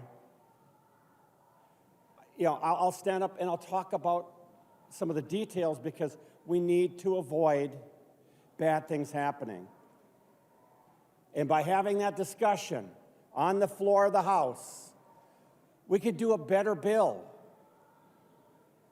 And frankly, there's a desire, and there have been for years, to address this issue. I just wish we could sit down and think about the what ifs and the what may be's and avoid them, because that is what a lot of us want to do. Let's take a bill and make it better. Let's take a bill and avoid the potholes that will come before us in the path that we move. A lot of us agree on that shiny, that compassionate, that goal. We just, with our perspectives, notice maybe some things, some tweaks to try and avoid bad situations. And I just wanted to let you know that the shiny, the compassionate intent is not the problem. It's the areas that we feel might have been overlooked, that a few guardrails or whatever you want to call them might help us avoid. Because it hurts to pass something and then see a year or two later, I wish we would have thought about that. I wish we could have avoided this. That's why we stand up and we have a conversation here. And thank you for listening. I recognize the member from Hennepin, Representative Greenman. Thank you, Mr. Speaker. And lots of folks have spoken today, and so I'm going to keep my comments brief. Folks have talked about how this is a good bill for our democracy, how it's a good bill for our economy, how it's a good bill for public safety, and how it's good for our communities. I rise today to talk about how this bill has showed us how to govern. This is a bill about what democracy looks like. It's about what the practice of democracy looks like. For 20 years, communities, advocates, elected officials have been working together, listening to each other, learning, working on policy, working on amendments, making decisions together for what's best for our public safety, for our economy, and for communities. This shows us the best of what happens when we listen and govern together. And so when I think about today, and I think about the folks who are outside, I think about the folks in the gallery, I think about our elders who've been working on this, Representative Clark, I think about our leaders, Representative Peravega, Representative Gomez, Representative, everybody who's worked on this bill. I just want us to take notice of what it means to listen to communities, what it means to work together with communities, whether you voted for this or not, and what it means when we work together to solve problems in our communities. So I will be brief. You know I love to talk about democracy. But I hope that however you vote on this today, I hope you feel proud of the work and the input of the community and of the folks who did this together. Thank you, Mr. Chair. Mr. Speaker. I recognize the member from Hennepin, Representative Hassan. Thank you, Mr. Speaker and members. I rise tonight to proudly support House File 4, also known as Driver's License for All. I have shared this story recently at committee, and I've also shared it in 2019 when we first had heard this bill on the House floor. My family fled from war when I was 8 years old. My mom, who is the most law-abiding citizen, if I give her a ride, I have to obey every rule on the road, especially stopping or slowing down at a green light, turning to yellow. I'm like, Mom, that's why it says speed up. It doesn't say stop. Crossed the border between Somalia and Kenya illegally when the war first happened. When she told me the story about that, I was shocked. I'm like, Mom, you? You, of all people, would cross a border illegally? Her words, left a mark in my heart. She said, when a parent has to worry about the safety of their children, they will do anything. My mom had to worry about the safety of her 10 kids and her 1 grandchild. The thought of her daughters being raped in front of her, or her sons being gunned down by militiamen, she had no regard for any law in the world except saving her kids. So the argument of why don't people get here legally is flawed and far, far-fetched from reality. Only if our immigration system wasn't so broken, people would get here easily. Only if people were not fleeing from life and death situations, oh yeah, they could get here legally. Only this, that, the other. Well, guess what? Our immigration is broken, and people do not have the time to wait. They don't. They're running away from war. They're running away from genocide. They're running away from gangs, warlords, instability, you name it. Only to come here in Minnesota so they can get a driver's license? I mean, come on, you guys. We're not joking ourselves. Let's come back to the reality. And the reality is that I'm a woman of faith, as you guys know. My faith teaches me generosity, compassion for other human beings, respect, and the human dignity. I'm also a social worker by trade, which coincidentally teaches the same thing. I want to ground us in the reality that these immigrants are our friends. They're our colleagues. They're our neighbors. They're in our community. They're our children's friends, classmates. They're not some random people that we don't know. They're not people that are not here. They're people that have been living in our community for many years. But guess what? They live in fear. Can you imagine worrying about, not picking your kids up from school, or being caught and deported and never picking up your kids from school anyway? Like, imagine that. A parent has to choose that. I'm gonna risk my life so I can pick up my kids. And if I get stopped, I may never see my kids again anyway. That's what we're talking about. We can make all the rules we want. We can dance to the same tune every day. But guess what? This is the reality of our neighbors, friends, our fellow human beings. We owe it to our friends. We owe it to every Minnesotan. We owe it to every child who's fleeing away from a dangerous situation. We owe it to our economy and our public safety. If we don't care about humanity, we do care about public safety, and we do care about Minnesota economy growing. And I hope that we care about humanity. President John F. Kennedy once said, every aspect of the American economy has profited from contributions of immigrants. He did not say legal immigrants. He said immigrants. And as one of my late favorite politicians, Senator Walston, said, we all do better when we all do better.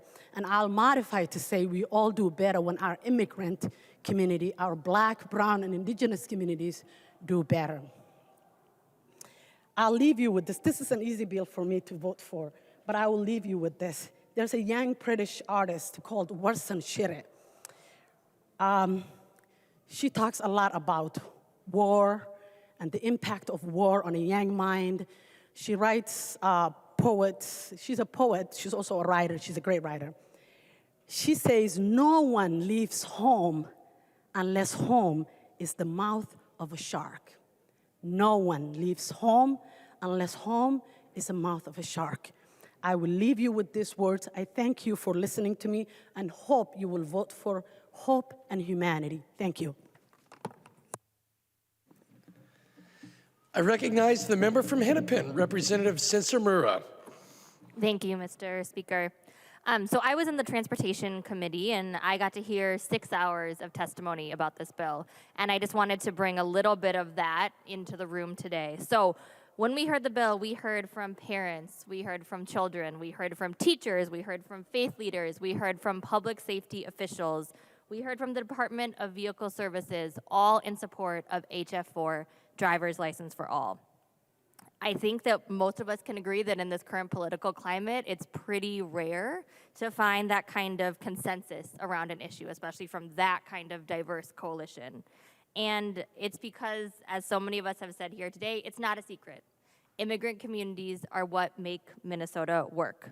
Immigrant communities are essential to our state. They are our friends, our family, our neighbors who help us shovel our cars out of the snow, the essential workers who kept our state going during COVID, and they are the future leaders of our state. In South Minneapolis, the district I represent, immigrants are the heart of our community, and they are who kept me and my family and my property safe in the summer of 2020 when our city was burning and our community was in danger. Passing this bill is about making people's lives easier, because transit is what makes people's lives work or not work. I hope that this body can work towards a future in a Minnesota that is not dependent on cars. But until then, we know that in many parts of our state, driving a car is essential and a driver's license is a safety net. The testimonies we heard on this bill really showed us like the failures of our current transportation system for communities that don't have a driver's license. We heard about people waiting hours for the bus. We heard about people walking home at night in the cold.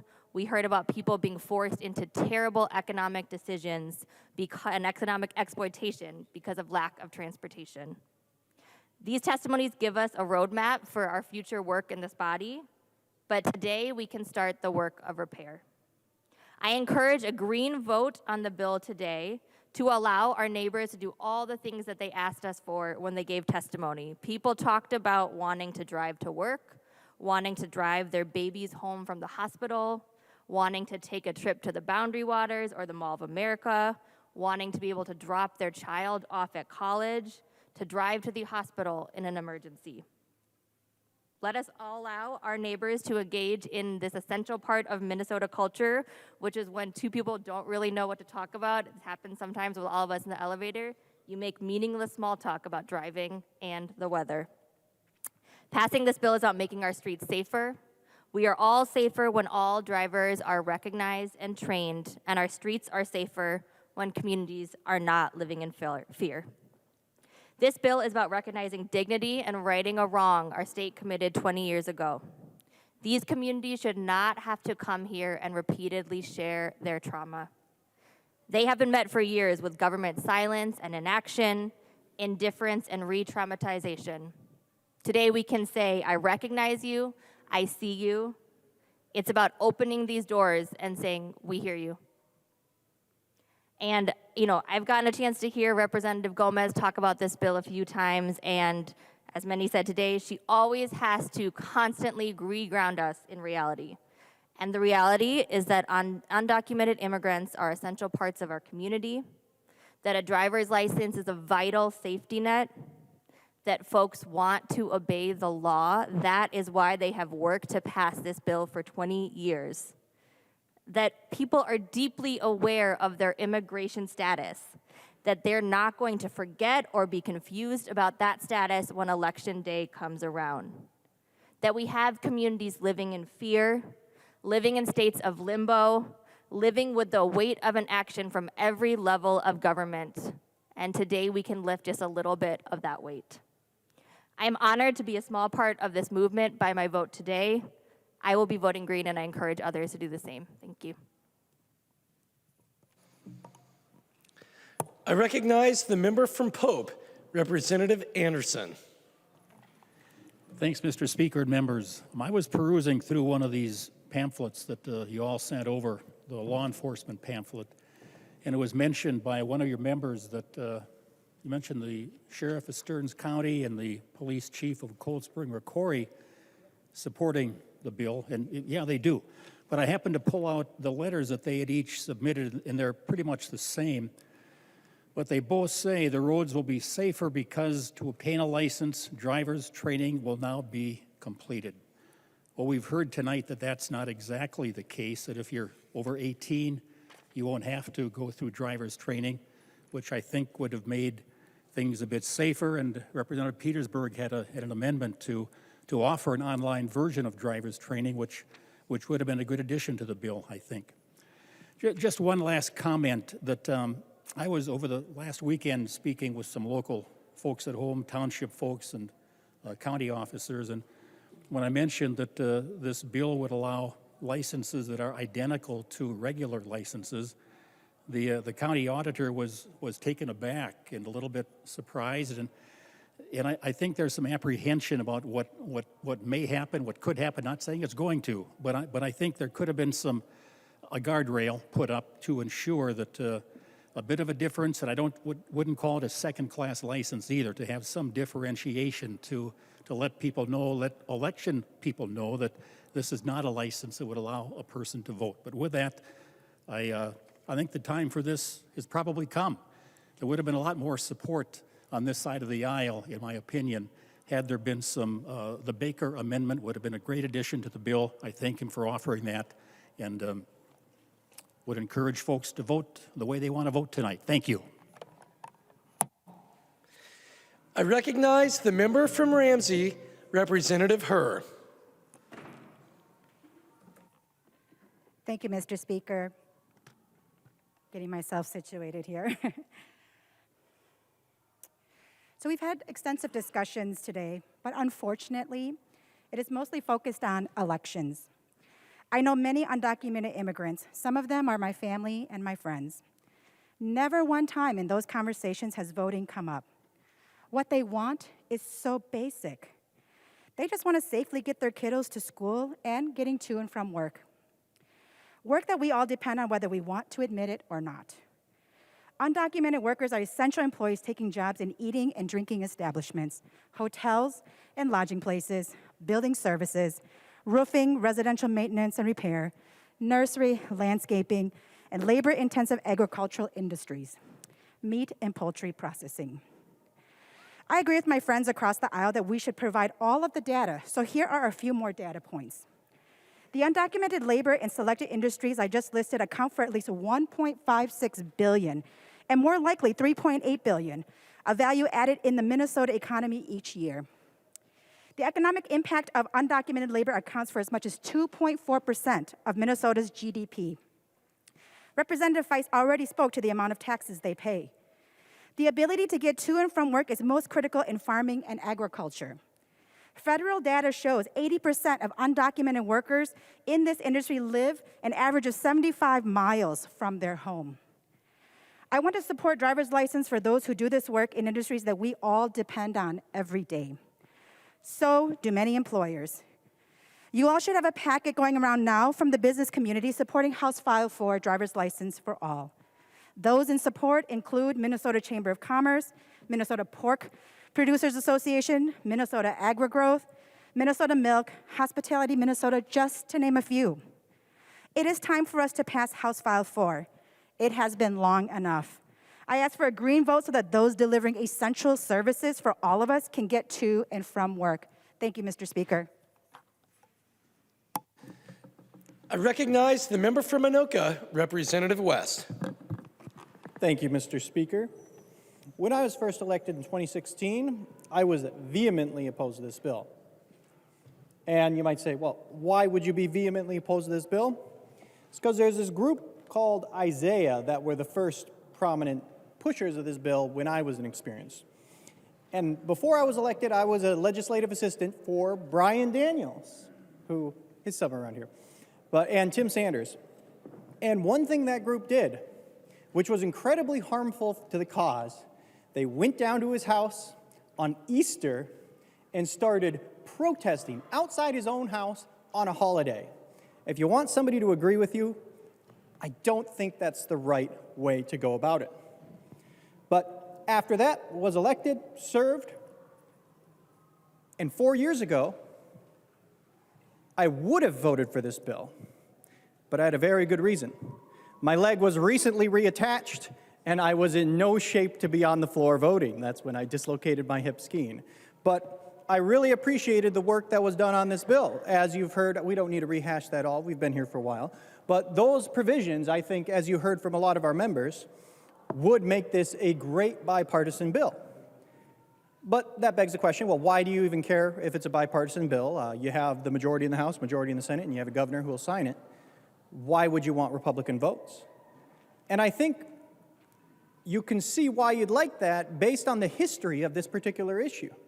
You know, you said that this changed 2003, or I forget what date it was exactly, but it was changed by executive order. Then it was codified into law by the majority. And if you don't want that to happen again, because, you know, the election didn't go our way this time, but 52% of Minnesotans voted for Democrat House candidates. That leaves a whole lot of people on the other side. So I think it's important. It's not like you were swept into a majority like in 2009 when there was only 47 Republican members. The state is pretty evenly divided, but slightly in favor of the DFL. So it is your right to pass whatever bills you want to. But I do think even taking one of these small amendments that we've offered, as you've heard from a lot of our members, would make this a bipartisan issue. And if it's a bipartisan bill, you would have support when maybe the tide turns and you have to come to us who would have voted for it and be like, hey, we don't want this to change. This is important. And it is important for public safety. All the reasons, I don't want to rehash the arguments because we've been here long enough, but there are a lot of reasons to pass this bill. And like I said, I was vehemently opposed until, because of the way Isaiah handled this, until one member from Isaiah. So they came in and yelled at me in my office in my first term. And I was like, well, that's, again, not the right way to make somebody support. But there was one individual named Art who stayed behind and chatted with me a little longer. I got coffee with him in my district a week later, and, well, now we text each other from time to time. And I would say we probably agree with each other on about 20% of issues. It's not like he's a Republican. He's working with Isaiah. But because he extended friendship and not animosity, it made it a lot easier to hear the arguments from the other side. Because I was locked into this mindset of, you harassed my friends, you harassed me. Like, you're not going to convince anybody. But Art did the hard thing and talked to somebody who disagreed with you and laid out the argument. So I understand why we would want this, for all the arguments he laid out. And as I've talked to Representative Perez-Vega and Gomez, I understand why we want to pass this. There are 48% of Minnesotans that didn't vote for the DFL House majority do have concerns, and that's why we put forward our amendments. Now, I can see how you'd be jaded from how this went 4 years ago. Totally understandable. But there are still legitimate concerns from 48% of the state that we could have addressed in a bipartisan manner and got this passed. Now, maybe because the Senate has an even slimmer majority than you guys do in the House, maybe those amendments will come on in the Senate. And if they come on with the Senate, well, if everybody here really meant what they said, well, then we would have a bipartisan vote in both bodies. And that is what I'd like to see, because a partisan vote on this issue doesn't change anything. I mean, it changes something, but it's something that could easily be changed back. But if you get a bipartisan vote, we work together as Minnesotans intended, this could be a lasting change that doesn't just get flopped right back a couple years later, like, as you've mentioned, the history of this issue has been. So I urge you to, we're past amendments now. Maybe the Senate will put those amendments on. I hope if those amendments are put on in the Senate that you'll just concur and we can get a bipartisan vote on this issue. Thank you, Mr. Speaker. I recognize the member from Hennepin, Representative Igbaje. Thank you, Mr. Speaker. So I rise in support of House File 4. This bill is about extending an ability that many of the rest of us have, which is to drive safely on our roads, and we're extending that privilege to our immigrant neighbors, which is currently being denied. What this bill would do is it would be an act of love in public, which, as Dr. Cornel West says, is what justice looks like. This bill speaks to me not only as a legislator and a supporter of immigrant rights, but as a person of faith. With this bill, we are fulfilling a promise to love our neighbor as many of our faith traditions command. Right now, our neighbors who would benefit from House File 4 need our support in this moment to help them continue to live a life of dignity. As we heard from the bill author, our undocumented neighbors used to have the privilege to a driver's license in this state. And currently in about 20 other states and territories, they still do. And it's time for Minnesota to join them. Coming around, members, you'll see a packet of letters from faith leaders across this great state at your desk. We have letters from the Catholic Conference, the Rabbinical Conference, the Muslim Coalition, in addition to individual churches like the Episcopal Church of Minnesota and advocacy organizations like Isaiah and the Joint Religious Legislative Coalition. And though they come from many different faith traditions and ways of practicing the three main Abrahamic faiths, they do all agree on this. We must extend human dignity to our fellow neighbors, regardless of their immigration status. We know that our neighbors in this situation have the need to drive because they need to go to work. They go to the doctor, take their kids to school, go to the grocery store, and so much more. And we know sometimes public transportation works, but we're still not a fully available public transportation system in this state. Trust me, I know. Sometimes you can find someone to give you a ride, but that's not a guarantee. The purpose of the non-compliant driver's license is to keep our roads safe. People will get insurance, be more likely to resolve accident claims, and there will be less fear from community members who may need to drive when no other options are available. And many of these workers have families that are dual status families. They have children who are American citizens. Should those children then now be deprived of opportunities at school or in athletics or in the arts because their parents are unable to take them to these events as other parents do? Are we currently making their children, for whom this country is home, are we making them second-class citizens? So passing this bill is the right thing to do.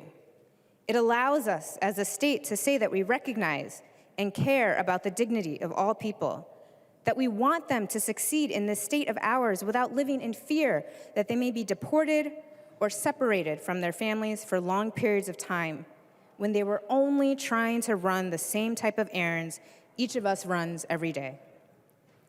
We take an approach of caring when it comes to refugees, other immigrants, and even citizens who need our help. And this bill is another opportunity to support families who are already here, already working, already contributing to our society. Through this, we can continue to show that Minnesota is a welcoming state. As people of faith, we are taught to extend grace and compassion to others, especially to those who are strangers to us. And that is what this bill gives us the opportunity to do. We are able to address the dignity of all people as compelled by the Torah. We are to love them as extolled in the Quran. And finally, as told to us in the Bible, do not neglect to show hospitality to strangers, for by doing so, some have entertained angels without knowing it. As agents of government who are also people of faith, we don't always get the chance to live out the Word of God, but House File 4 gives us such an opportunity, and I urge members to vote yes. The member from Candy, Ojai, Representative Baker. Madam Speaker, I was sort of hoping you'd still be on the House floor. I could have yielded a question because I had a question for you, and when you're on the floor, I think you're open for a question possibly. So I will flip it over now to Representative Hornstein. If he would yield to a question, please. He will yield. Thank you. And Representative Hornstein, I've been here 8 years. I had mentioned that a little earlier. And I wanted to ask the question, why didn't this bill pass in 2014, 2013, when you had the trifecta again? What happened where this bill did not pass at that point? The member from Hennepin, Representative Hornstein. Thank you so much, Madam Speaker. Representative Baker, there was not a consensus in either body, in the House or I think in the executive branch at that point to pass the bill. Representative Baker. And thank you for that, Representative Hornstein. But it was all DFL at the time, if I have the years right. There wasn't consensus, folks, because there was a lot of details to get right. And it wasn't easy. It's not easy today, 10 years later, 9 years later. And it was a tough bill then. I remember when I first got here and my classmate, Representative Nash, told me we had an informational hearing when I first was here. When we had the majority, I was able to get a hearing on this. I believe it might have been in transportation. And I had forgotten about that, but it was really important to us back then to make sure that when the Democrat-led Senate at that time was passing this bill and working through those things, I really felt it was important, and I'm grateful for the majority back then to say this hearing was important. So here we are today. The bill will pass, and in many ways, I'm happy for that, for those people that will want to drive legally and safely, get insurance. I think this is a good day for that reason.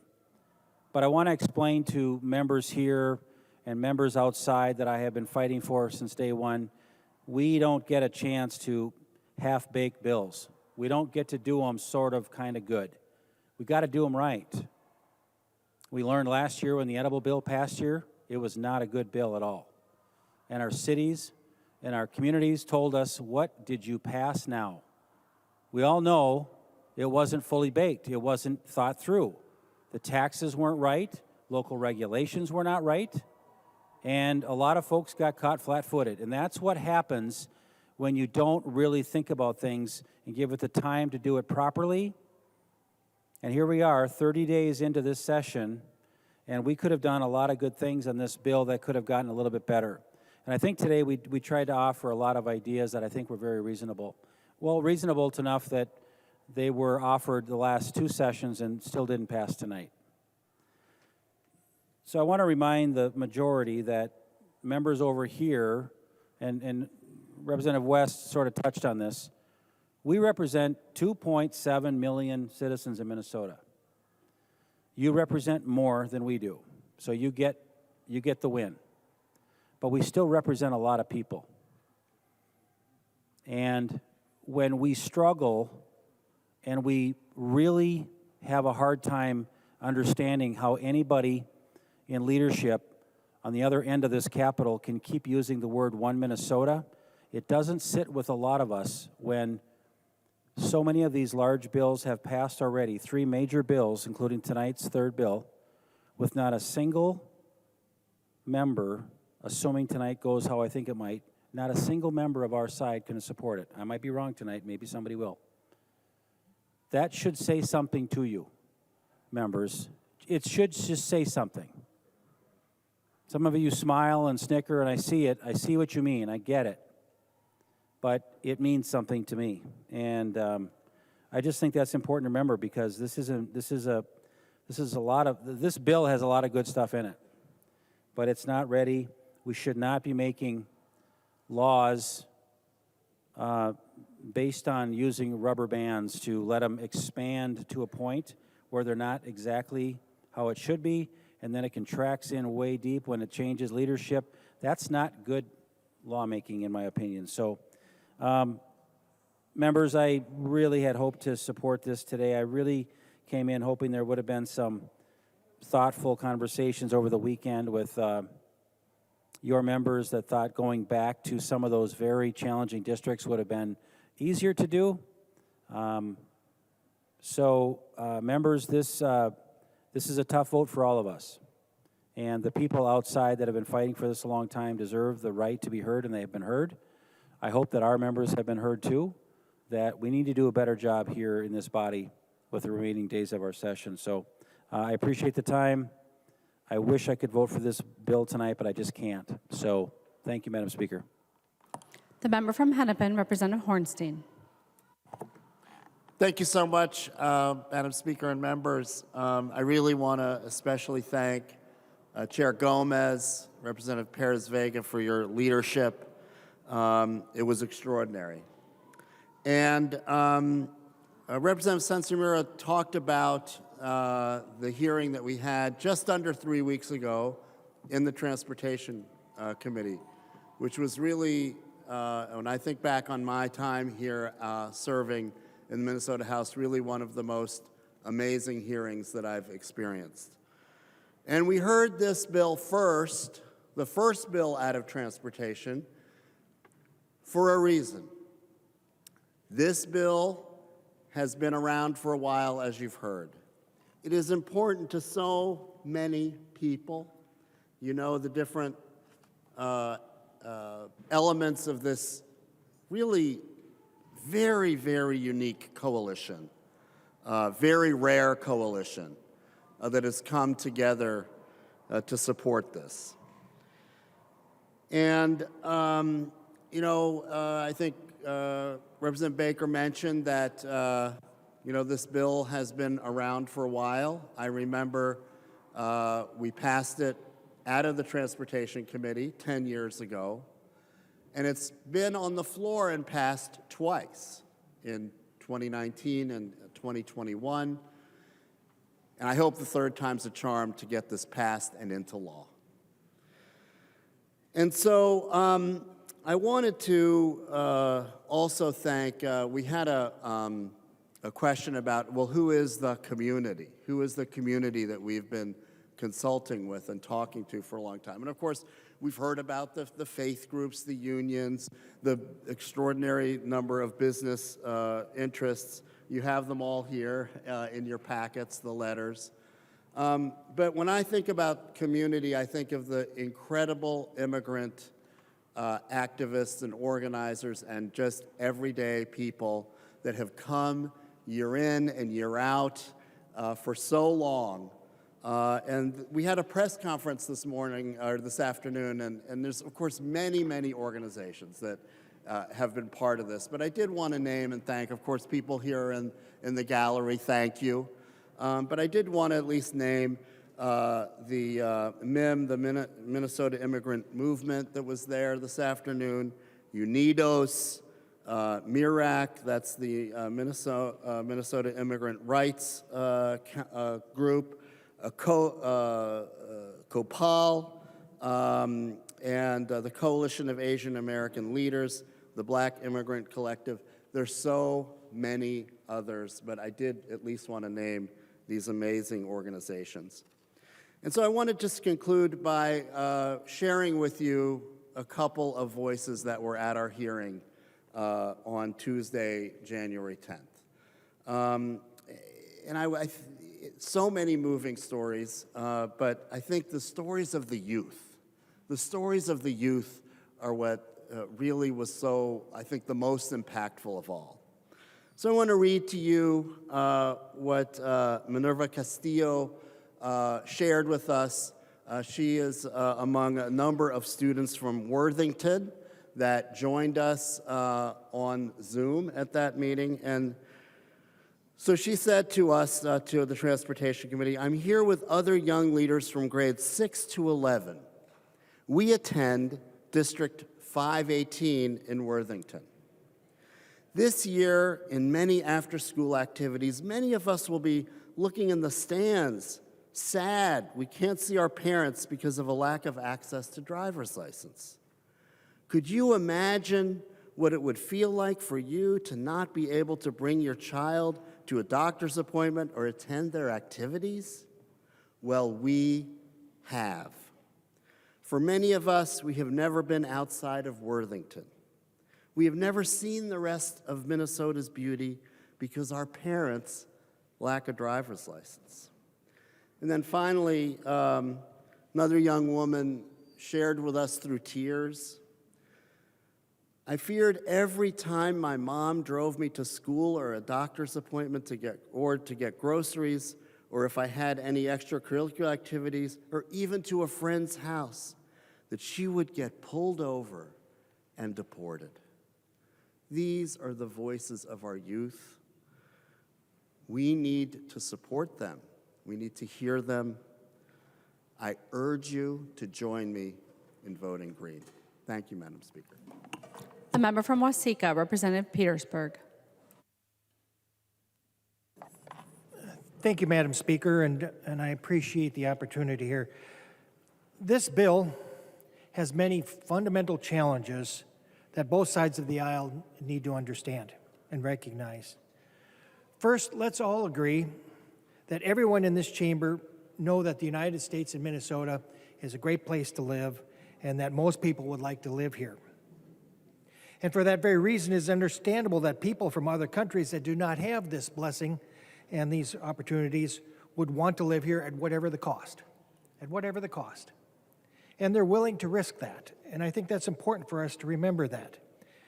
We heard and saw in committee, as Representative Hornstein said, many heartstring emotional pleas for this and trials and tribulations that families went through when they were here and without driver's license.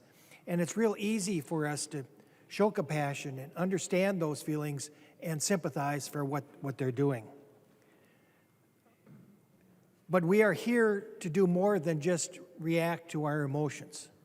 We are also here for laws. We are a nation of laws, and laws that you and I agreed to just a few weeks ago when we took the oath to support them here in this very chamber.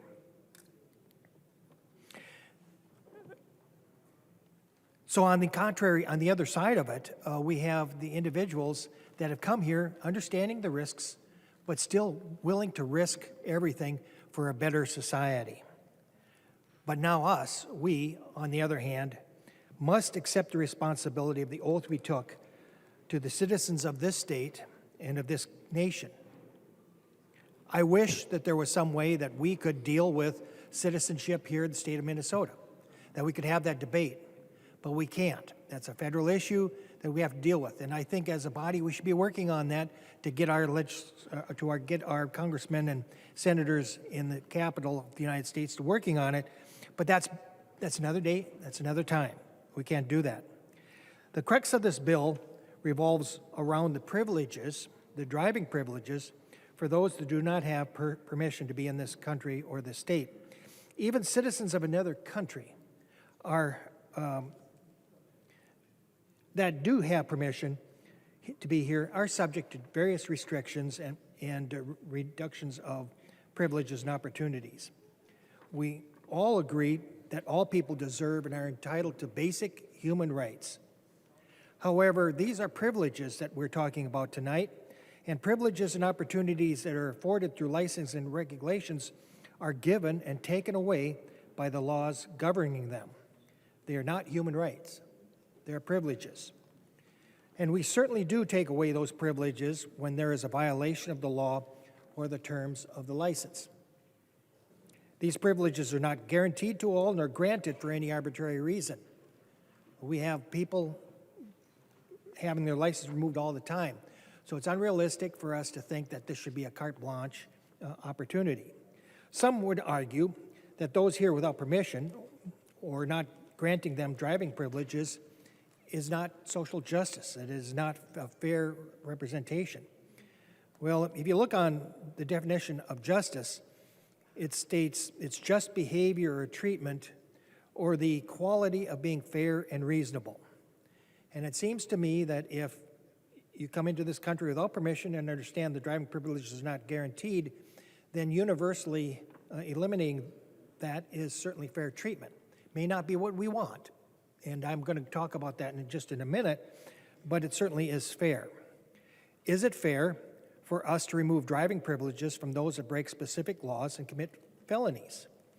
Most would say yes, it is, especially when they knew the consequences.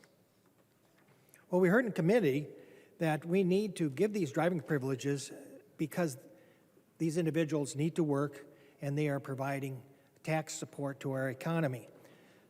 But let's take a minute to actually break down that statement. Get to work means they have a job. However, and I think all of you know this, that since 1986, the federal law requires that all employers must collect information from the employee that states they are eligible for employment, and that employee must attest to the accuracy and validity of the documents under the penalty of perjury. You'll notice those words a little bit later. We know their attestation is false because if they did have the valid documentation that was there, they in all likelihood would be able to apply for the driver's license already. Well, next, do they pay taxes? Well, certainly all employers will withhold payroll taxes and pay from their paychecks and send to the IRS based on the Social Security number. But if they have given a Social Security number and it's false, they're not going to be able to do that.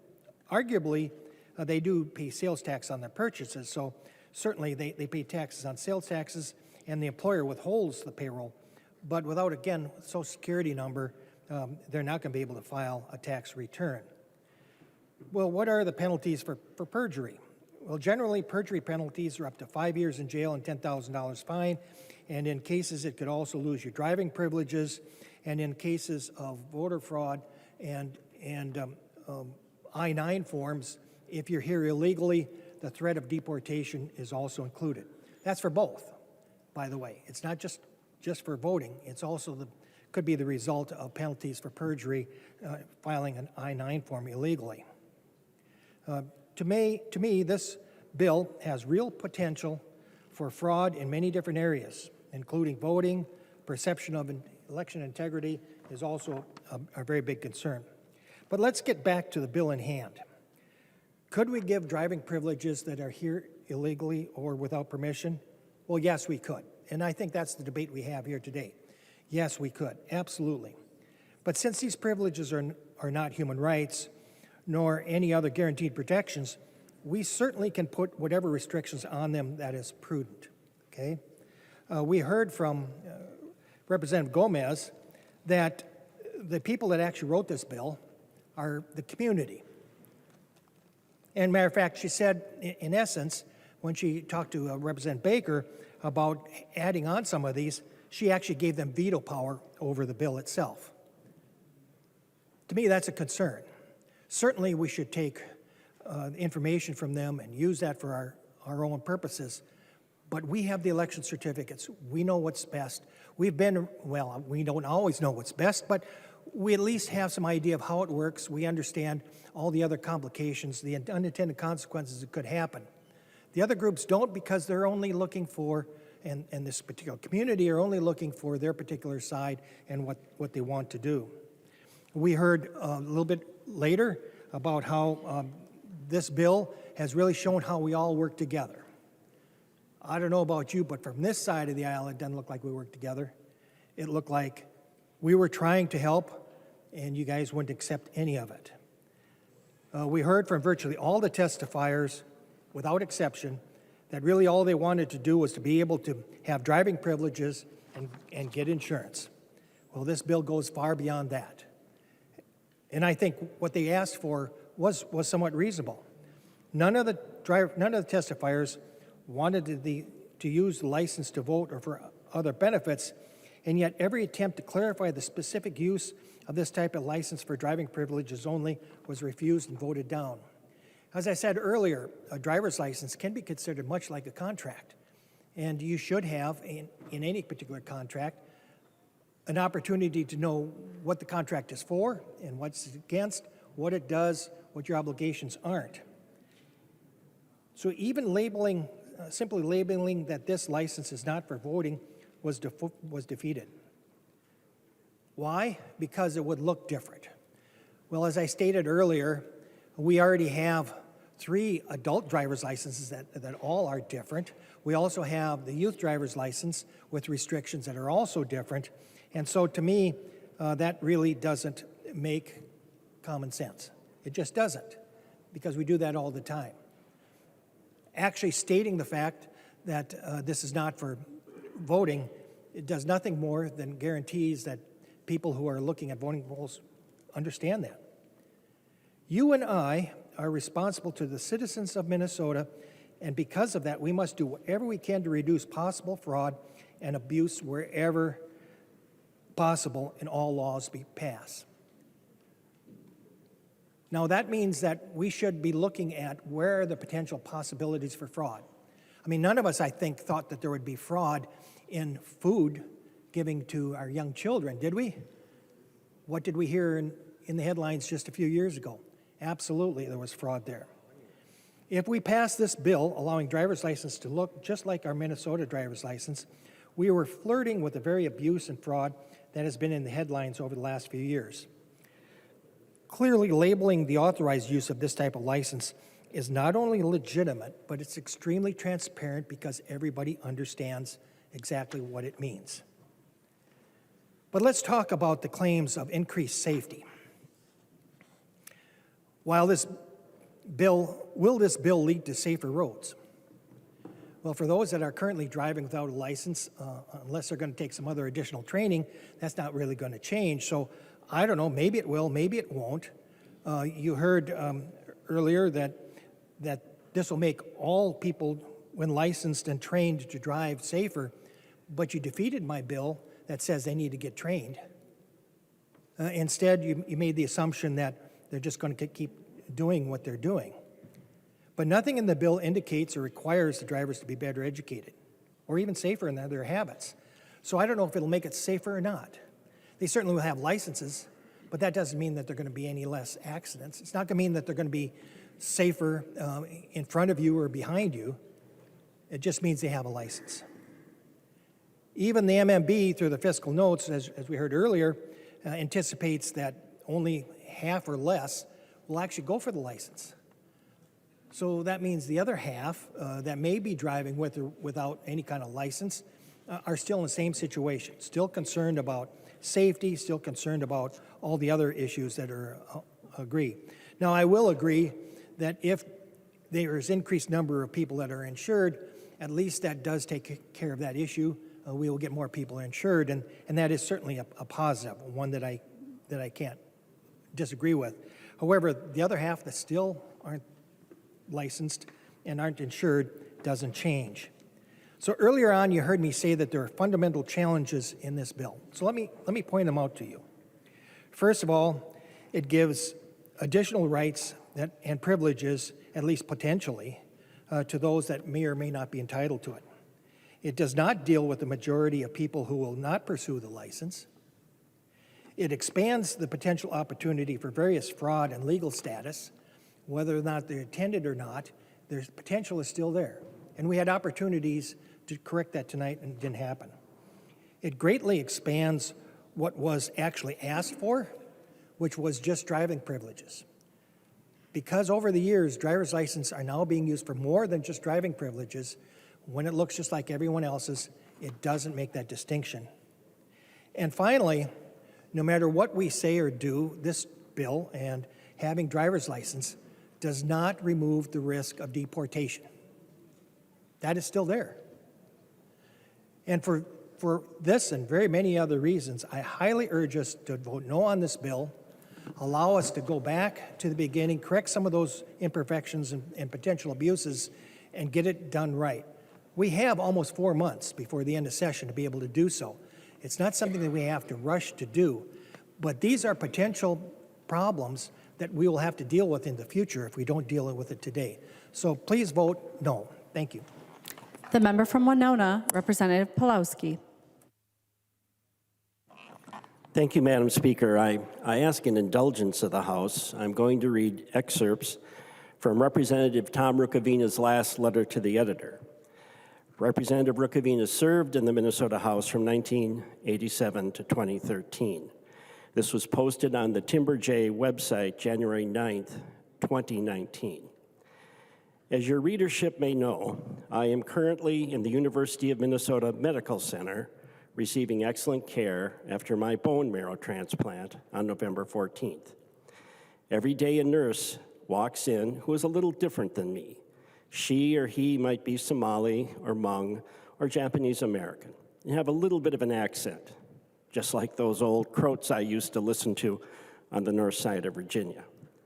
Or my nurse's assistant may come in to take my blood pressure and tell me how she fled the war in Liberia when she was a young woman, and what a wonderful opportunity it is to be here in America. Then the housekeepers come in. They're in a hurry. They say hi. They are Somali or Ethiopian or Liberian. One was a male who stopped emptying the wastebaskets and talked to us about how he came from Ethiopia 5 years ago because of tribal conflicts. He already had a master's degree in chemistry and is now working 2 jobs while going to school to become a pharmacist. so he could give his 3 children a college education. He was particularly proud of his 4-year-old daughter, whose teacher told him she was extremely intelligent. He told us his dream is that she will grow up to do something good for her country, this country, America. I could go on and tell you that one of my transplant doctors is from Brazil, and my primary oncologist is from India. She came to get her degree at the U of M and decided to stay on here to pay back for the great education she received from our state. So it's puzzling to me that some of my friends and their children have forgotten that they are the children and grandchildren of immigrants, that they came to America for the same dream, to make life better for themselves and their family. But among the descendants of those individuals were many good people.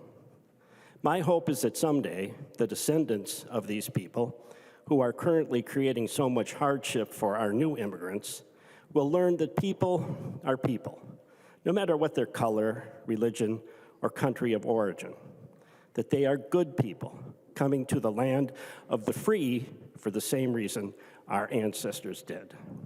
On a final note, I can't help but think that if not for the care of all these wonderful Somali and Liberian and Ethiopian and Brazilian and Indian and Hmong and Japanese immigrants that I've met here, I might be 6 feet under.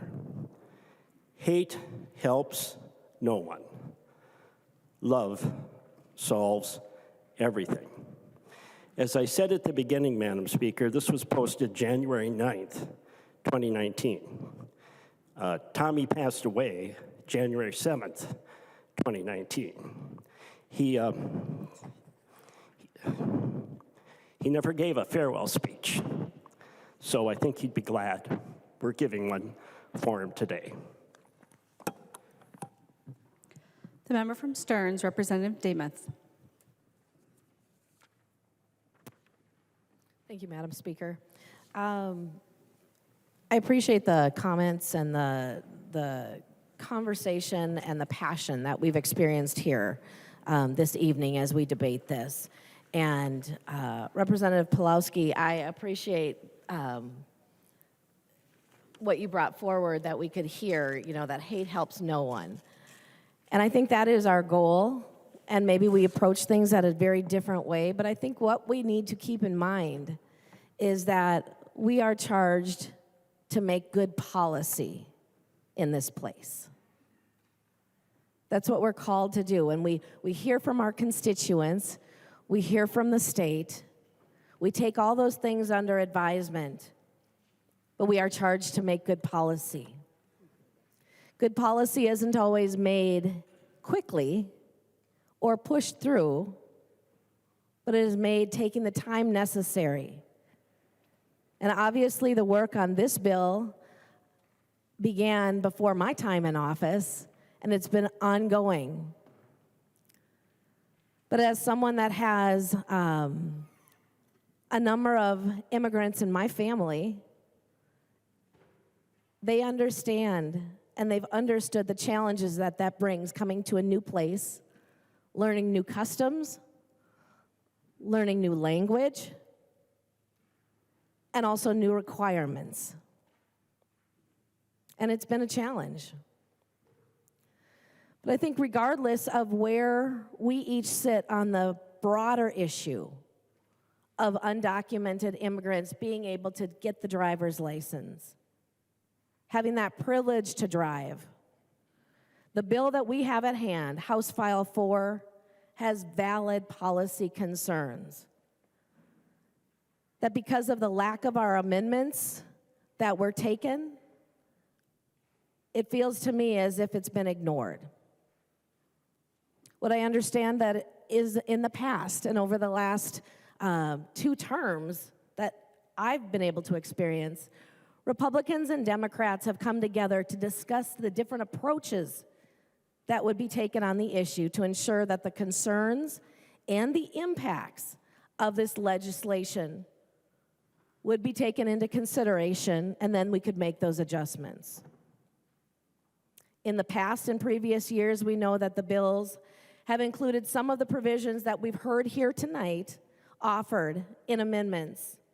They include clearly printing on the license that it's not for voting purposes, or even changing the location or flipping that license into a vertical. So there's a clear distinction between the license that undocumented immigrants would have and then a standard Class D.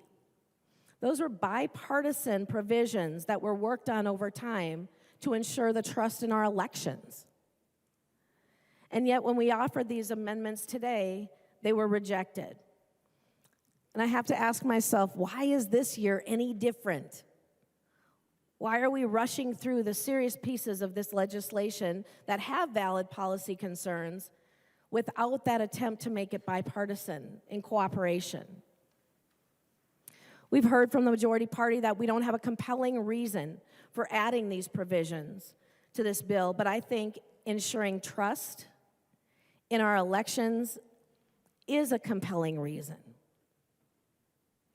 I watched a clip of a committee meeting where there was a supporter, a testifier, but supporting the bill said, and I want to quote this, that testifier said, "Know your humanity and know that you are all in these chairs because of us.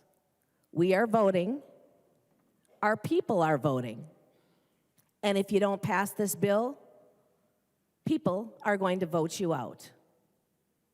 End quote. So when we talk about ensuring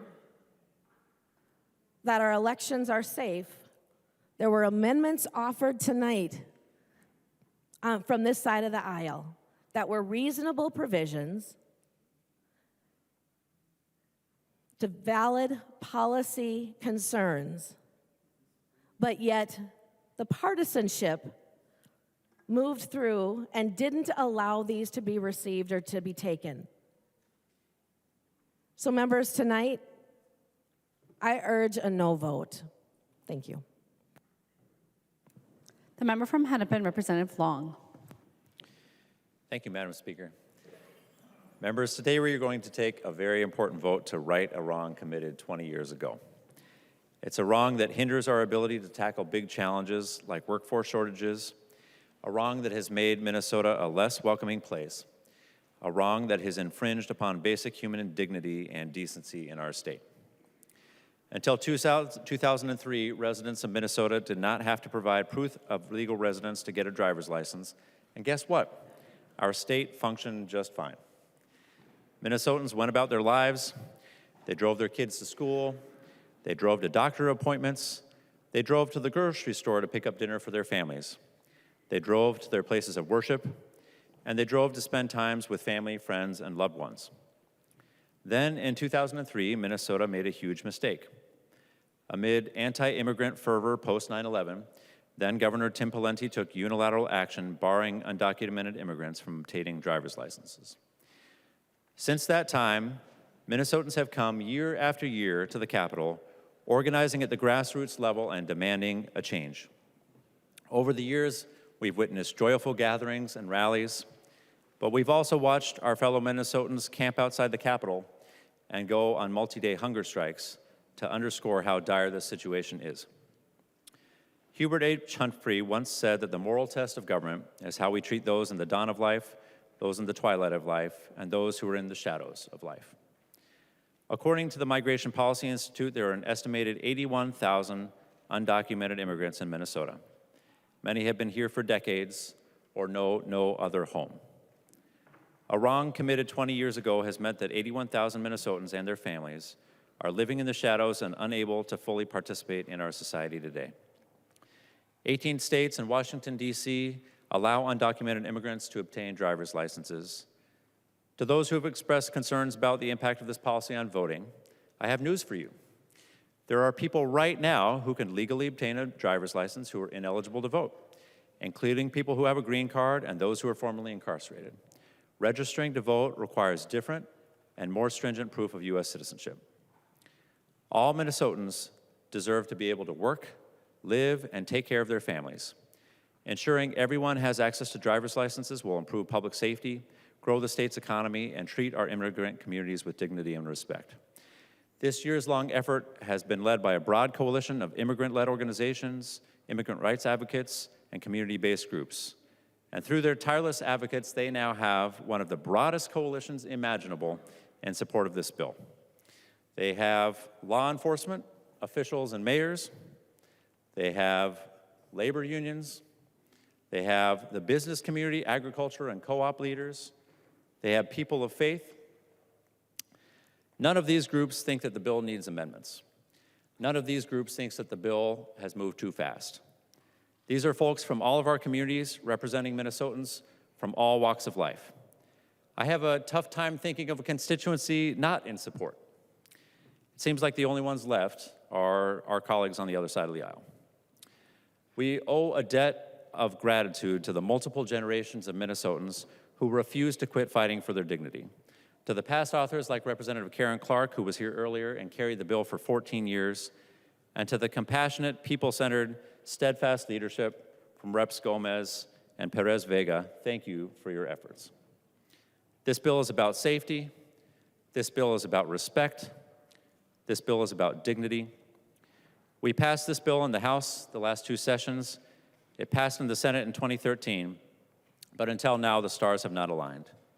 But 2023 is the year that we will get driver's license for all done. Please vote green. The member from Ramsey, Representative Perez Vega. Gracias. It's been an emotional journey, but I am certified to know that not only being here and voted by members of my district because I stand firm with our immigrant community, the roller coaster of emotions is going to be joyful and celebrated. And it's because of members of our community that are here today. It's because of the children of those immigrants that are here today, right here on this House floor. I want everyone to look at this young man, Moses Rivera.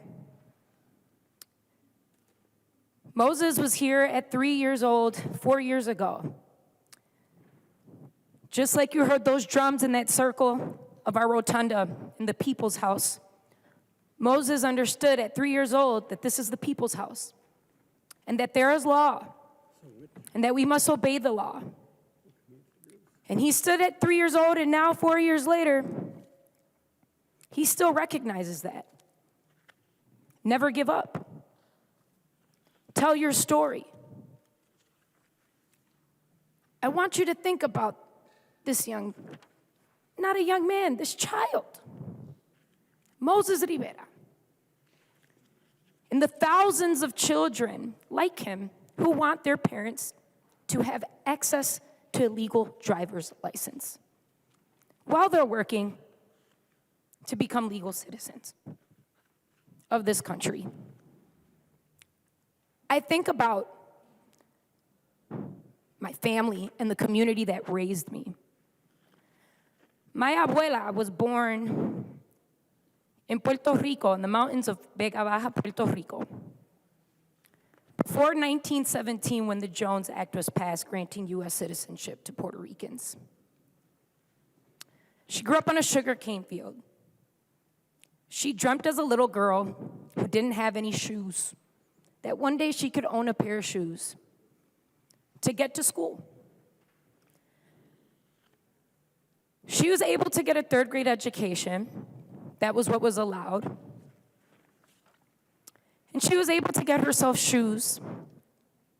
And she said she told me about this story, that Maria, when I first put those shoes on, I said, it's my job to make sure that others have shoes too. She came to the United States of America, to New York City, the state where my parents were born, proud New Yorkers. Father served in the Vietnam War.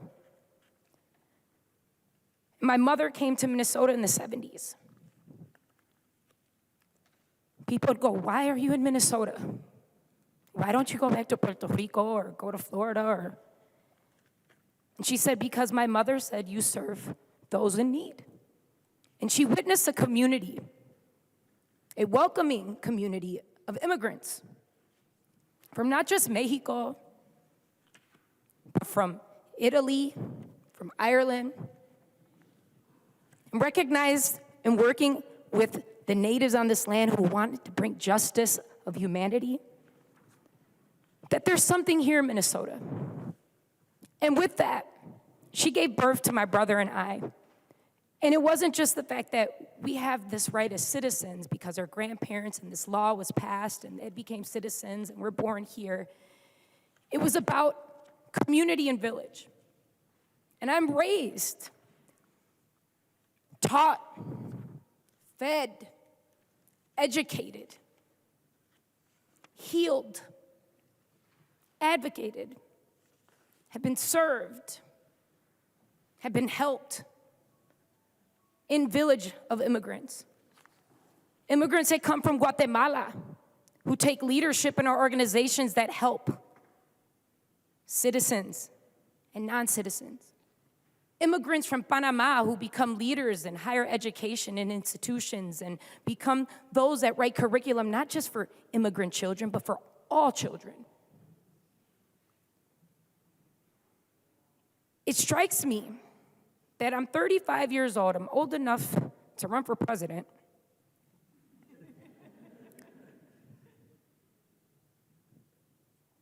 And folks just can't understand what it's like to help someone who just needs a little help, like passing a law to make sure that our roads are safe and that their children can get to school safely, or that they can get to the jobs that they work for you at.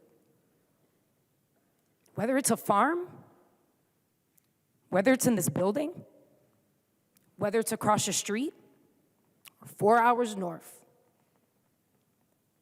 We, the people of Minnesota, have accessibility to not go backwards, to move pa'lante, to help the kids like Moses Rivera, to help the students that are in my after-school program, not fear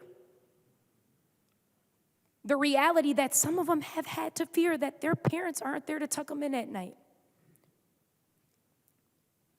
because they were detained, because they were processed and deported to a place that they don't even know is home.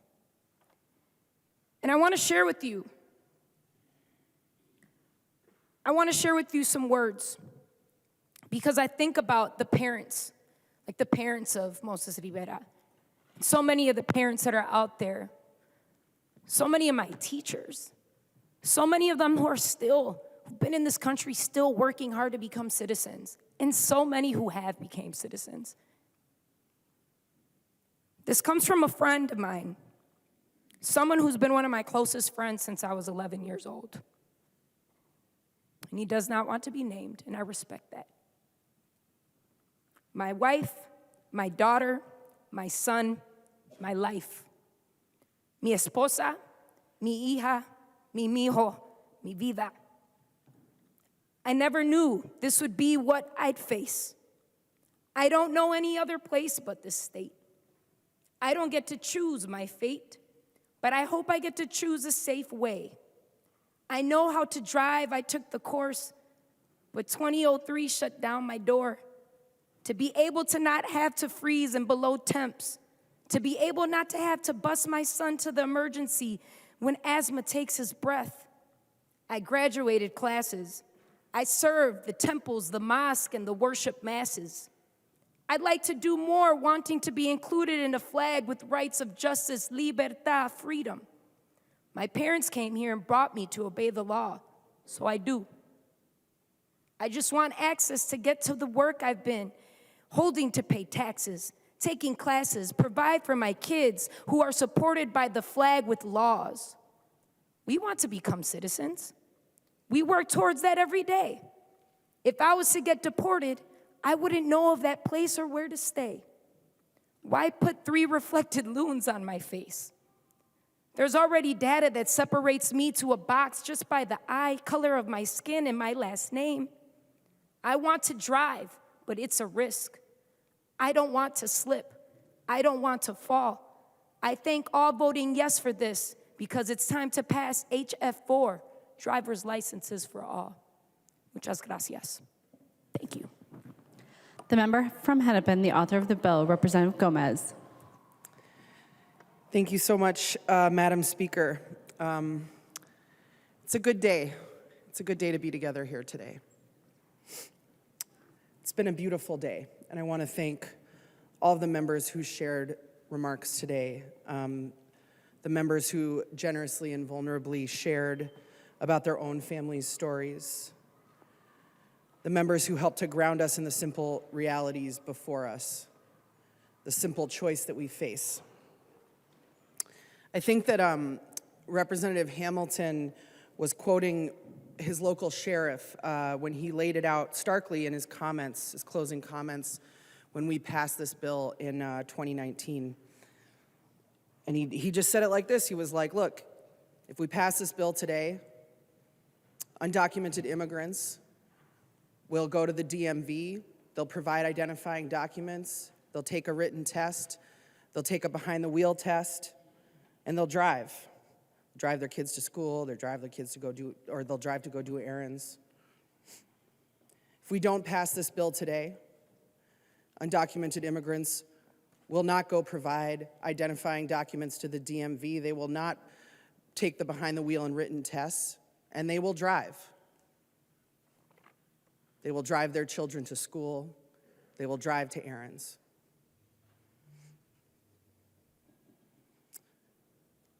So we can choose to deal with reality or not.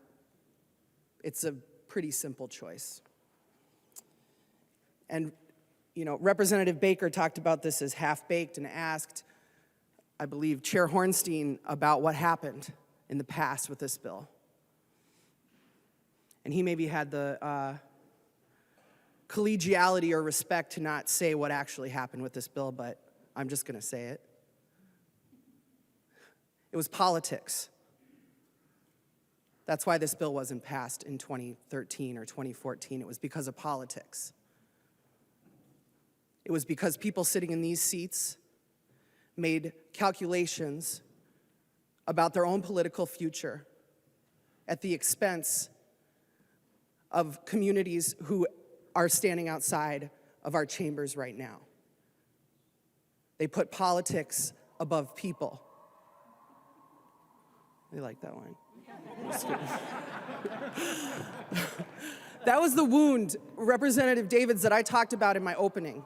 When I said that there's been a wound inflicted on this community, that was the wound. And so that's the wound that we have a chance here today to heal or to begin to heal, to move toward healing.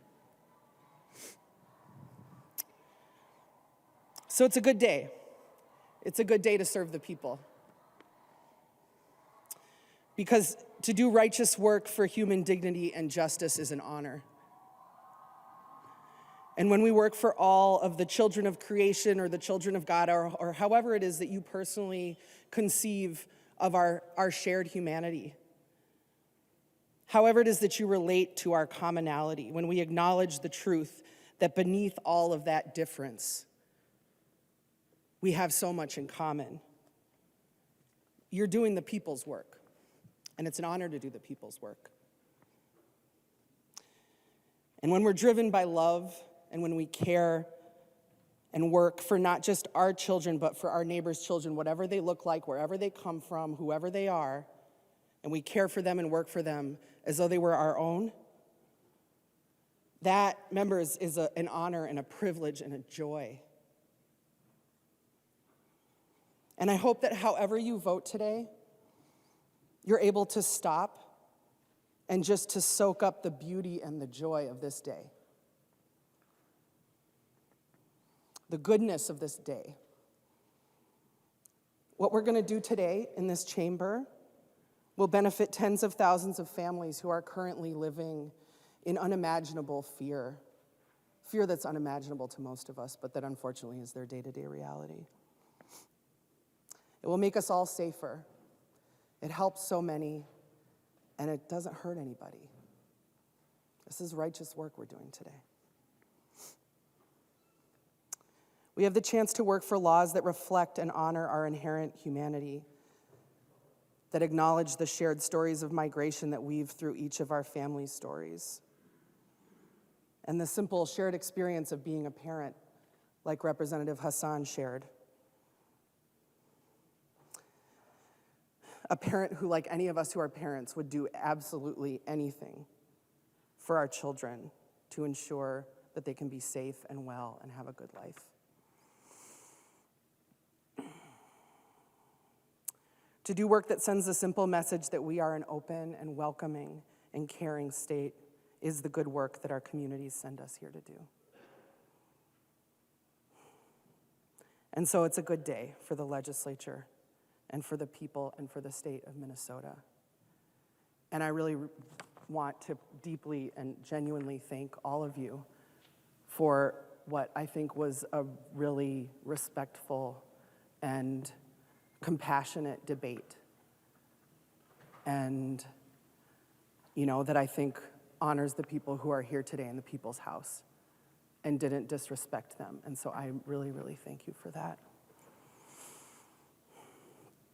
And first and last, to the Driver's License for All Coalition, my dearly beloved, beautiful, brilliant, talented, complex, messy coalition. We did it. We did it. You did it. This is your work. I'm going to let them stop playing.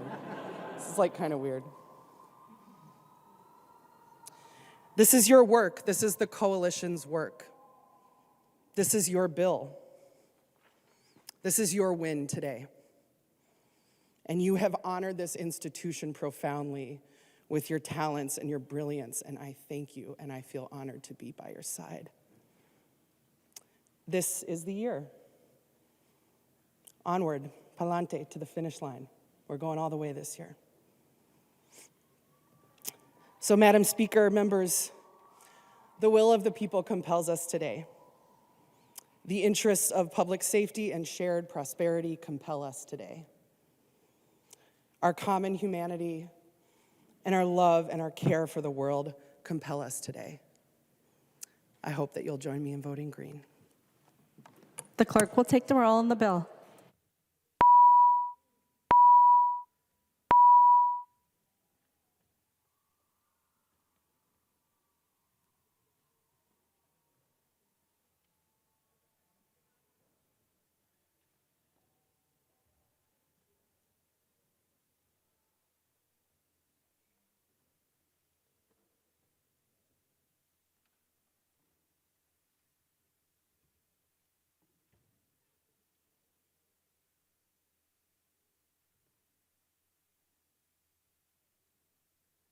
The clerk will close the roll.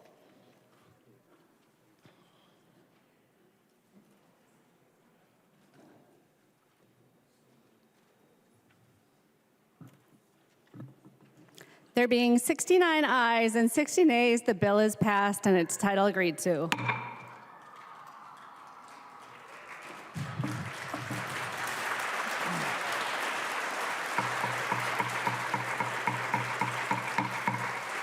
Members, messages from the Senate. Message from the Senate. Madam Speaker, I hereby announce the passage by the Senate of the following Senate file herewith transmitted. Senate files number 31 and Senate file number 33. The message is signed Thomas S. Bodern, Secretary of the Senate. First reading of Senate files. First reading of Senate file number 31, an act relating to natural resources. The bill is being referred to the Committee on Environment, Natural Resources, Finance, and Policy. First reading Senate file number 33, an act relating to public safety. Hewitt moves that Senate file number 33 and House file number 29, now in the General Register, be referred to the Chief Clerk for comparison. Without objection, so ordered. Motions and resolutions. There are copies of the non-controversial motions at the House desk and online. If there is no objection, we'll take action on these motions first. Hearing no objection, the motions prevail. Joachim moves that House file number 806 be recalled from the Committee on Education Finance and be re-referred to the Committee on Education Policy. The member from Hennepin, Representative Joachim, to your motion. Thank you, Madam Chair. I've spoken to, actually, this bill, House File 806, is a bill for grants to a nonprofit that hasn't received one before, so I feel like it should go to Ed Policy first. So I've spoken to both chairs, and we're moving it to Ed Policy. And yes, members, I'm asking for my bill to make an extra committee stop.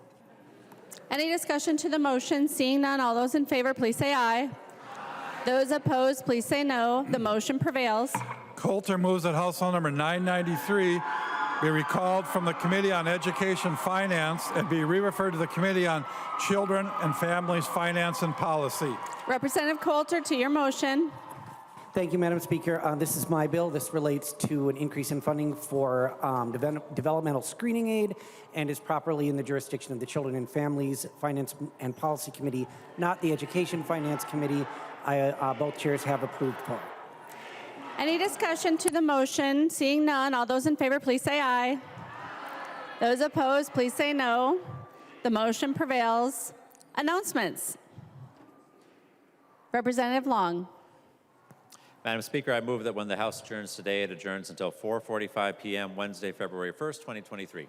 Representative Long moves that when the House adjourns today, it adjourns until 4:45 Wednesday, February 1st, 2023. All those in favor, please say aye. Aye. Those opposed, please say no.